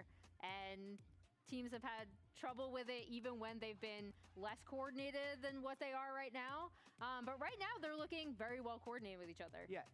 I also think there's like a line between running it down in Genius and On was just treading that line beautifully in that game. He was. I mean, we can see it when they broke the game open. It looked a little weird if you weren't paying close attention. Now he kind of just ulted himself before a big team fight, but then he does this. But that's if the Ambessa ult landed, he would have been able to buffer it. But watch On throughout the rest of this fight, what he can do with his Qs. Yeah, Fights in double stun. He lands so many clutch bindings on this. I love the one that's going to be coming up in that narrow choke point right there. That one was insane. He helped out so much in these fights. And then this was the 4v5, Ox. Yeah, this one he's not even alive. But the focus from JDG comes on a knight who has flash, has Zhonya's, buys a lot of time. And Viper is just constantly off to the side, putting damage in. You see his Bin starts to move in to try and defend his jungler who still goes down, but Viper was just picking off targets. You don't expect to see an AD carry playing that flank role, but Viper just knew how he could play. He had cleanse available, he had the Valkyrie to be safe, and then eventually they just jump in and take down Honkyu to finish off the fight. Just insane trust in their own mechanics. Because it was 4v5, they lose that fight, they lose the soul, and maybe it becomes a more interesting game. There was also a sequence earlier on in the game where Nocturne did a pre-6 gank on Bin to give him 1 kill, and ended up costing their bottom lane a lot. Gala ended up getting 2 kills because of the loss of tempo and the pressure they were able to apply bot side, but I'd say it paid off in the end. Bin blew that 400 gold lead to 5,000. It could have been a little dicey. That's why that fight right around Rift Herald was so important, right? Because you're going in, you have an item spike from, I believe, did Bin had Triforce at that point, right? Yeah, I think so, yeah. Yeah, at the very least, I know Corky did too. And so because of On right there, they were able to take over that part. Player of the game. No surprise. It's between On and Bin. We were actually going to all vote for On, and then Bin just kept bidding throughout the rest of this game. 5-1 and 11, 739 DPM. I'm curious to see what the fans thought, only because I think, a lot of the time, it was really close between Bin and On. A lot of the time when the casters start hyping one person up, the fans will just follow. So I'm trying to track that. Blaming the casters now. Yeah, well, how much you can influence people's perspective based on like what you're watching in game, right? There's so much stuff that just happens in game. Yeah, we were influencing everyone to say Gen G's really good. It turns out we should have been... G2's been really good this whole time. I think that's the learning from today, right, Ox? Yeah. Here's the AWS post-game breakdown. Bin, not the most damage on the team, but completely taking Xiaoshu out of it. 12,000 damage on the Ambessa, not what you want when you lock in that pick. Not to mention Varus and Gala being kept to 14,000 damage this game is insane. Yeah, especially after they did get into a really good position with that double kill and that collapse on bot side. So yeah, it was really good of BLG to be able to target them in team fights afterwards. But we didn't get a chance to do this before the series because we were caught up in the G2 hysteria. These two teams have a big history already from the LPL playoffs as well as all-time Emily. Yeah, so basically these two teams already met each other, these two exact teams met each other twice in the LPL bracket to qualify. I talk about how spiritually the grand finals was kind of like a 3-0. Even with the game that JDG did take, it was through kind of invading, protecting their bot side. A lot of what we've seen at this tournament, actually. But that upper bracket one was super, super close. That game 5, I'd recommend anyone want to watch if you want to see a Kalista Anivia bot lane. Fun time. You see some fun drafts. Maybe if it goes to 5, we'll see some more fun drafts from these two teams. But they also just know each other really well overall historically. Yeah, their all-time head-to-head, which started a little bit more JDG favorite. That was when JDG had the Giga roster in 2023. But more recently, it has been in the favor of BLG. So big history of this year as well as international history, Emily. Yeah, and I mean, I think the big important thing to know is these are just two orgs that know each other really well, and they've kind of swapped places a little bit. Initially, during that 2023 season, you had this JDG super team. Everyone was looking at them. They're going to do the Golden Road, right? Where BLG initially, I know we think of that team now as like an insane team, made it to World's Finals the next year, right? But like that was not supposed to be a super team when they came together. They were so messy at that time. I remember them even making finals in the MSI was quite an upset. Yeah. Upset some LCK teams. But, you know, obviously now it's really flipped the script in terms of how these teams are placed within the LPL. I will say, first best of 5 this year, 3-2. Second best of 5, 3-1. We have seen a lot of sweeps, Emily. Matchup. Is we it have seen a lot another of sweeps. 3-0? What do you guys think? Another 3-0? 3-0, 3-0. Okay, 3-2. All right. I like the 3-2. I want some 5 games. We came all the way here. Let's play the games. Game 2, up after the break. Tempered fate on himself, expecting the public execution to maybe hit, but now there's your knockwave on to 2. JDG's got to be careful. However, Sun might just die. No, Knight gets the kill on the Gallus. It's a 3-for-1 for BLG. You can see Junja trying to clear out some of the vision here, but On and Knight are waiting. Shockwave beautifully pulls Junja back out of the combo, and now the Jarvan is stuck between a rock and a hard place. He'll resurrect. Shun died, but he's the only one. Hongq tries to get away, but Viper does so much damage on the Corki, and that will do it. 5-for-1. BLG find the fight.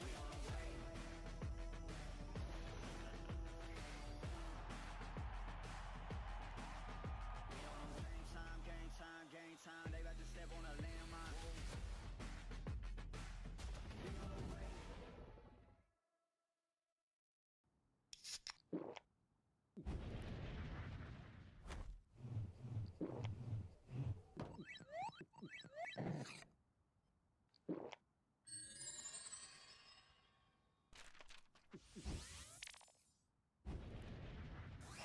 Red Bull gives you wings.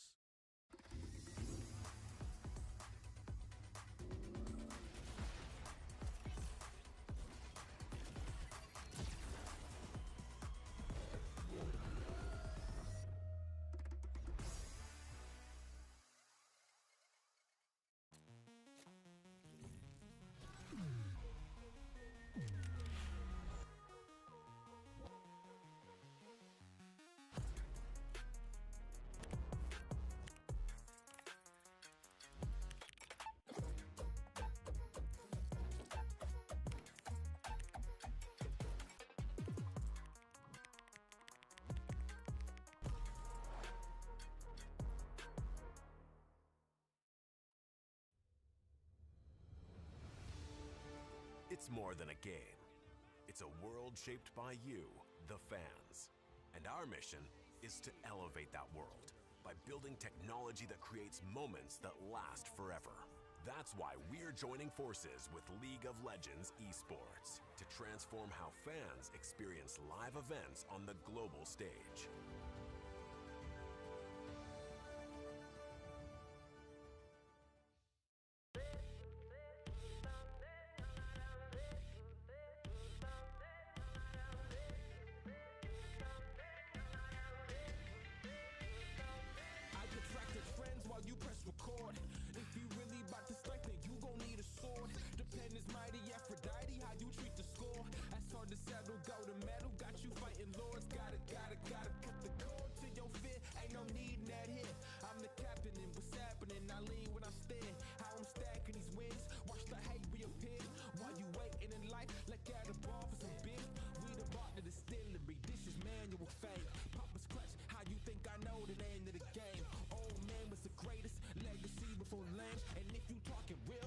I'ma go insane. No offense, this a young king feeling.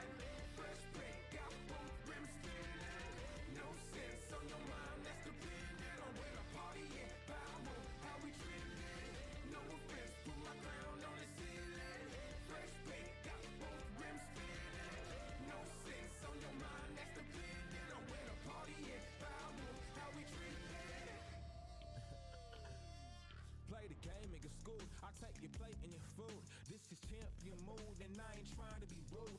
Get the cross stepping weapon on my right hand, shooter on my left, catch your breath. Got it under hands like it's Peter Pan's. It's so hot when I run it back. Moldy keep a stack, that's a rap to a better man. If you need to learn a couple moves, I help you understand. And if you need a groove, you gotta prove that you can read the sand. I'm talking hourglass, moving, baby, choosing while we moving this fast. Got you losing our perspective through the looking glass. This some Alice kind of malice, you gon' need the past, present, future, soul, go where you got to learn that. No offense, this a young king feeling. Fresh paint, got both rims spinning. No sense on your mind, that's dependent on where the party at. Power, how we trending. No offense, put my crown on the ceiling. Fresh paint, got both rims spinning. No sense on your mind, that's dependent on where the party at. Power, how we trending.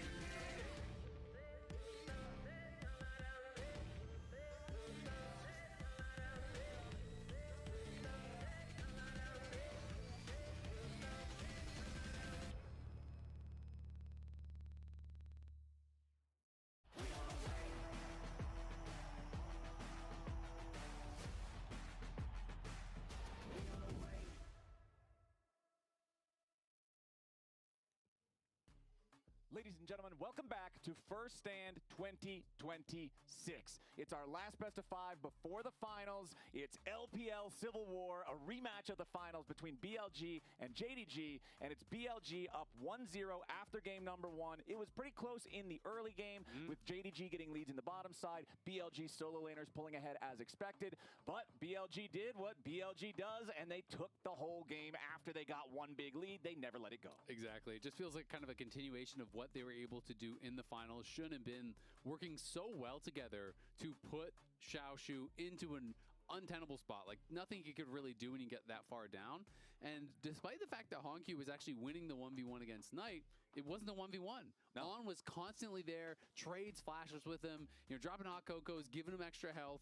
They were always working well together to really enable their solo lanes. And I think it was very, very impressive. Despite some good plays from JDG, it always felt like BLG was just getting that much more. Yeah, BLG definitely the ones to look out for. The solo lanes, like I said, we're both having a great time in that one. And I mentioned at the beginning of the game that I think that Viper hasn't had the greatest performance so far at the tournament. And if he could step up, they would be that much scarier.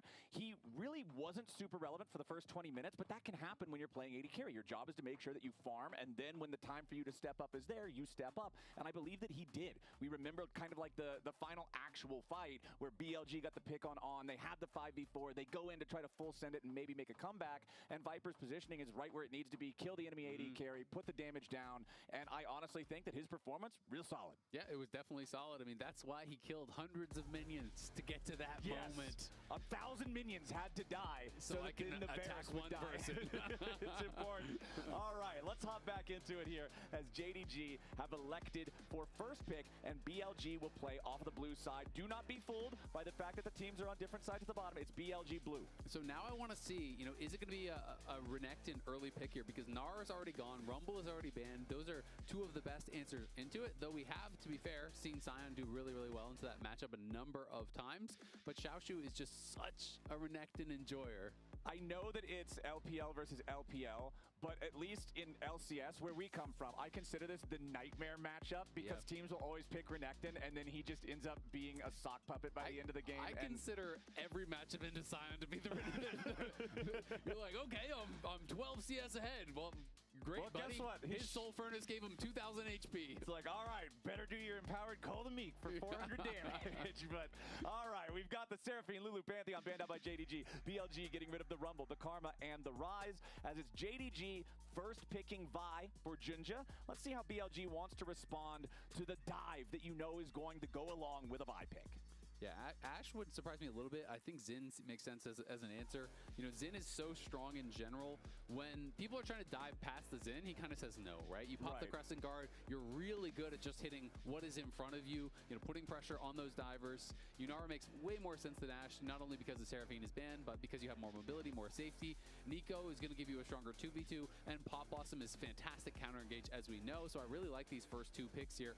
seeing the Vi, because Vi is not a pick that you can really pivot out of and say, you know what, we're going to play front to back. I'll just ult the Scion. Like, it doesn't really work that way. That's pretty junk. You're kind of locked in. That's not going to work the best. So yeah, Yunara, Nico, loving this in the bottom lane for BLG, but JDG, I want to see more dive with it. This is what you were already talking about. Renekton is up, so that's what they're going to lock in for Xiaoshu. And I feel like, especially when you're playing something like Renekton, especially when you're playing this champion that needs to not fall behind, otherwise you kind of just feel useless. Yeah. I want to see the rest of the team also supporting this pick, because I feel like at this point, Shun and even On are going to be looking to make sure Bin gets ahead. Absolutely, they really are. And I mean, Scion seems like the expected answer now, because as I said, Nara is gone, Rumble is gone.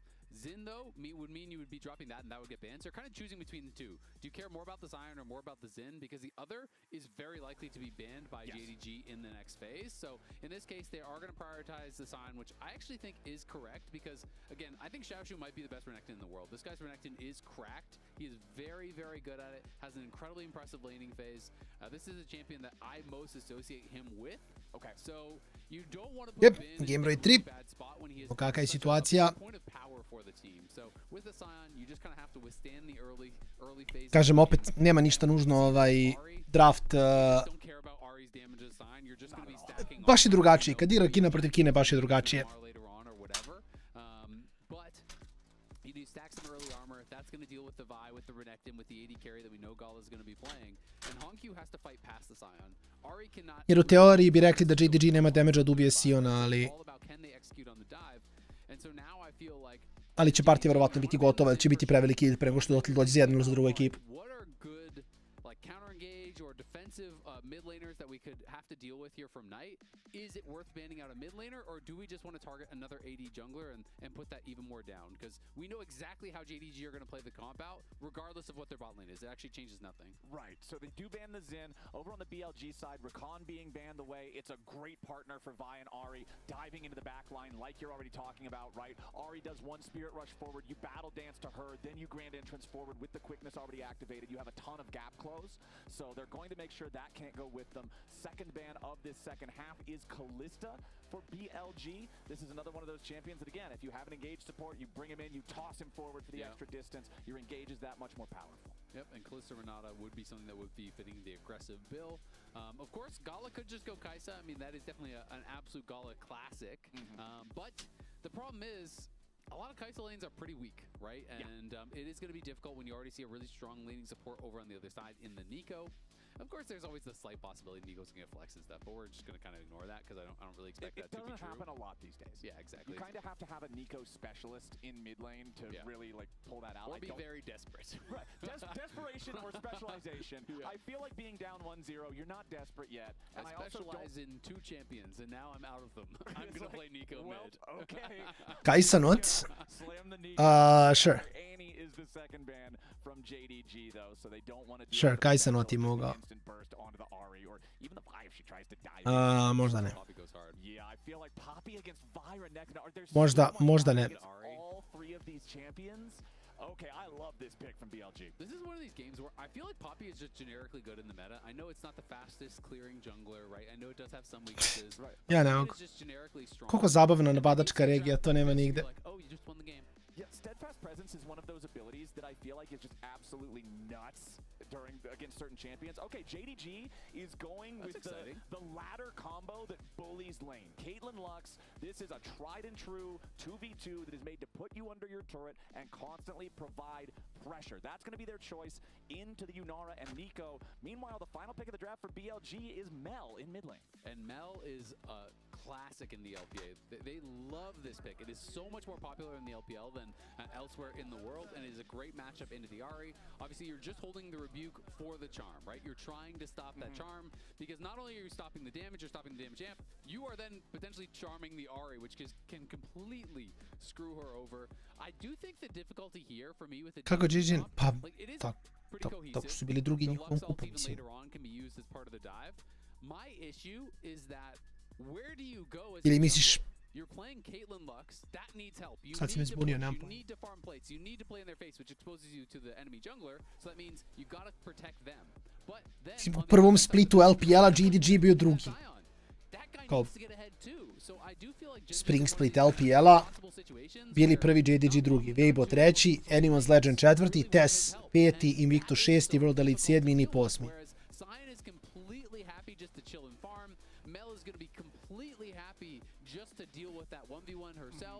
It's really only bot lane that I think needs Jun's help, so I feel like his job is so much easier than Jinja's this game. And I mean, when you think of jungle in League of Legends in general, every single decision you make, whether it's to farm, to gank, to ward, to recall, they all come at an opportunity cost. Yeah. And when all three lanes need help like you're talking about, those opportunity costs, well, let's just say that the economy value here is skyrocketing. So your decision making becomes that much more important even than it normally is. So I'm curious. Ne, po bodima igra nisu. Oni su imali sezonu i onda playoff. Kod nas je G2 bio sedmi, ali da, u playoffu je JDG došao do finala. Je došao do finala, onda su igrali, izgubili su 2 puta u stvari protiv BLG-a. Obviously, in isolation, Gala and Vampire are going to do great in the 2v2. Yeah. But the whole point of this is to be at their tower farming plates, right? That is what this kind of thing has to do. Caitlyn is a really interesting AD carry because, you know, even when it's really popular in the Lagano.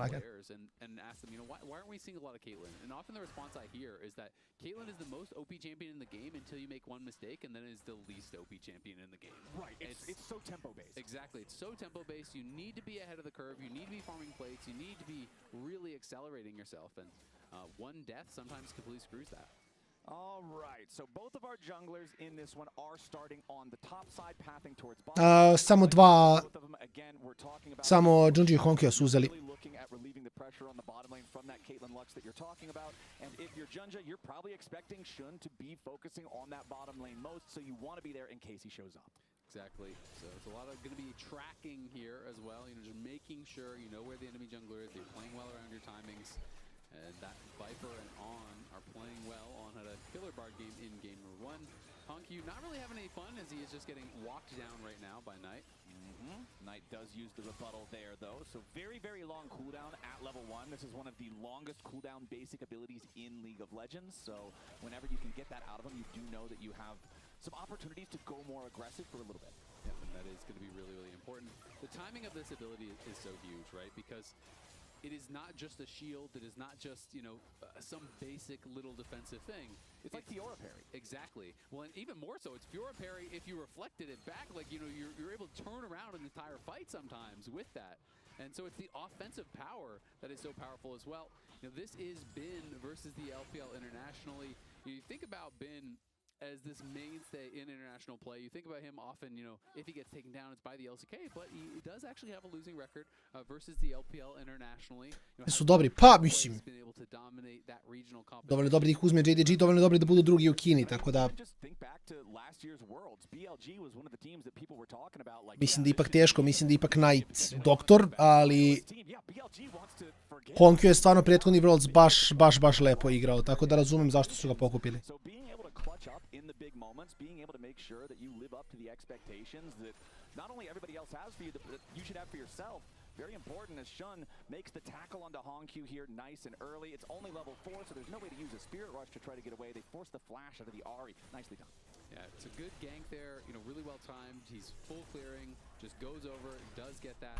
Xiaoshu going to be able to grab his first plate here already, so does have the push, and of course taking some damage to do that. I also say it was really nice from Honkyu. Ooh, was that? What was that flash? Not 100% sure. But I looked at something else for a second, and then I just saw him flash out of the bush, and I didn't see any skill shots come out, so I'm not quite sure what happened there. I was looking at something else on the mini-map. Maybe we'll get a replay. Maybe we will get a replay. I'm not sure if that was accident or if it was like a flash binding that went into the minions. I genuinely did not catch it, but Honkyu flashed very, very early there, which I think is important because he had just TP'd back. So if you don't flash early and you tank a bunch of damage and you have to take a really bad base there, sure, it sucks that you lost your flash, but it's better to lose the flash early if you're going to do it. Ooh, look at the damage! First blood Gala in the 2v2, the Piltover Peacemaker into the follow-up auto. Gala gets his first kill on drops. No jungler help required. Caitlyn Lux doing what they were drafted for. Yeah, and playing against Caitlyn Lux sometimes can be a bit of a bullet hell. You're constantly dodging. You feel like you're doing well, you're doing well, you're doing well. Hit by one binding, into the trap, into the full Caitlyn combo. Q, auto, E, double headshot, 100-0, just dead. I mean, most bullet hell games are you can dodge 99 things, but if the 100th hits you, you lose. And sure enough, got 99 problems, and unfortunately finding is one, as he does get taken down there. Vampire sets it up well, and Vampire has been playing, I think, quite well. You know, he had a really good roam towards the top side to help out Xiaoshu last game with that early TP on the Alistar. And Vampire is just a very interesting player. He's a guy who's had kind of a mixed history. Me baš zanima da gledam samo čist bot i nim šta će se dogodi. Jer mogu zamislim koliko je teško igrati u Caitlyn Lux 2 na 2.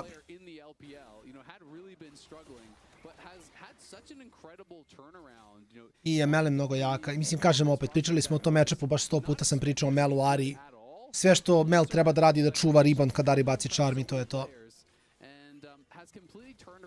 Ari treba da čeka da Vaj hita 6 i onda kada Vaj ulta Mel, u knock-upu treba da baci charm. Inače ga nikad neće pogoditi.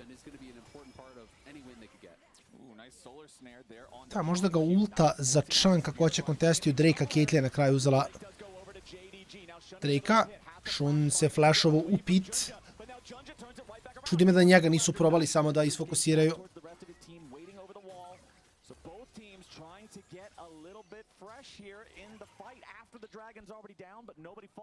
JDG still up 1,500 gold, 8 minutes into the game. They're feeling great about this early game. Yeah, that smite was a clencher as Xiaoshu interrupts the smash. Okay, the defensive Scion ulti again. This is the Scion classic. You fight with him a little bit. Once it looks like you're going to lose, you just run away. Yeah, he's got to try to make it home. Does still have his flash available, but no, Xiaoshu's not going to pursue any further. Yeah, he doesn't know where Shun is, so he's a little bit nervous about that. So Bin buys enough time that he won't chase after him. But that was a risky smite. Junja actually smote the dragon down to about 20 HP, and it was an auto attack from Gala that did end up claiming it. So Gala secured that, and could have been pretty bad had they lost that dragon, but you have full bot side prio, you have a very good early game lead. Gala's up almost 1,000 gold already. Viper very far behind as far as the CS is concerned, and First Blood wins at Gala, and they got a plate, and they got a dragon. It's a lot of ands. That's a lot of ands. And it's a great start for JDG. And it is, as Bin eats the Renekton combo here yet again. The Scion down about 10 CS, but again, this is what you expect early on versus the Renekton. He should have a lead because of how well Scion is going to scale. Jungle is relatively even. Knight and Hongq, again, relatively even in mid lane. But the story really is that bottom lane. If Caitlyn Lux gets picked, this is what it's got to be for. But like you mentioned earlier, in conversations with other pro players, it's about making sure... Da, nema, Mel je, mislim, ja igram puno Ari, tako da, a igrao sam i decent količinu Mel. I Nara je fajn u solo queue. Ima boljih pikova, ali fajn je. Of Caitlyn's power, being able to set up for objectives, make it so things like the banana brush aren't safe, the entry ramps aren't safe, they aren't an available way to get to the fight, and that's what I'm really going to have my eyes on for JDG as this game goes forward. And I think it does kind of lend itself to one of their strengths. You know, I talked about how good their objective setups generally are, so now that they have an advantage, now that they have a Caitlyn who can really control space, it is going to be powerful. And, you know, not only is the Caitlyn trap line just annoying to walk through, but it also pairs very, very well with skill shot champions, because even if there is a slight gap, you have to walk around the traps into a potential binding or charm. That makes things really, really difficult. Of course, BLG will try to... Jesam na traci sam, da. Kad smo kod toga mogu da ubrzam malo, jer baš idem sporo. Sim BLG uzeo game 1, sad kažem opet, gube oni Soma i po većinom će da bude samo Caitlyn koja, ako su AD carry support relativno even u skillu, Caitlyn Lux će dobiti skoro svaki matchup. Osim da baš ne probaš da čizdaš sa tipa blicom ili tako nešto, ali ako promešaš jedan hook, samo je gotov game. Tako da tu baš nemaš prostora za grešku. G2 je stompovao 3-0, tako da igraju finale sutra u 2, sorry. I vidite šta je problem sa Caitlyn Lux.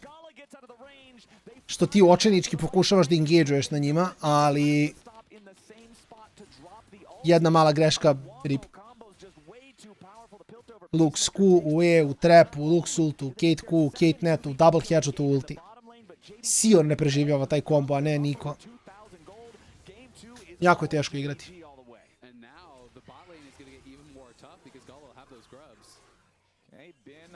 Just gonna walk this one off, wants to get away from Xiaoshu, misses the decimating smash, charged it a little bit long there. Bin goes back in for the ulti, as Shun shows up. Što je nevjerovatno da oni dalje uzimaju ovaj 2 na 2. Bar da probaju šoti u popima, jok. BLG sad okreće game. Ovo je baš big. Ovo je baš big. JDG vanished, call it a magic trick. BLG right back into this game now, creating those solo lane leads that they so desperately need after this engage goes bad from On. He did force double flashes, so that is one positive for them. You know, he flashed in with the Pop Blossom, got the double flash, but like you say, when you press Pop Blossom, you CC yourself, right? You are going to be going straight up, straight down.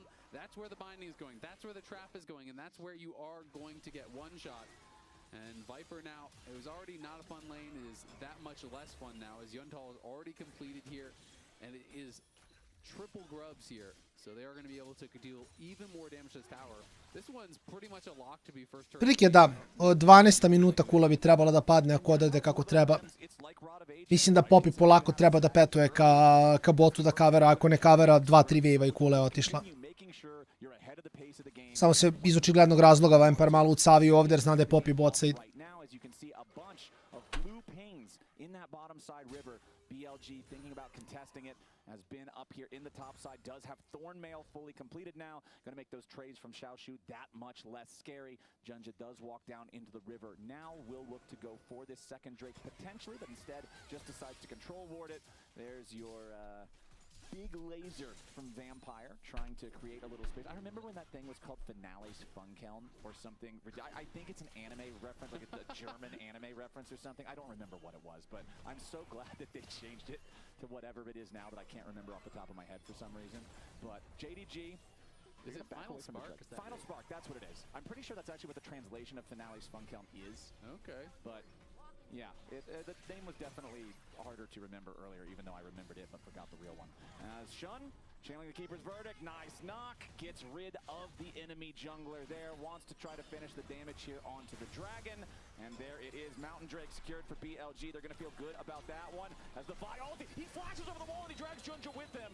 I love when players do that against a Vi. Her ulti is a full commit no matter what once it's cast. So considering he drags Junja over the wall, he spends his flash, but he demands a flash in response from Junja. Yep, going to be able to trade that out, and that is going to feel really nice. JDG, even with this big gold advantage, you know, not running everything to their liking. It is BLG that are able to grab that dragon. It is BLG with slight advantages on the top side. And this is going to be a game, we already kind of knew it, but it's really all about Gala. He has all of that gold lead, and Bin has been able to stabilize thus far on the top side. Xiaoshu's doing his best, but it's tough. Yeah, Thorn Mail doing plenty of work here for the Scion as he goes in for the point-blank ulti, decimating smash right after. Bin's got the timing to catch him on the very edge, and as the Soul Furnace explodes, Xiaoshu's consumed in the flames. Bin, 2-0-1 on the Scion. And I just don't want to see this matchup anymore, man. It's so like, rough. if Xiaoshu can't do well in this matchup, then what can you do? You know, you're doing great in the 1v1, but... Ne. Renekton u Sijana. One play goes bad, Da samo Sijan igrači znaju šta radi. Morat ću brba samo na 30 sekundi već ja.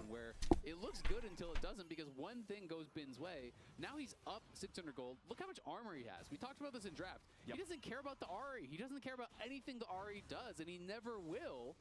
And now he has just so much armor that even with the Black Cleaver, it's going to be very difficult for Xiaoshu, and you can see in the Coinbase gold grind, it is a monstrous gold lead for Gala, but he is going to have to deal with Bin eventually, and Bin is just going to be playing in his face, you feel like, in every team fight. Gala is the gold lead. 1.7k for the Caitlyn, 1.7k for the team as a whole. You can see at the scoreboard at the top, so a lot of pressure on Gala here to make sure that he can really bring this home. It's his job to carry in this one. The Caitlyn must be on point if JDG wants to take this early lead, convert it into a win, turn it into a tied-up series. I mean, Vampire has a big gold lead himself, but it's not as though this is the solo queue style. He's not going loot Odin's Shadow Flame. He's not, you know, he's going support items, right? So, you know, Lux with the gold lead is fine, but this is not a Lux that's going to one-shot you. Sometimes, like, you see that in solo queue when they really get a lot of gold.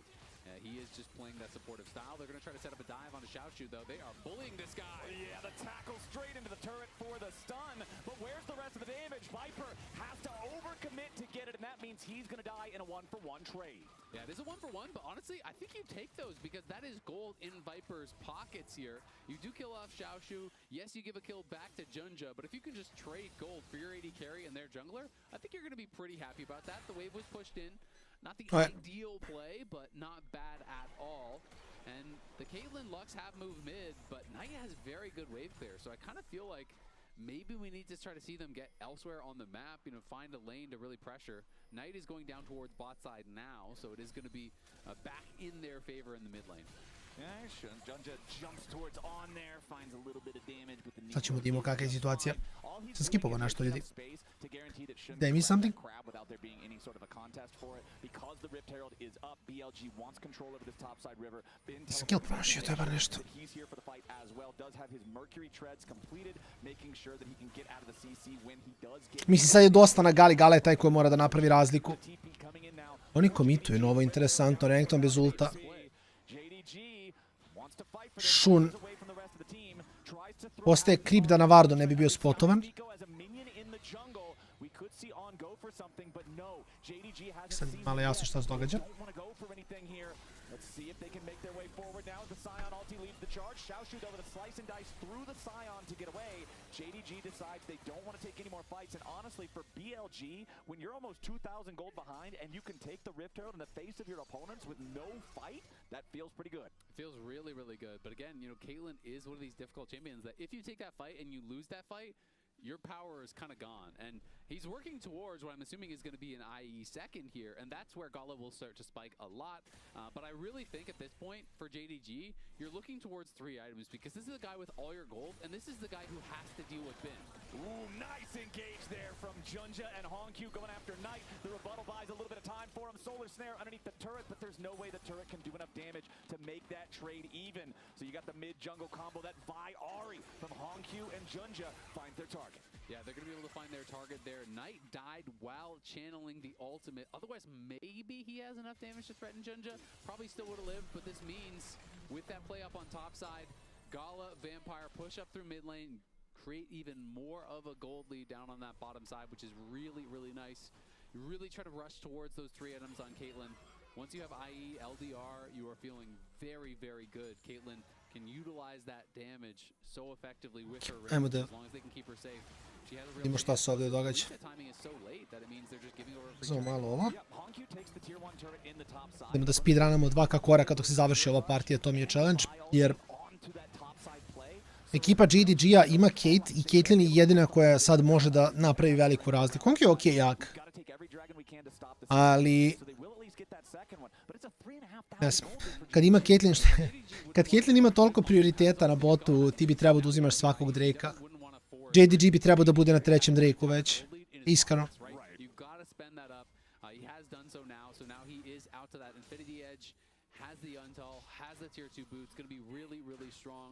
But again, it's about the LDR because Bin is just going to be stacking armor this game. You need to be able to get through him. Poppy's going to go in towards a dead man's next. So there's going to be so much armor, so much frontline power that Gala will have to be able to knock through. And it's all up to him to be able to do it. You get a little bit of help, obviously, from that Black Cleaver maybe. But there's no guarantee that Xiaoshu's ever even hitting Bin in a team fight. So you really do need the armor, Ben. And I like this total gold chart here on the side of the screen because we know that Gala has the biggest lead individually in this game, but seeing that Viper is also the 2nd richest person in the game, period, and he's still 2,000 gold behind, it really just shows how far ahead the Caitlyn is. I mean, it's so funny sometimes when you look at a pro game and you're like, ah, damn, your AD carry's down 40 CS. He must have farmed really badly. Viper has 10 CS a minute. Yeah, more, actually. It's just crazy as now BLG are looking for their opportunity to make a play tackle into the Dobar stun, on će nestane u kombu. Damn. They try to get Junja away, but now Viper is on the hunt, chasing him down. He has transcended. Another ball breaker. Šunga, nice, savršeno. Ne radi puno damage Inara još, ali jako, jako lepo. and the Yunara is trying to catch back up. Yeah, you do not want that to happen. I shotali su Honkija, nije mogao da igra. Viper still has a lot of total gold. He is still a strong character in this game. Maybe not compared to Gala right now, but damn, he's going to have a lot of gold here on base. There's the second item already completed. Going to be working in towards that third. So that's what we're talking about. You make that one misstep. If Caitlyn has one bad team fight, you know, if they show up to this next dragon and they lose, I think they are going to lose the game. So they have got to button up here. You know, BLG, we're looking for this engage. It looks like a failed engage initially, but everyone comes in from BLG. The solar snare landed on 2 there from Knight. They burst out Honkyu, and then they're just fully committing to this. So many flashes spent. They're going in on it. They know Gala's not involved. Xiaoshu's not involved. We are going to win this fight, and they're able to donate some of that gold straight into Viper's pockets. And you mentioned Viper completing the second item, and it's one of those items, the Fiend Hunter bolts. Certain items in League of Legends are built by every champion of a Nice. class. When you think about Infinity, Nice. something like that. But something like Fiend Hunter bolts, 1000,500 golda prednosti, 45 CS-a na Gali. Ali dalje ne vidim da Gala pravi, mislim kao da možda napravi toku razliku, jer treba proći kroz Siona.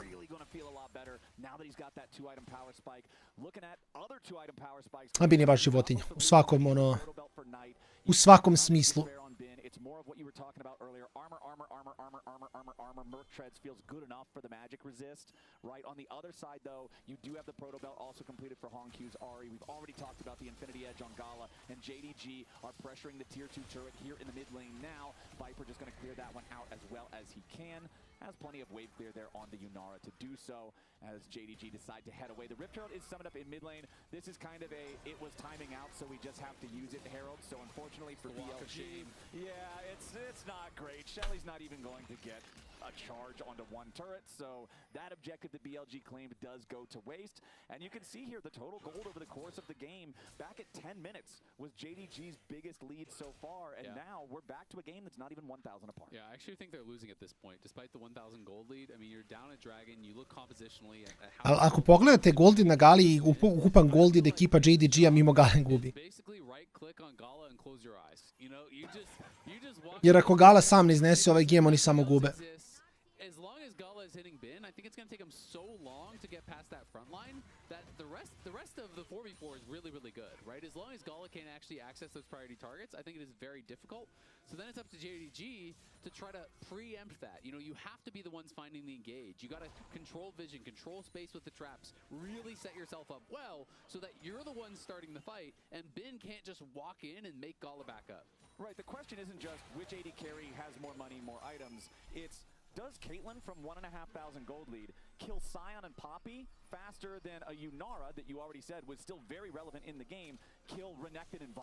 Yeah, a 0-3 Renegade, right? You know, who's going to die faster? Well, often the gold on the Sion is a lot harder to deal with. Well, the thing for JDG, though, is they're doing exactly what we wanted to see them do around this bottom side dragon. They are there first, as the 4th dragon of the game is about to spawn. They're trying to set up the Caitlyn traps, trying to draw these battle lines nice and early. But as you would expect, BLG will send Bin in first. If he accidentally eats a cupcake, it's not a problem. He'll step straight through the banana brush, but the dragon has already been claimed by JDG, and now Bin's eating a ton of damage. Final spark over the top. Bin already almost dead. Keeper's verdict hits no one. Shun tries to use the... Nice ult. Brutto Niko. Ali Gali ima free DPS. Ne znam ko možda iznese do duše.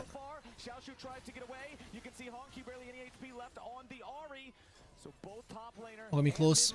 Ali se goldic smanjuje. Close ali se goldic smanjuje, što je problem. Tier 1 turret, they'll grab the first 2. TP ready to reinforce. Nice solar snare timing into the Radiant Volley right after, so Honkyu doesn't get any value out of that one, but JDG will be happy taking the dragon. Yeah, the amount of CC is Shun. Didn't get the tackle into the wall. Honkyu not quite in the position that Shun was hoping, so he tackles him just to the side of those 2 pine trees sticking out at the front. No extra stun, no extra damage. Still nice. Shun pushes it back, and that covers Knight to push out the top wave, right? So that is kind of that 2-pronged play. As this is not going to be able to kill off Shun.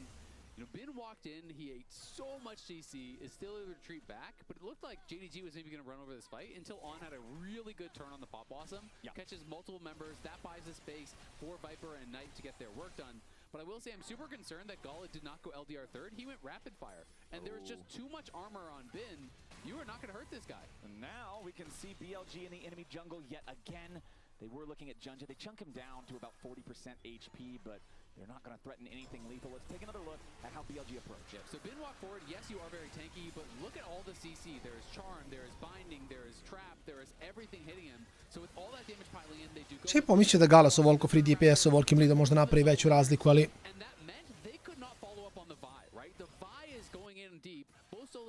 A možda ne LD... Možda je trebao treći item LDR kad malo bolje razmislim. Sad kad gledam iteme od Gale u fazonu sam... Zašto RFC? Mislim, ti već outrangeuješ svejedno. Ali ti moraš da ubiješ Siona i moraš da ubiješ Popija. Ti bez LDR-a njih baš teško ubiješ.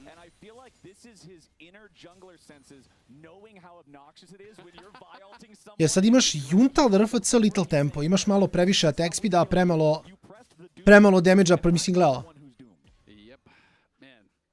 I ovo imajte na umu na...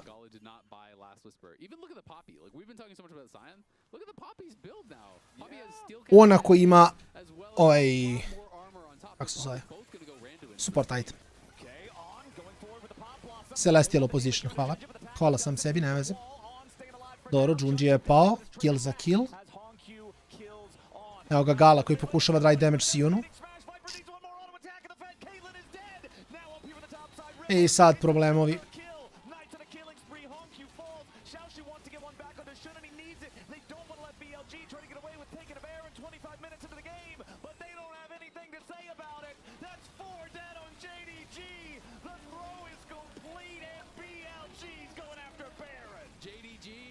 Check the time. Time of death, 25:50 in this game. BLG rip the game from their hands. The lead for Gala means nothing. The solo laners again stealing the show. And JDG can do nothing. Mi izgleda dobro za G2. Mislim izgleda, ali kao kapirati. Najgore scenariju da BLG dobije 3-0.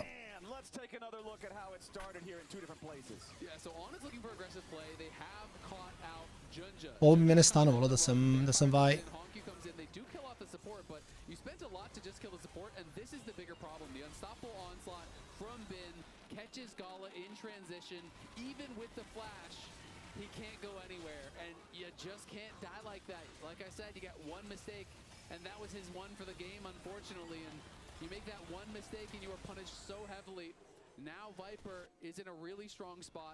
I sad BLG što samo dobija game, I guess. Da, Poppy je mnogo dobar pick, jeste. Mislim, sviđa mi se Caitlyn Lux kao ideja, ali... Polako Caitlyn gubi taj momentu koji bi trebala da ima i to je onda baš veliki problem. To je nezgodno. That you have 75% crit chance on Caitlyn right now, because that means you have a 75% chance to get your damage reduced by Randuin's Omen. Now BLG continuing to push forward here on the tier 2. The doubled up Baron Cannon minions just providing plenty of extra firepower, but JDG can't even try to defend this. They don't even need the extra range of the Cannon minions because everybody on BLG can step forward, get the job done themselves. 4,500 gold lead, Baron for another 90 seconds. Pressure onto the tier 2 turret in mid lane now as BLG is just easily walking from lane to lane, taking whatever structure they want, and JDG is struggling to find any sort of a response. I mean, even On is going to have a frozen heart. Knight has a Zonia's. There's so much armor on this team. It is going to be incredibly difficult. And really, you only have Viper as a target now, right? Like, that is it. Because you can't go on the Zonia's Mel. You can't go on anyone on the top side. And you really can't win a fight by spending all of your damage on either. So, JDG now, it's got to be basically Viper or bust. And if you ult from really long range and on Viper, he's going to R, Conmay step. He's going to pull you back into the middle of the team. And they're going to do what they've done to Junja a number of times this game. All right, BLG, time to crack open the base, and it's not going to be met with much resistance at all. Tier 3 turret falls in the mid lane as JDG still... To je čeka charm, rebound na charm. In hit number 1 worth it. Answer seems to be no right now as Vampire gets back from the fountain, joins back up with the rest of the team. Only the Nico clone in the enemy base there. They throw the light binding at it just in case. Junja and Xiaoshu trying to defend the tier 3 turret here in bottom. Being again though, just that front line, you can't do anything about. The Scion is Gal ne može stigne ni trapove da postavi sve. drops off of the tier 3 turret. BLG know that they've only got the Baron for about another 10 seconds. As you can see Ben Evo ga sad, konačno. Mi se Poppy fine, ma jok, pa nemaš. Bin ide da bulija Galu. Gle, pogledaj, gle, gore, vidi. Vidi prefidanu Caitlyn, gle. Vidi prefidanu moćnu Caitlyn, gledao. Užas. Pogledaj Bina, on tenka 3 čoveka. Mislim, on mogu ubiju jednom u nekom trenutku, ali... Samo je bolesno, on sam tenkuje njih trojicu. Bukvalo insane. Pauza 12 minuta, iz nekog razloga malo duže nego obično. Ali mislim da ću imati vremena da... taman skinem traku, nađem nešto malo da hasam. Tu sam i ja nakon pauze i... Kako stvari stoje, BLG, boga mi ide pravo u finale.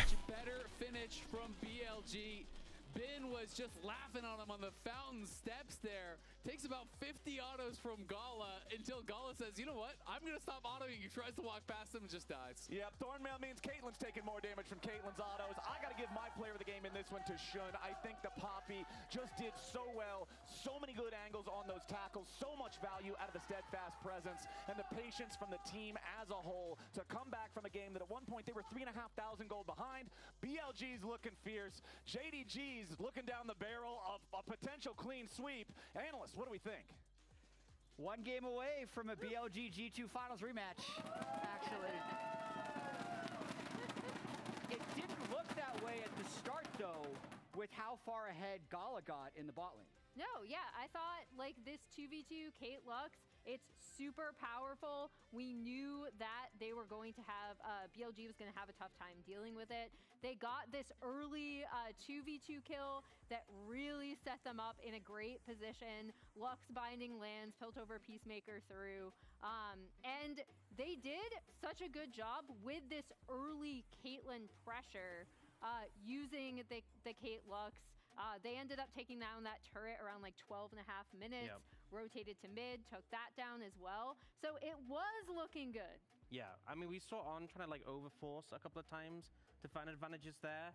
And this is exactly like, if you're drafting Caitlyn Lux, this is how you want the early lane to go. Like, you tick the box for what you're hoping for, but they weren't really able to translate that into the rest of the game because we saw topside go very differently. I mean, it's interesting because we saw game one, they played around topside for Gnar. You think, okay, that's going to hard carry the game. Here, bot lane's not going well, and BLG plays around topside for Sion, but it ends up working out really well, but mainly because they can keep the Renekton down, and then the casters were talking about this, the difference between one front line versus the other team's damage, and a Yunar with not as much gold versus a weak Renekton ended up being a difference, but they kept finding positive plays through Bin and Shun in the top lane. Yeah, and he had Knight coming in to assist, didn't really have the damage until he arrived, but it just felt like Xiaoxu, who is so good on the Renekton, was constantly trying to find angles, and every time the Poppy is turning up, it feels so bad for him just to always be there.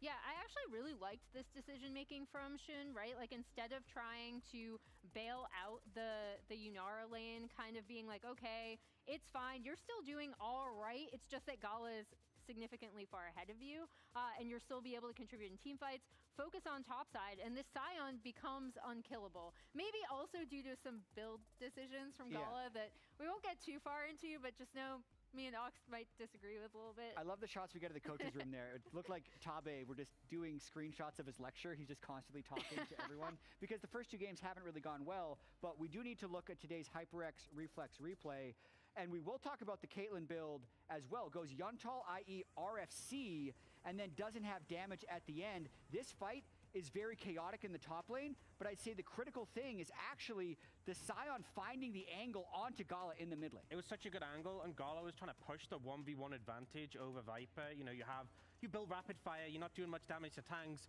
you want to try and target a squishy, but Bin just found this great angle in, and so much gold is lost when that Caitlyn is dead and taken out of the fight. Yeah, and I mean, then BLG are able to clean up the fight, get the Baron. That was the real backbreaker, as we can see I mean, look at behind here. Yeah. For how much gold he had, this is disgustingly low. Yeah. Also, look at, like, I know Sion is your front line. 18,000 damage. Deceptively doing a lot of damage. Yeah, I think maybe misusing some of the funds. Itemization wasn't ideal. We already talked about that, but I just think, like, the front line, the Poppy and the Sion together was just a complete brick wall to cut through, and especially when you have like a Vi Ari, this combo is so momentum based. Like, you get that initial kill, you can move forwards. It felt like there was just such a big stopper to that on the enemy team. The depressing thing for me, if this is going to end up being a sweep, is I thought the JDG draft was really sound. They have a way of playing through a lot of prio. They can take over the game early. They had that 4,000 gold lead. I think a large part of this game is decided on the Caitlyn itemization, which is rare that I say this about games nowadays, but delaying LBR to item 4, never making it. The RFC when he's already outranging. Even the Yuntal early is questionable with how much he can push his early advantage. Yeah, I think the Yuntal, I feel like the theory was probably some attack speed to cut through the tanks, but the RFC just makes no sense. I will say regarding the draft though, the Poppy Mel that came in to round out the composition, you know, the Poppy into all these dashes that really shuts down the front line trying to push in, and then the Mel as well, we've seen be so good into the Ari, but also a lot of value into the Lux as well. I think just stopped a lot of the pick and engage potential that we saw from JDG. Yeah, we talked a lot about Bin, but Shun is going to be our player of the game. Really clutch with his Poppy engages, also critical in getting the gold into Bin's hands to begin with. They played around him the entire time. Deathless, 87% kill participation, just a great game all around, Emily. Yeah, really, really good. I loved, again, his focus to topside. I thought the 4-5, as you already mentioned, Ox from BLG was really good in the draft.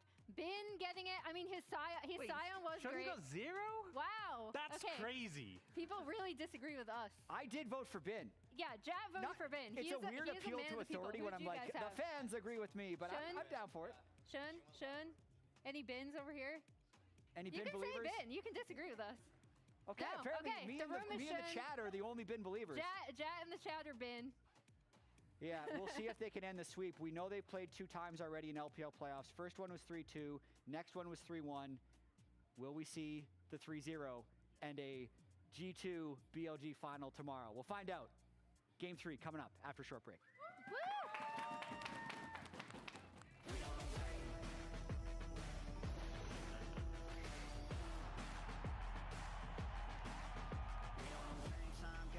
Game time, they about to step on a landmine.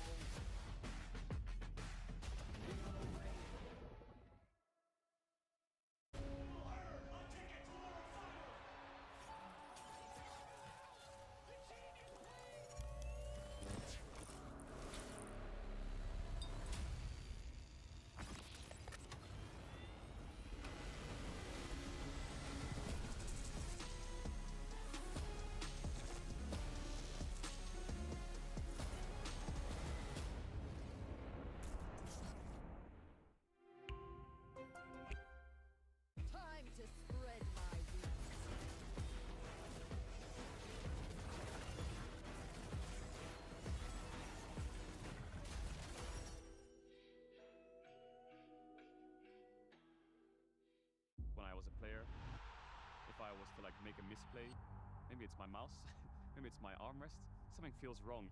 If you were at home, you wouldn't do that. The Infinite Precision Armrest is part of the larger Circulab on Stage standard initiative, aimed to bring your home or training room settings to the tournament stage. 이제 저뿐만 아니라 다른 선수들도 세팅을 더 원활하게 할 것 같고 가장 편안할 때 더 강력한 플레이가 자연스럽게 나옵니다.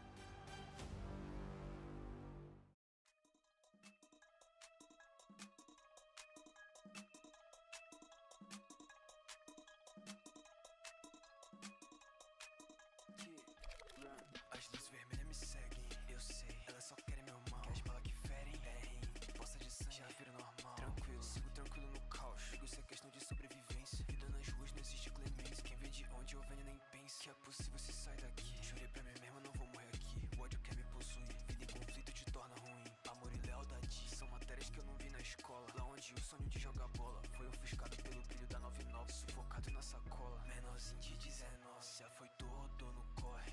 Eu nunca conto com a sorte, eu nunca conto com a sorte. O karma não cobra em parcela, vai pra pista e recupera. Eu nunca conto com a sorte, eu nunca conto com a sorte. Meu mano estão running, sempre correndo por money. Deixa esse nego falar, se queria ataque no meu lugar. Ele tá de blá blá blá, só isso que ele pode fazer de lá. Meu mano é tipo yeah. O fim é triste, neguinho.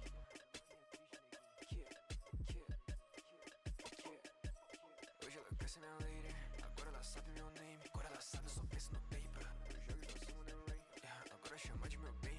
Agora ela quer ser meu bem. Será que antes eu não merecia? Será que ela só quer de vente? Ela me puxa pela minha corrente. Me solta que eu não quero mais love, só quero descarrego o pente. Essa arma me deixa contente. Tem cara de X9. Se eu tiver com a mala cheia, eu sei que ela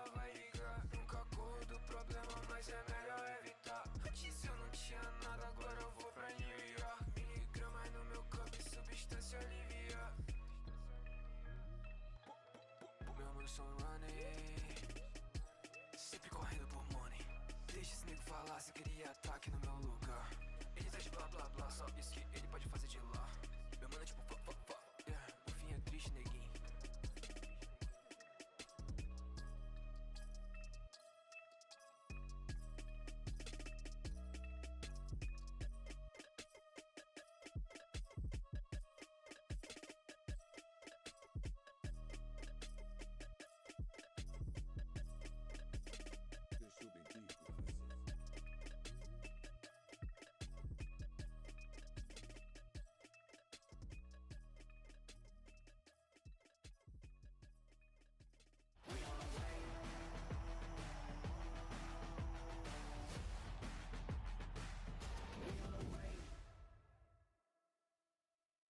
在没有打之前，我觉得其实这种东西很难说吧，然后只需要保持好我们自己的状态，迎接好每场比赛就行了。然后我们整体玩的，其实大家也会比较偏进攻，偏进攻的话就需要打野在整体的配合和一些交流上要做到对，看起来像融合剂吧。然后整体大家配合也都不错。其实，在场内我觉得我们一直都是就是在保持良好的交流嘛，然后在大家其实一致认为都是对面其实没有什么机会能赢，然后我们只需要稳一点打好团战就行了。Flash will still have a little bit of time left on the cooldown, as will the Mundo. On goes in, flash into the pulverized headbutt backwards onto Caps. The Aurora's already dead, as Bin's in the middle of everybody. Knight staying alive against Broken Blade, and Bin is just buying time. Now both of that front line, both those solo laners are dead on the G2 side. It's a double kill for Shun's Pantheon. 我觉得就巴西粉丝们就其实在场馆的时候，我看他们都很热情嘛，然后我们打的也特别有激情。然后我觉得他们支持我们的话，因为我们可能打法会比较激进，然后比较多点舔血吧，看的会比较好看一点。就谢谢大家支持，然后接下来比赛我们也会拿出最好的竞争力来。Ladies and gentlemen, welcome back to First Stand 2026. It is our mom. second to my mom is Azale's #1 fan here on the show. She's his favorite caster. And now we have only one potential game left until the finals. If BLG can clean sweep this, they're up 2-0 over JDG. Game number 1 was close for a little bit, and then BLG dominated. Game number 2 was a very powerful JDG early and early mid game. And honestly, at one point, Isaac, JDG was up over 3,000 gold, about 3,500, and then it all came crashing down as they lost one big fight. The gold swung about 5,000 the other direction, and BLG still managed to win in under 30 minutes. Yeah, I mean, BLG just stacked infinite armor. It did feel like even though we had this Caitlyn so far ahead, once the Renegade got put down, it started feeling tough. You just look at the itemization from Bin. He was very intelligent about his items this game, stacked infinite armor. The only MR he had was the Merc Treads, and you need tenacity because they have so much CC. Yeah. So I felt like he built really, really intelligently. Shun as well. They just had the answer to the Caitlyn, and they played better in the fights. And you heard when we had the little clip from Shun there before we came back to us getting ready to go into game number 3. He was talking about, we just need to have good communication. We've got to make sure that we're calm and executing on our team fights, and we know we can win. And that's exactly what they did in the last game. They didn't allow themselves to get rattled when the Caitlyn Lux lane got very far ahead. They didn't allow themselves to play sloppy and feel desperate and feel like they had to force something. They waited until they were strong enough, and then when JDG had a moment of weakness, when they went a little bit too far, when they were able to be picked off, BLG executed, and they deserved the win. And you got to say, BLG are kind of just on fire at First Stand. Their start was a little bit shaky. They went down 1-2 to Fearex. They've won 7 games in a row since then. They 3-0 super stomped G2, and now they're up 2-0 in this series.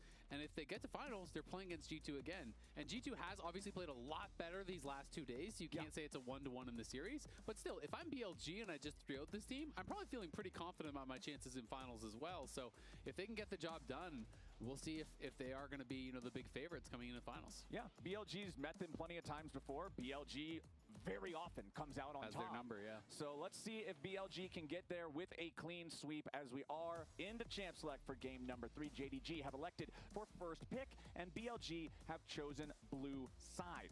checking out our bands. JDG has got rid of the Gwen, the Pantheon, and the Lulu. Meanwhile, BLG continuing to remove the Rumble, the Karma, and the Rise. Seraphine locked in, and like you just said, you would expect Ashe to be her lane partner. Now the question is, does Viper want to take it away? Do you just want to go Ashe Nautilus or something like that?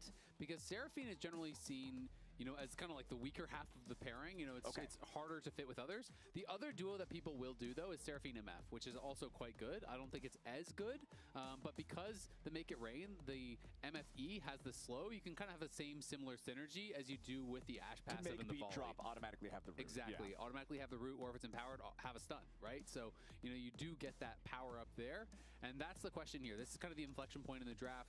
Are you going to steal it away? And they're at least considering it, but not necessarily having to go for it. I always think this is really interesting. Anytime a specific 2v2 like lane combo becomes so popular, people have such wildly different opinions on like which half is better, which half should you draft first, should you take it away if they draft the wrong half first. It's like Zyra Khan back in the day, it's like Karma Ezreal earlier in the year. There's a lot of different examples. And remember that in game number 1, Xin was banned out in the first rotation, so he couldn't be played. Game number 2, BLG had to make the choice, do you want Xin or Sion? They wanted the Sion, it was the right choice. Xin gets banned out in the second half. Now in game number 3, Xin gets picked by BLG, and what you're talking about MF, I love Xin into MF because the bullet time, you're just not going to get value against him in the ulti. And I actually think this is really cool. So what I was going to say is, not only are you stealing away the best combo with the Ashe, but Xin is generally considered the best combo with the jungler for Seraphine because you're buffing them up.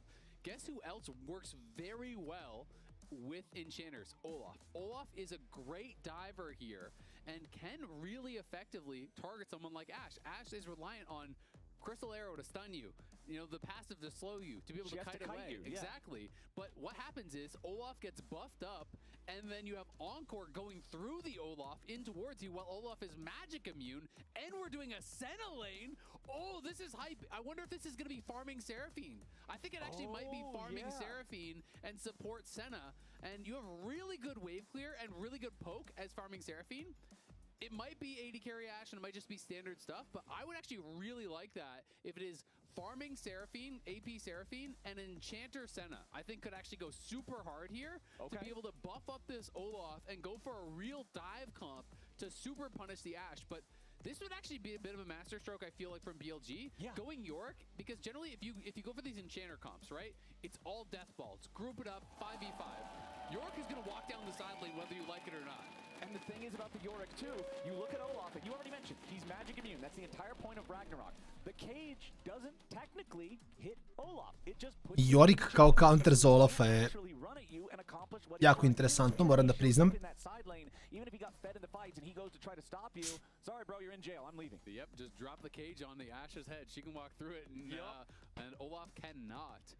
But I always feel like split push is the best counter to these hardcore just death ball comps. I always think it's so powerful, but you are still early blind picking Yorick, and Yorick can be quite vulnerable, so they have to ban out some of the difficulty champions. Renekton, very, very difficult. That's already gone. Ambessa, difficult. That's already gone. Nara is one of the answers that's not a great answer, but sometimes people will go for it. So they're going to ban out Jax, and they're going to ban out assistance for the side lane, so he can't just go like Camille and then have a TF camp for you and put the Yorick in the dirt. So I think BLG is actually playing this really, really intelligently. I kind of love their draft, but I also kind of love the response from JDG. These are two really cool drafts. Yeah, I'm having a lot of fun with this. LeBlanc is going to be banned out by JDG, so they want to get rid of the opportunity for her to try to blow up these enchanters before they're able to be the team fight battery they need to be. Akali, so double mid lane assassin bans from JDG. I wonder if they would consider going even more into this kind of like Olaf dive with something like a Galio. We also have to remember that Xiaoshu could play the Olaf top, right? It could be jungle or top. You know, it can go either way. I definitely don't think you want to play it in the 1v1 because of the interaction you talked about with Yorick. But damn, Anivia also really, really strong. You can't walk through the wall. Yeah. And they're terrain creation they're is just how building walls. It's how you, and Olaf's going to pay for it. They create these terrain pieces that they're saying, okay, I don't care if you're CC immune. The rules in League of Legends are you can't walk through a wall. So here's some walls. Yeah, exactly. Man, that's got to be annoying for JDG because I feel like what they did was really clever here with the Olaf and the double enchanter bot lane. I mean, maybe it's AD carry Senna, we don't know. But, you know, I think the theory of it is really, really clever. Like, haha, Ashe has no answers to this. And BLG's just like, haha, we'll build a house around it. Now we're playing Fortnite and Ash is at the top of the tower. You thought you had a 1v1, and we're getting Tryndamere. What the fuck? There's a solo queue answer to Yorick, because guess what Tryndamere wants to do? You want to walk down the side lane, but you actually win the 1v1 against Yorick. So it is really good. Marence, naravno, sreću, nema šta, navijamo za vas, ili ti za nas, ili ti, znaš što hoću ti kažem, vratimo iskidati ih danas, ja verujem. Iskreno verujem. So this game is getting wacky at this point. This is fun. I love this. Yeah, and if you're going to go split push, you need to pair it with wave clear. So both teams have done that, right? If you're going to go Yorick split push, well, Anivia is going to be your wave clear. And on the other side, the Hui is supposed to be the wave clear here for the Tryndamere split push. So a lot of really cool stuff happening in draft. These are some crazy cooks, I'm not going to lie. Yeah, this is a lot of fun. Wait. Is it support Aurora? It's support. Oh, it's support Anivia! It's support Anivia! Šta? Anivia with mid lane Aurora. Okay. All right. I was like, there's the What? So it's going to be support Anivia here. Šauhu igra Tryndamera na topu. To my recollection, they won that game. Okay. So, you know, he has brought it out before. People often, if they're going to go for this type of thing, Yorick kao counter za Olafa i Tryndamere kao counter za Yorika. Šta se događa ovaj draft, ljudi? Exactly. And I do think Anivia support, like, it can work. I think it's more of a compositional answer, right? You know, you do have the walls you have later on, but part of the problem is with support Anivia, you don't get a lot of levels. And levels is something that's actually really, really important for Anivia, because not only do you need rank ups in your damaging abilities, Anivia actually does really need rank ups in the wall. It gets far wider. Exactly. The wall is not very powerful at low ranks. So as support, you either have to say, all right, I'm going to max wall, I guess, and have a decent wall, but then deal no damage whatsoever, or you have to accept that the wall is just going to be tiny and easy to subvert. So I'm really interested to see, like, is he still going to try to get gold for Aurora just to have an additional level, an additional skill point? Is he going to go for, like, Elixir of Skill as far as his actual rune choices to get an extra skill point there? Like, what are the actual answers going to be here? Is he still going to build a tier? You know, I think it's actually really cool. Because you're going up against a lane as well that has Seraphine in it, which can be totally obnoxious to deal with. So if you're 1 point Flash Frost, 1 point Frostbite, and then all points wall, your trading power is going to be useless almost, I feel like. So the last time we saw Tryndamere internationally, 2022 Worlds, as Evie played it, and it is going to be Grasp Ignite Tryndamere. So this is pretty powerful. It is going to be just AD Senna, and they're looking for a little wraparound here. Okay, they do find Gala and Vampire. Flash out of the Seraphine, nice and early. And this is honestly, Jako čudno. Season 2026 is the fact that the minions spawn so early, these level 1. Da, izgleda stvarno biti 3-0, ko zna. Mada jako je čudan draft. Tryndamere Anivia support, znači baš je ono spellbook Anivia support takođe. 1 minute into the game. And so what Honkyu did as a response was actually pretty clever. He pulled the wave. He stacked it and pulled the wave so that more of his melee minions would get denied. So Knight just didn't miss a couple minions. He also missed a couple minions of experience. And the other thing here on this bot side is that there's a ton of sustain from Gala and Vampire. So Knight is sacrificing his lane a little bit to get down there and try to put them in an advantageous position, because if you get on the back foot, Seraphine is going to constantly poke you, and you're going to constantly have Senna just shooting Qs through the Seraphine. Sako pričao Aniviji support, ali šta je s Tryndamerom na topu, ljudi? And I do also want to mention, JDG is playing Sultan Tryndamere, and that is one of the first skins I remember hearing high-level players, like challenger players, pros, talk about how this is a skin that actually makes the character feel better because he doesn't have that hop into the air auto attack animation on crits that's easier to auto cancel. It's just a bigger slam. And so I always like to see those little tiny min-maxes on things, as BLG and JDG have brought their creativity here for this game number 3 draft. I'm so excited when we get stuff like this. I like that skin too, but I just like it because it makes funny sounds. Okay, fair enough. Sounds are also a good part here as On tries to stop the blue buff farm from Junja, but is not able to do so. Junja going to be able to grab this up, and yeah, On just trying to be about as annoying as he possibly can, as Knight, despite giving up that level 1, is doing well. And as our early game is spicy in this one, remember, you can get the Act 2 Battle Pass bundle right now. Add a little bit of spice to your own life. Tell them Lala Esports sent you, so they'll give us more money. It'll be great as JDG is trying to get some money for themselves. Long-range center route there onto On. The Anivia just barely escapes becoming scrambled eggs. It doesn't even use the flash, and they did use kind of their own version of this combo where Senna Q does give it slow, so the Senna Q can set up for the beat drop, of course, in that similar way. Not as easy to apply as an auto attack from Ash or an MFE, but if you do hit that, that is still going to be there with some value. You can see this is going to be the LPL Finals rematch. It was 3-1 for BLG in the LPL Finals. The upper bracket, though, Finals was closer, was 3-2, and now we are set up for a potential 3-0, so it could be that kind of continuation of improvement from BLG, getting more and more dominant, unless JDG can turn this around and make it a little bit closer.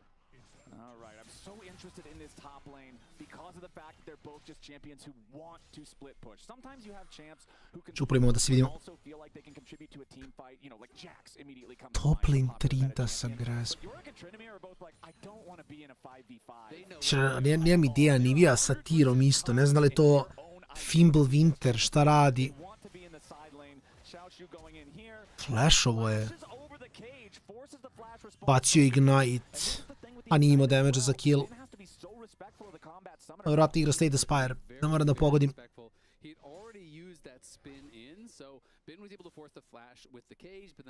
Ali ovo je fajn od Bina. Mislim, ok, dao je flash za 2 Salmonera. I sad Shun ubija Shaohu ovdje, on nema flash. Ima spin i to je to. Shun samo ga basicuje. Da, i to je kill.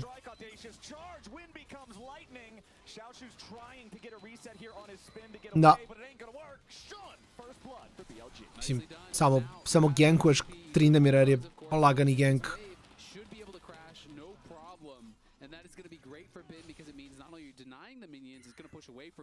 Junja, though, doing what he can. He's going to take away camps on that bot side. You know that Shun went up towards top side, so he's going to lose both of these small camps, or at least the first one, and now it looks like Viper and Honor are going to try to defend his next. Meanwhile, Knight going in, using the ulti here early on against Tong Q.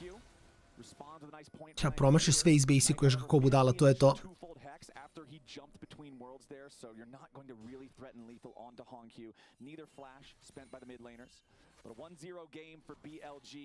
Trinda Vamp being plated. Tek da svejedno ima sustena, mislim da je ovo fajn za Jorika. One thing I will say for Xiaoshu is this is pretty dicey. Yeah, Hongq forced to flash away there, because if you get the twofold hex, that damage plus the additional damage from the electrocute could have potentially been a lethal situation, as On and Viper continuing to just get abused. On može da igra Zag form samo, da bude egovan ispod kule, da bude fajn. Da, namerno je to uradio. Nebitno je. Nije u, to je hteo. Bukvalno je namerno bio pogođen strani skillshot, a se vrati full health u lane. Ovo je bukvalno Nive htjela da se dogodi.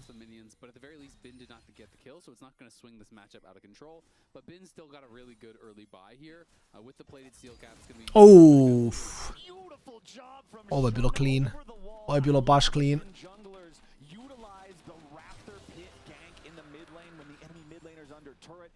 The wind becomes lightning. They know there's no flash on the way, and they accomplish the dive there. It is BLG plus 700 gold, but JDG snags the first Drake for themselves. It is Ocean Drake number 1 at 6.5 minutes in, so that's going to feel good for your laning phase. I mean, it kind of just feels like Shun is just running this series, man. He has been so effective, and, well, Junja hasn't really done anything wrong. You know, he's just power farming, you know, he's doing his thing. Shun has affected both the soul lanes, right? He's been able to really make a big difference, and now that is tough. Honest's getting low. Remember, he has no egg. Yeah, he does hit the flash frost there. Close range. Vampire trying to get away, but a nice wall. Flash away from the high note, too. On with the outplay. He spreads his wings wide, and the gusts blow Vampire straight back to the fountain. Ovo je baš problem. Ovo je baš problem. Da, ovo je baš problem. Vode 2-0 i još rade posao sad u ovom gameu. To je baš problem. Does have that early Vamp Scepter, so we'll see exactly how he wants to build. Yeah, the Vamp Scepter is at least going to give him some sustain dealing with that constant harass from the Maiden. Oh no! Hongq gets hit by a max range enchanted crystal arrow into the perfect flash frost. Pro njih stompa supporta Nivija. Sends him to the underworld. Knight picking up his second second kill of the game on Aurora. I mean, BLG are just too good, man. What can you say? They're doing everything right. You know, the level 1 from Knight to put the bot lane ahead. Then a gank from Shun to put top lane ahead. A gank from Shun to put mid lane ahead. Then Viper gets a 2v2 kill. Uses that prio, gets the ulti down mid lane. Where guess what? Ana's shown up to put Knight even more ahead. It is just this synergistic play of every time they have built themselves some time to get active on the map. They build a little tempo, and they just use it to the best possible effect. And it is looking tough. I mean, you never want to call a game this early, but BLG are firmly in the driver's seat. And I will say that, you know, you say you don't want to call a game too early, especially in a game like this one that has these two side lane champions. Ma dai Trinda sa Grespom nije... Mislim kao malo manje imaš prešara kasnije, zar ne? Right now for Bin, but you can see it's only a 200 gold lead. So if JDG can turn things around, enable Shalshu, the encore misses there on hugging the wall, making sure he stays to the side of that one, does not get caught out. And not only do they not find the play they want, now you can kind of just like breathe a little easier. You know there's not that big engage in the bottom lane, as Shun still has control over the top side here. He'll pick up the crab. JDG might have got the first Drake, so that means there's no reason for them to really be worried about what's going on in the bottom side river right now, as Junja is going to take his recall, go back, purchase his Phage, and Shun will take the grubs. I mean, Anivia is so comically slow. Da, baš je čudno, mislim kao ono polufinale first enda da ide na 3-0, 3-0 je baš wild. He looks so comfortable here, and it was a pretty hard force from the JDG bot lane. You know, Gala, I feel like maybe tipped his hand a little bit because he's not even picking up souls. He's walking past the souls to just run straight at the Anivia, and they look for this encore with Junja behind him, but can't find it. So the flashless, eggless Anivia gets to live another day. It's just like, this champion might as well be a target dummy. It can barely move, no summoner spells, no passive, but On is very good. Oh, you gotta be kidding me! Viper with his second arrow from a mile away, and it's another kill for Knight. Hits him with the thumbs up. Thanks, buddy. Viper's looking like Steph Curry down in that bot lane, brother. He's just hitting the long-range shots after shots. I G to za 5 dana treba Let's da igra. Mislim da G2 ne igra prve nedelje uopšte, do duše. Da, G2 uopšte ne igra prve nedelje. Pa da imamo dobre mečeve svijedno, mi će bude fan.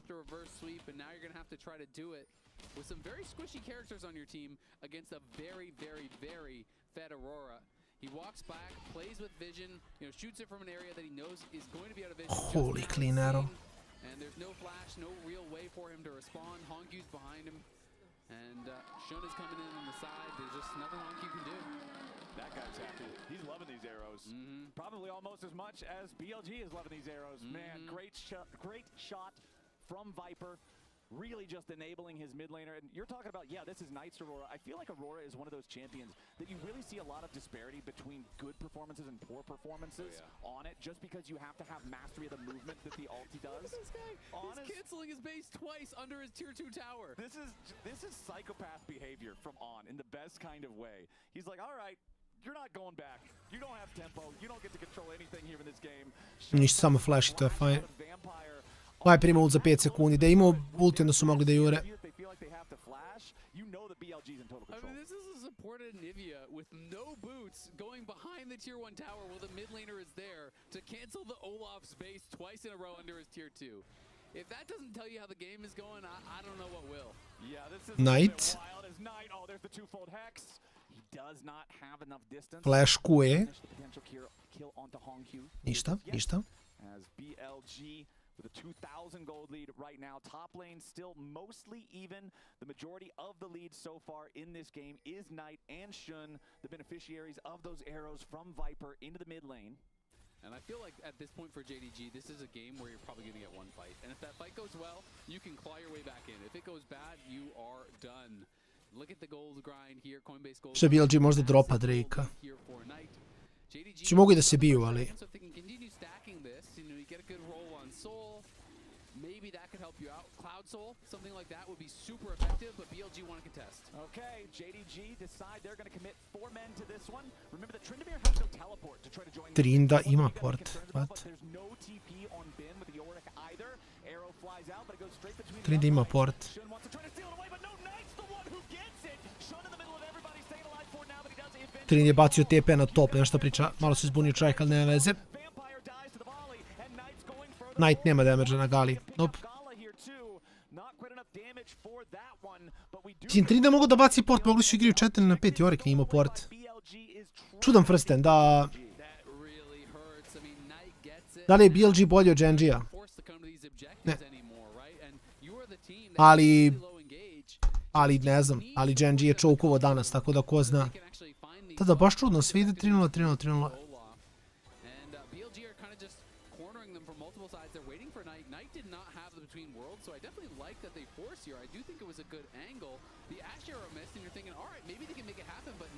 Što sljedeće nedjelje kreće Lec.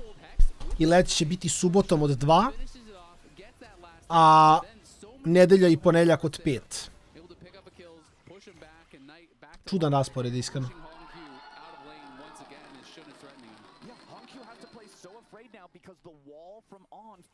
I to prva 3 dana će biti 3 best of 3-a. Jako čudan raspored Leca.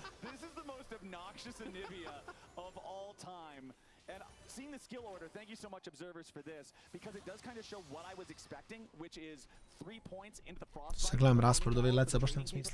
And now he's putting points into the wall because he knows, okay, once we get into the bigger fights, I need the long extra distance on the wall to make sure this is relevant. And especially, I mean, you're going Solstice Slay, you're getting an early Oblivion Orb, you're not doing damage, right? Right, it's utility Anivia. Exactly, your utility Anivia, you're trying to be really, really annoying, and now he picks up the Swifty boots, so his job is just going to be running around, harassing them.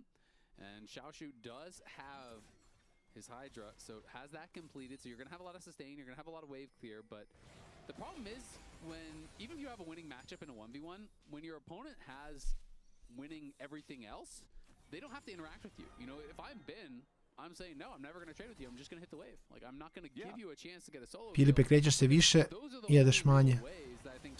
Sve od TLDR. Nije komplikovano, samo je dosadno, haos. Even with the airy, undrinks his potion and just walks away with 30 HP. The Anivia annoyance comes on back. This is the most hair-pulling experience if you're JDG. This stupid Anivia is in your jungle all game, and then you get him down. Sanki Anivia, brate, nevjerovatno. And he just flaps away. Yeah, you'll remember the day you almost killed on, but for him, it was just another Saturday. Just another day on the Rift. Junja showing up mid lane here. Wants to go after Viper. This is what you draft the Olaf. Clean. Clean. Lep sidestep. Guarantees the VIP. It's the first 3 letters of his name. Gets away. Ooh, I like what you did. I didn't even mean to do that. That was an accident. That felt cool. Nije bilo loše, nije bilo loše. 86, above 86% forward percentage this game, which is pretty insane, as Lana has just been living in the enemy jungle, which turns out means it's past the halfway point. Forward percentage, again, for people who aren't super familiar with the more less known stats, is being past the halfway point. Treba da li loše, pijem liter mleka, demam. Pa ako hoće se gojiš, ne.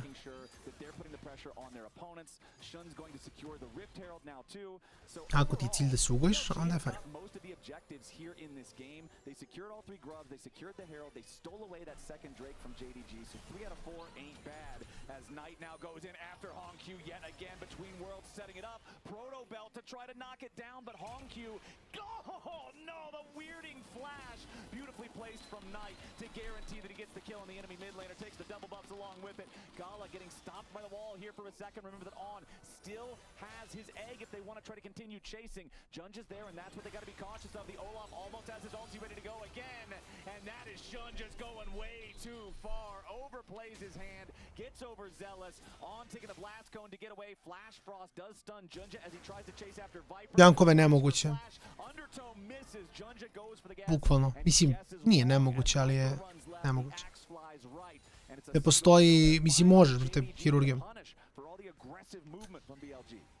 Ne postoji način da izgubiš salo s jednog dela tela, a da ne izgubiš s drugog. Ili kako da izgubiš salo, a da ne izgubiš kile. Pogotovo 5-6 kila, to ti je rekompozicija koja traje... Možeš, ako si spreman da tryhardaš jedno 3-4 godine da rekompuješ telo.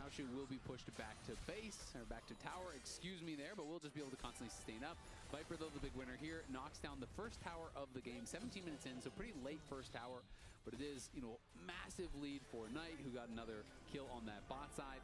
It is nearly 1,000 gold for Viper as well. I want to try to find on here, but both spells miss. He just walks away from everything. On is just, he's feeling it, man. He's loving the support of Nivea this game.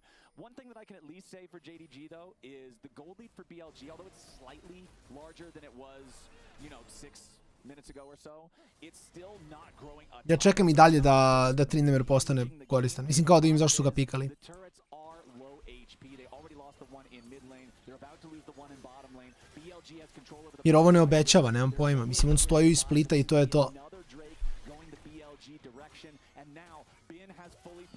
Trinity Force. Up until this point, he was dealing with the full item Tryndamere, where he was still having components himself. Because he stopped off for those steel caps, and executioners, that means a really delayed first item power spike. Now he's caught up though, so the Yorick's going to feel that much better. Yep, is going to be feeling a lot stronger as a result here. So they're just going to send Honku up towards that top side for now. Looks like Knight should be able to finish off this tower on bot side though, so that is going to be even more problematic. And I gotta say, this is the Nivea support game that is going to spawn thousands of inters around the world. It's also a weekend right now, Azale, so that means everybody's queuing up as we speak. Everybody's not at school, everybody's not at work, everybody that is watching First Stand is about to queue up some support in Nivea. Hey, I should play some support in Nivea and solo invade over and over. That'll go well in my game. This is what at least one of your teammates is thinking when you press queue up right now. So if you're at the edge of, like a 99 LP type of situation, because they could be on your team. They could be on your team. You might want to let that one slide this time, as Ben will be able to just take out this tier 1 turret here in the top lane. Now the gold is starting to run away a little bit more. We're almost 3,500 ahead on the BLG side. It's just about 20 minutes into the game, so Baron is going to be spawning here soon. I don't think that BLG is going to try to rush Baron or anything crazy like that, but we do have 2-item power spike here for Viper. Kraken Slayer and Phantom Dancer, both fully completed now. You can see he cashed in on the Cull for the extra gold infusion. Over on the other side, Gala does have static. Ok, brate. Oh, okay. That was going to be the third one if he didn't flash. So all 3 arrows aimed at Honku. Kill. Viper igra Wild Rift, brate, on vozi ove strele, sigurno.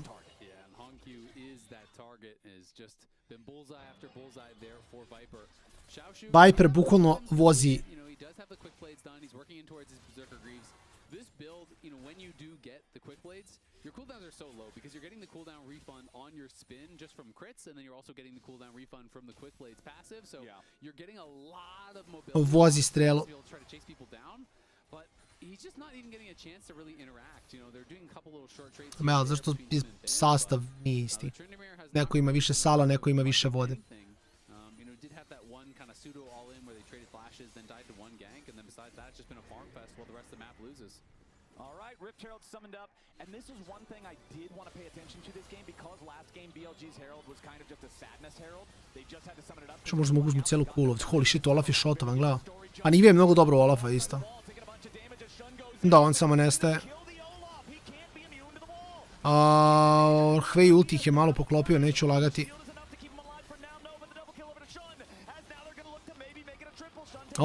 Ok, Gala. Šta 2 za 1 i kula. Pa nije baš nešto gigavrt, iskreno.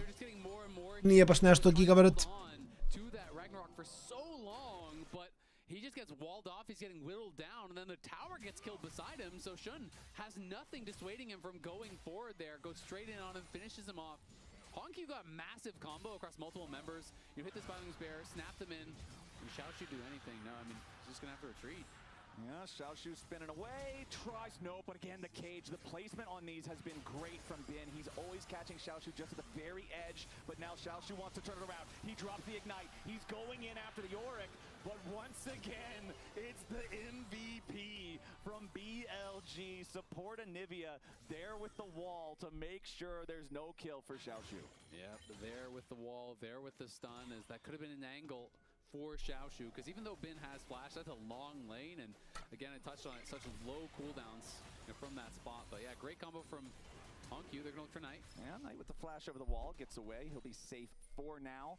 4-0-3 on the Aurora, no deaths, and 7 out of 9 kill participation, so really great game for him. Again, a lot of that set up thanks to Viper's air. Ja i dalje čekam Trindu. I don't think I have a complaint how Kao, piko si ga, mora da nešto radi.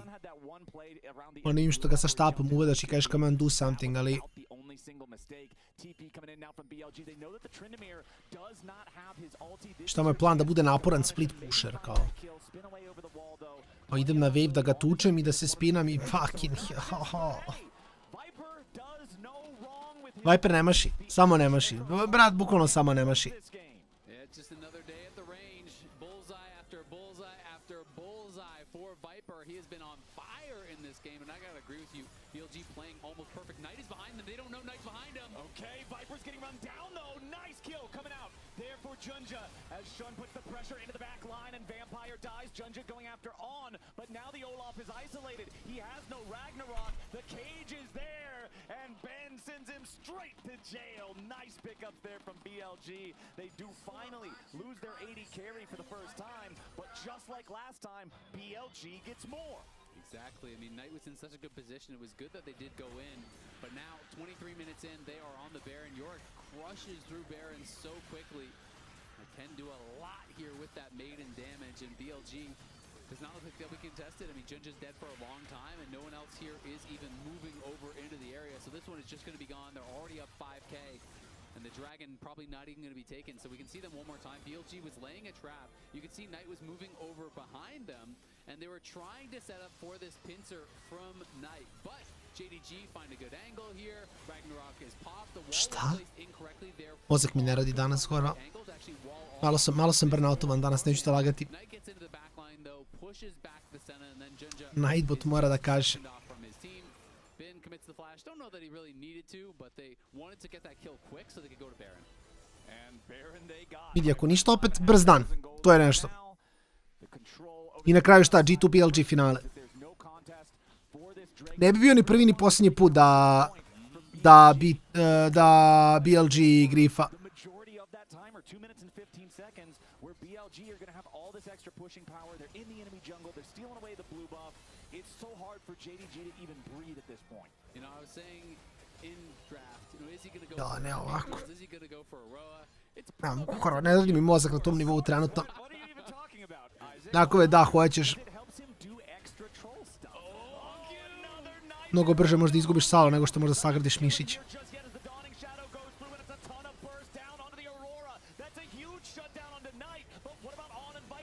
Ma kakvi.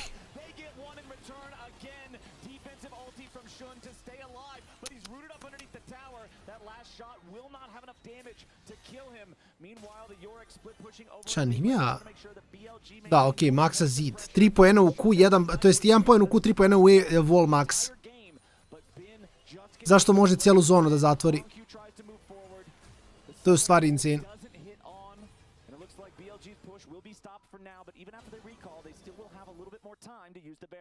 Yeah, Ben just going armor stacking here. Frozen Heart second.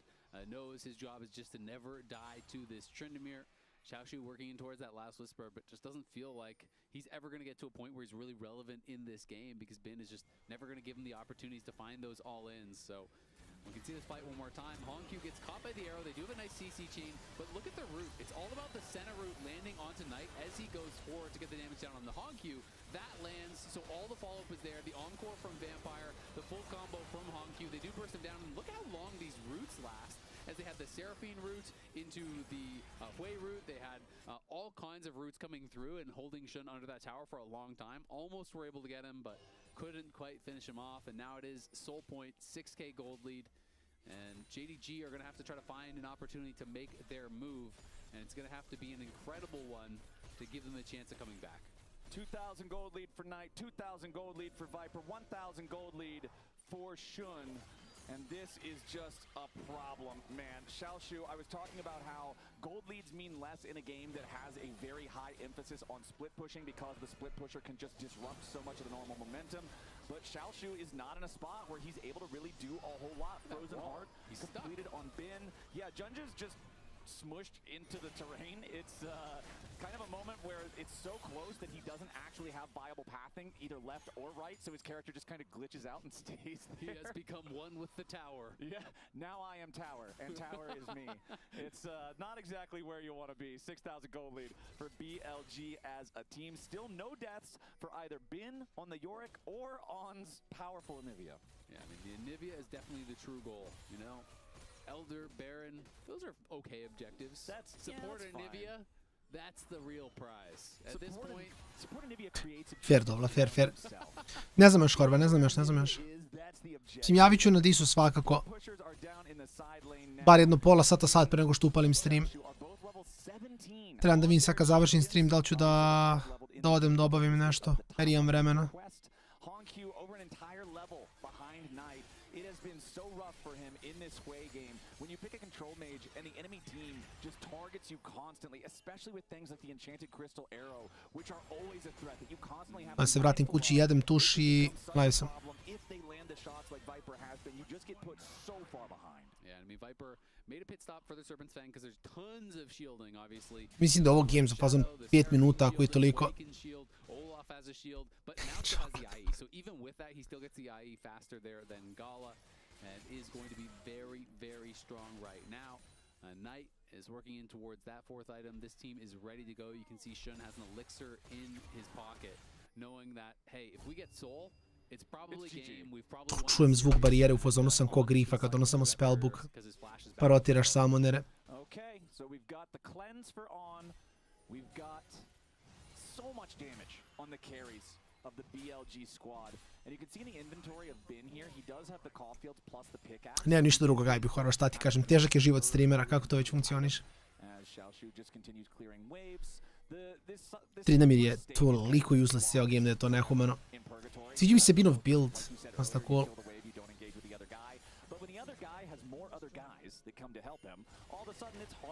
Ajoj, uff.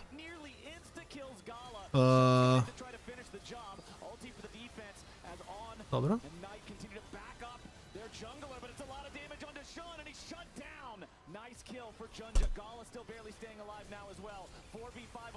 Šahu. Koliko useless.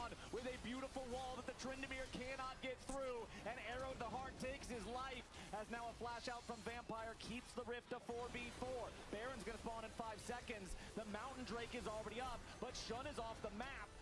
Finally a route onto the Anivia, but they can't follow up because the wall blocks the entryway. Bin is down to 1/3 HP, but remember, he doesn't have his teleport either, so he's just gonna go back into the bottom lane to re-split push. BLG knows that yes, this would be Soul, but even if JDG takes it, they're gonna have the pressure from Bin at the same time to break into the base. On and Viper. Šta Bin uzima inhib za to? I guess da je fine trade. Ali Knight će da umre ovde. Ne, Knight umire.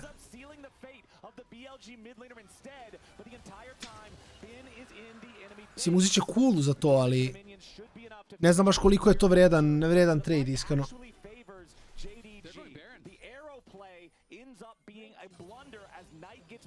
Trying to kill Hongqiu, and we'll see if JDG can take this objective. This would be huge. I love it. You gotta flip it. You are behind. You gotta take risks. And Knight is dead with no TP for a long time. This might be their best shot. Hongqiu coming around on the flank. Viper and Ban approaching here as well. Hongqiu has to flash. The wall would have sealed his fate otherwise. As Shun goes into the middle of everybody and Gala's already down. Now the Olaf tries. Sad samo da izgubi game, da? Pa dobro.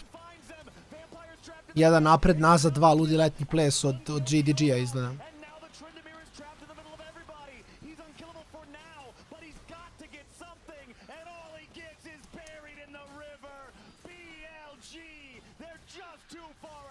Pa da. Što on dueluje Hongqiu 1 na 1. Na Nivi. Bazid još malo, 5 sekundi. Gonna be able to get him. JDG, it was a valiant effort. They got a kill. They got a dragon. They felt that that was going to be their moment to try to make something happen. But it took so long for Xiaoshu to get there. And Gala, without summoners, could not stay alive for long enough for that Tryndamere to arrive, for that Tryndamere to really make a difference. And by the time he finally got there, he just gets CC'd, he gets knocked down, and now JDG back against the wall here. Down 8k, they did stop the Soul, but they gave over the Baron. We can watch it one more time. This is that initial play. Hongqiu gets pushed on the side. They just can't buy time. Look at Gala. Gala gets sectioned off, burst down immediately from Shun. Hongqiu is forced to flash thanks to the Anivia, so he's not even involved. So the Olaf is completely sectioned off. By the time Xiaoshu arrives, just look at this. He gets caged in, they pull back, he gets knocked up by the Baron, then stunned by Jako mi sviđa ovaj Nivea pik, iskreno. Pogotovo u Olaf Trindamir komp je baš dobar. Baš radi jako lep posao. Iskreno.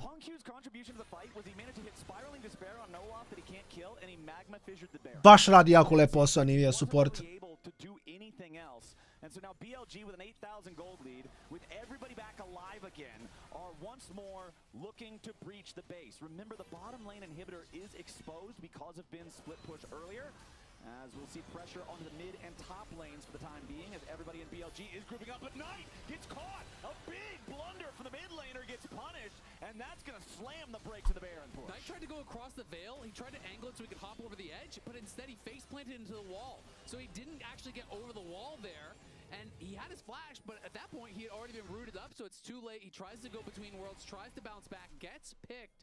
So what was a pretty flawless game from him. He's gotten picked a few times. Now JDG know, okay, we have a slight advantage on the map. We got to push. We got to try to make something happen. But the Anivia is so annoying at just stalling out any and all of these plays. I'm really loving, I know we've been joking about it a lot, but I'm actually loving the support Anivia pick in this game. It is a crazy... Tako je, Kasteri, tako je. Bravo, Kasteri. Dobar pik. We've seen how good it is against Honky as well. So this is what I was calling out. He tries to hop over the edge, but he angles it not quite right. So he bounces off the wall, and because he had already been hit by a spell, you can see where they are in Viz. You see that little flicker when you hit them with a spell in Viz, so he gets rooted up, and they do get that kill. Knight had been deathless, but has been caught a couple times. BLG still fully in control. Soul's going to be on the table in a minute 20, so that's what you're looking forward to. Something we haven't touched on though, Gall is at 120 souls, and he is closing in on his 120 duše, baš alot, iskreno. At a certain point in the game, I mean, we're not there. Treba mi još Infinity. I onda će raditi damage. So far, at 25 minutes, the average amount of stacks in Tier 1 play is about 76. Obviously, we're very far past 25 minutes. Ali brat mu izvukao broj, da ne kažemo dakle. We might not even get to 35 minutes in a game these days. So. He has a big number, regardless of if it's on pro pace or behind pro pace or ahead of pro pace. That's a big number. 120 is very, very scary. Normally, when you look over and you see the Sentinel's got 100 stacks, you start sweating a little bit because it is just infinite stacking. It's not only additional AD. It is range, which is one of the most powerful stats in the entire game. Range and move speed. That's the. I know that you and I have had that conversation a lot. But Uš, loš arrow. Gives you the opportunity to deal damage when they can't deal damage to you. Nas su bifali arrow 19 sekundi pre Drakea, što baš nije optimalno.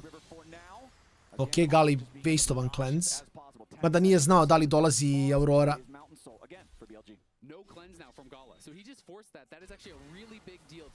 A, Fringe, šta ti kažem, brat, samo sam brži od njih. Samo sam brži od njih. Taj cleanse od Gale je baš big, iskreno. Je Nivea može lepo da voluje ovdje.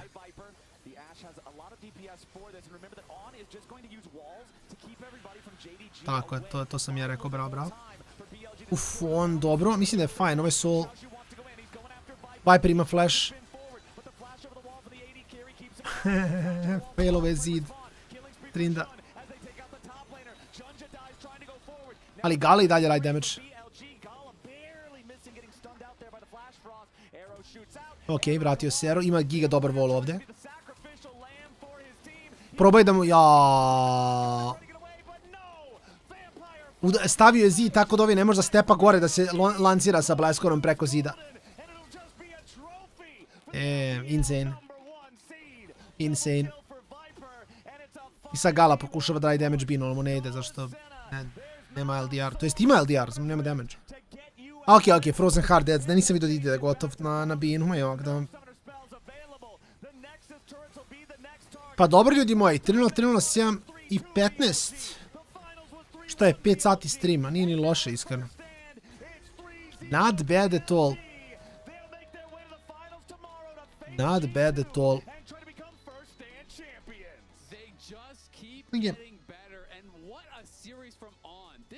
Iskreno clean game, nema šta.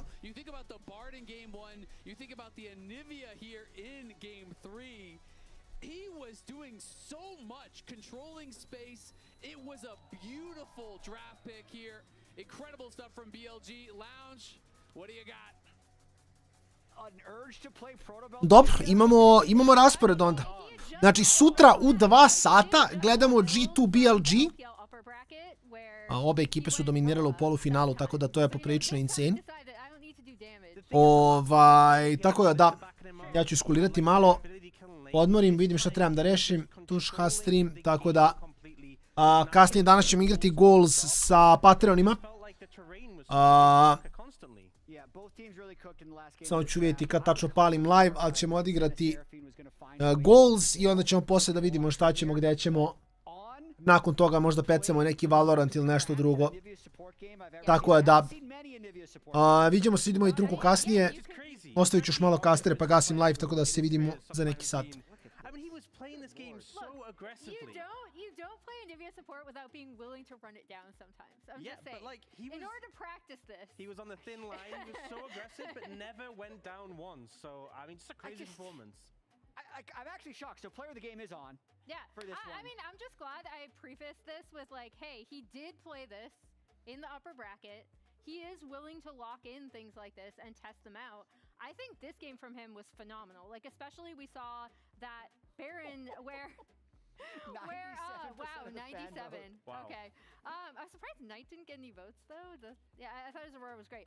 But he walls off Hongkyu and it must just be so frustrating because if he gets in there, that fight probably looks completely different. I mean, it's like the wall and then the glacial storm also to slow, and then they also had the ghoulie wall from the Yorick. There was that one fight dragon when they were just walking around, taking the scenic route when they're approaching the objective.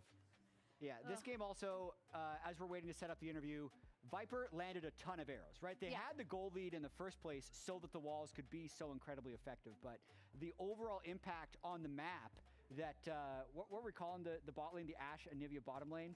What like are we Frost calling? Sisters or something? Frost Sisters, yeah. I mean, these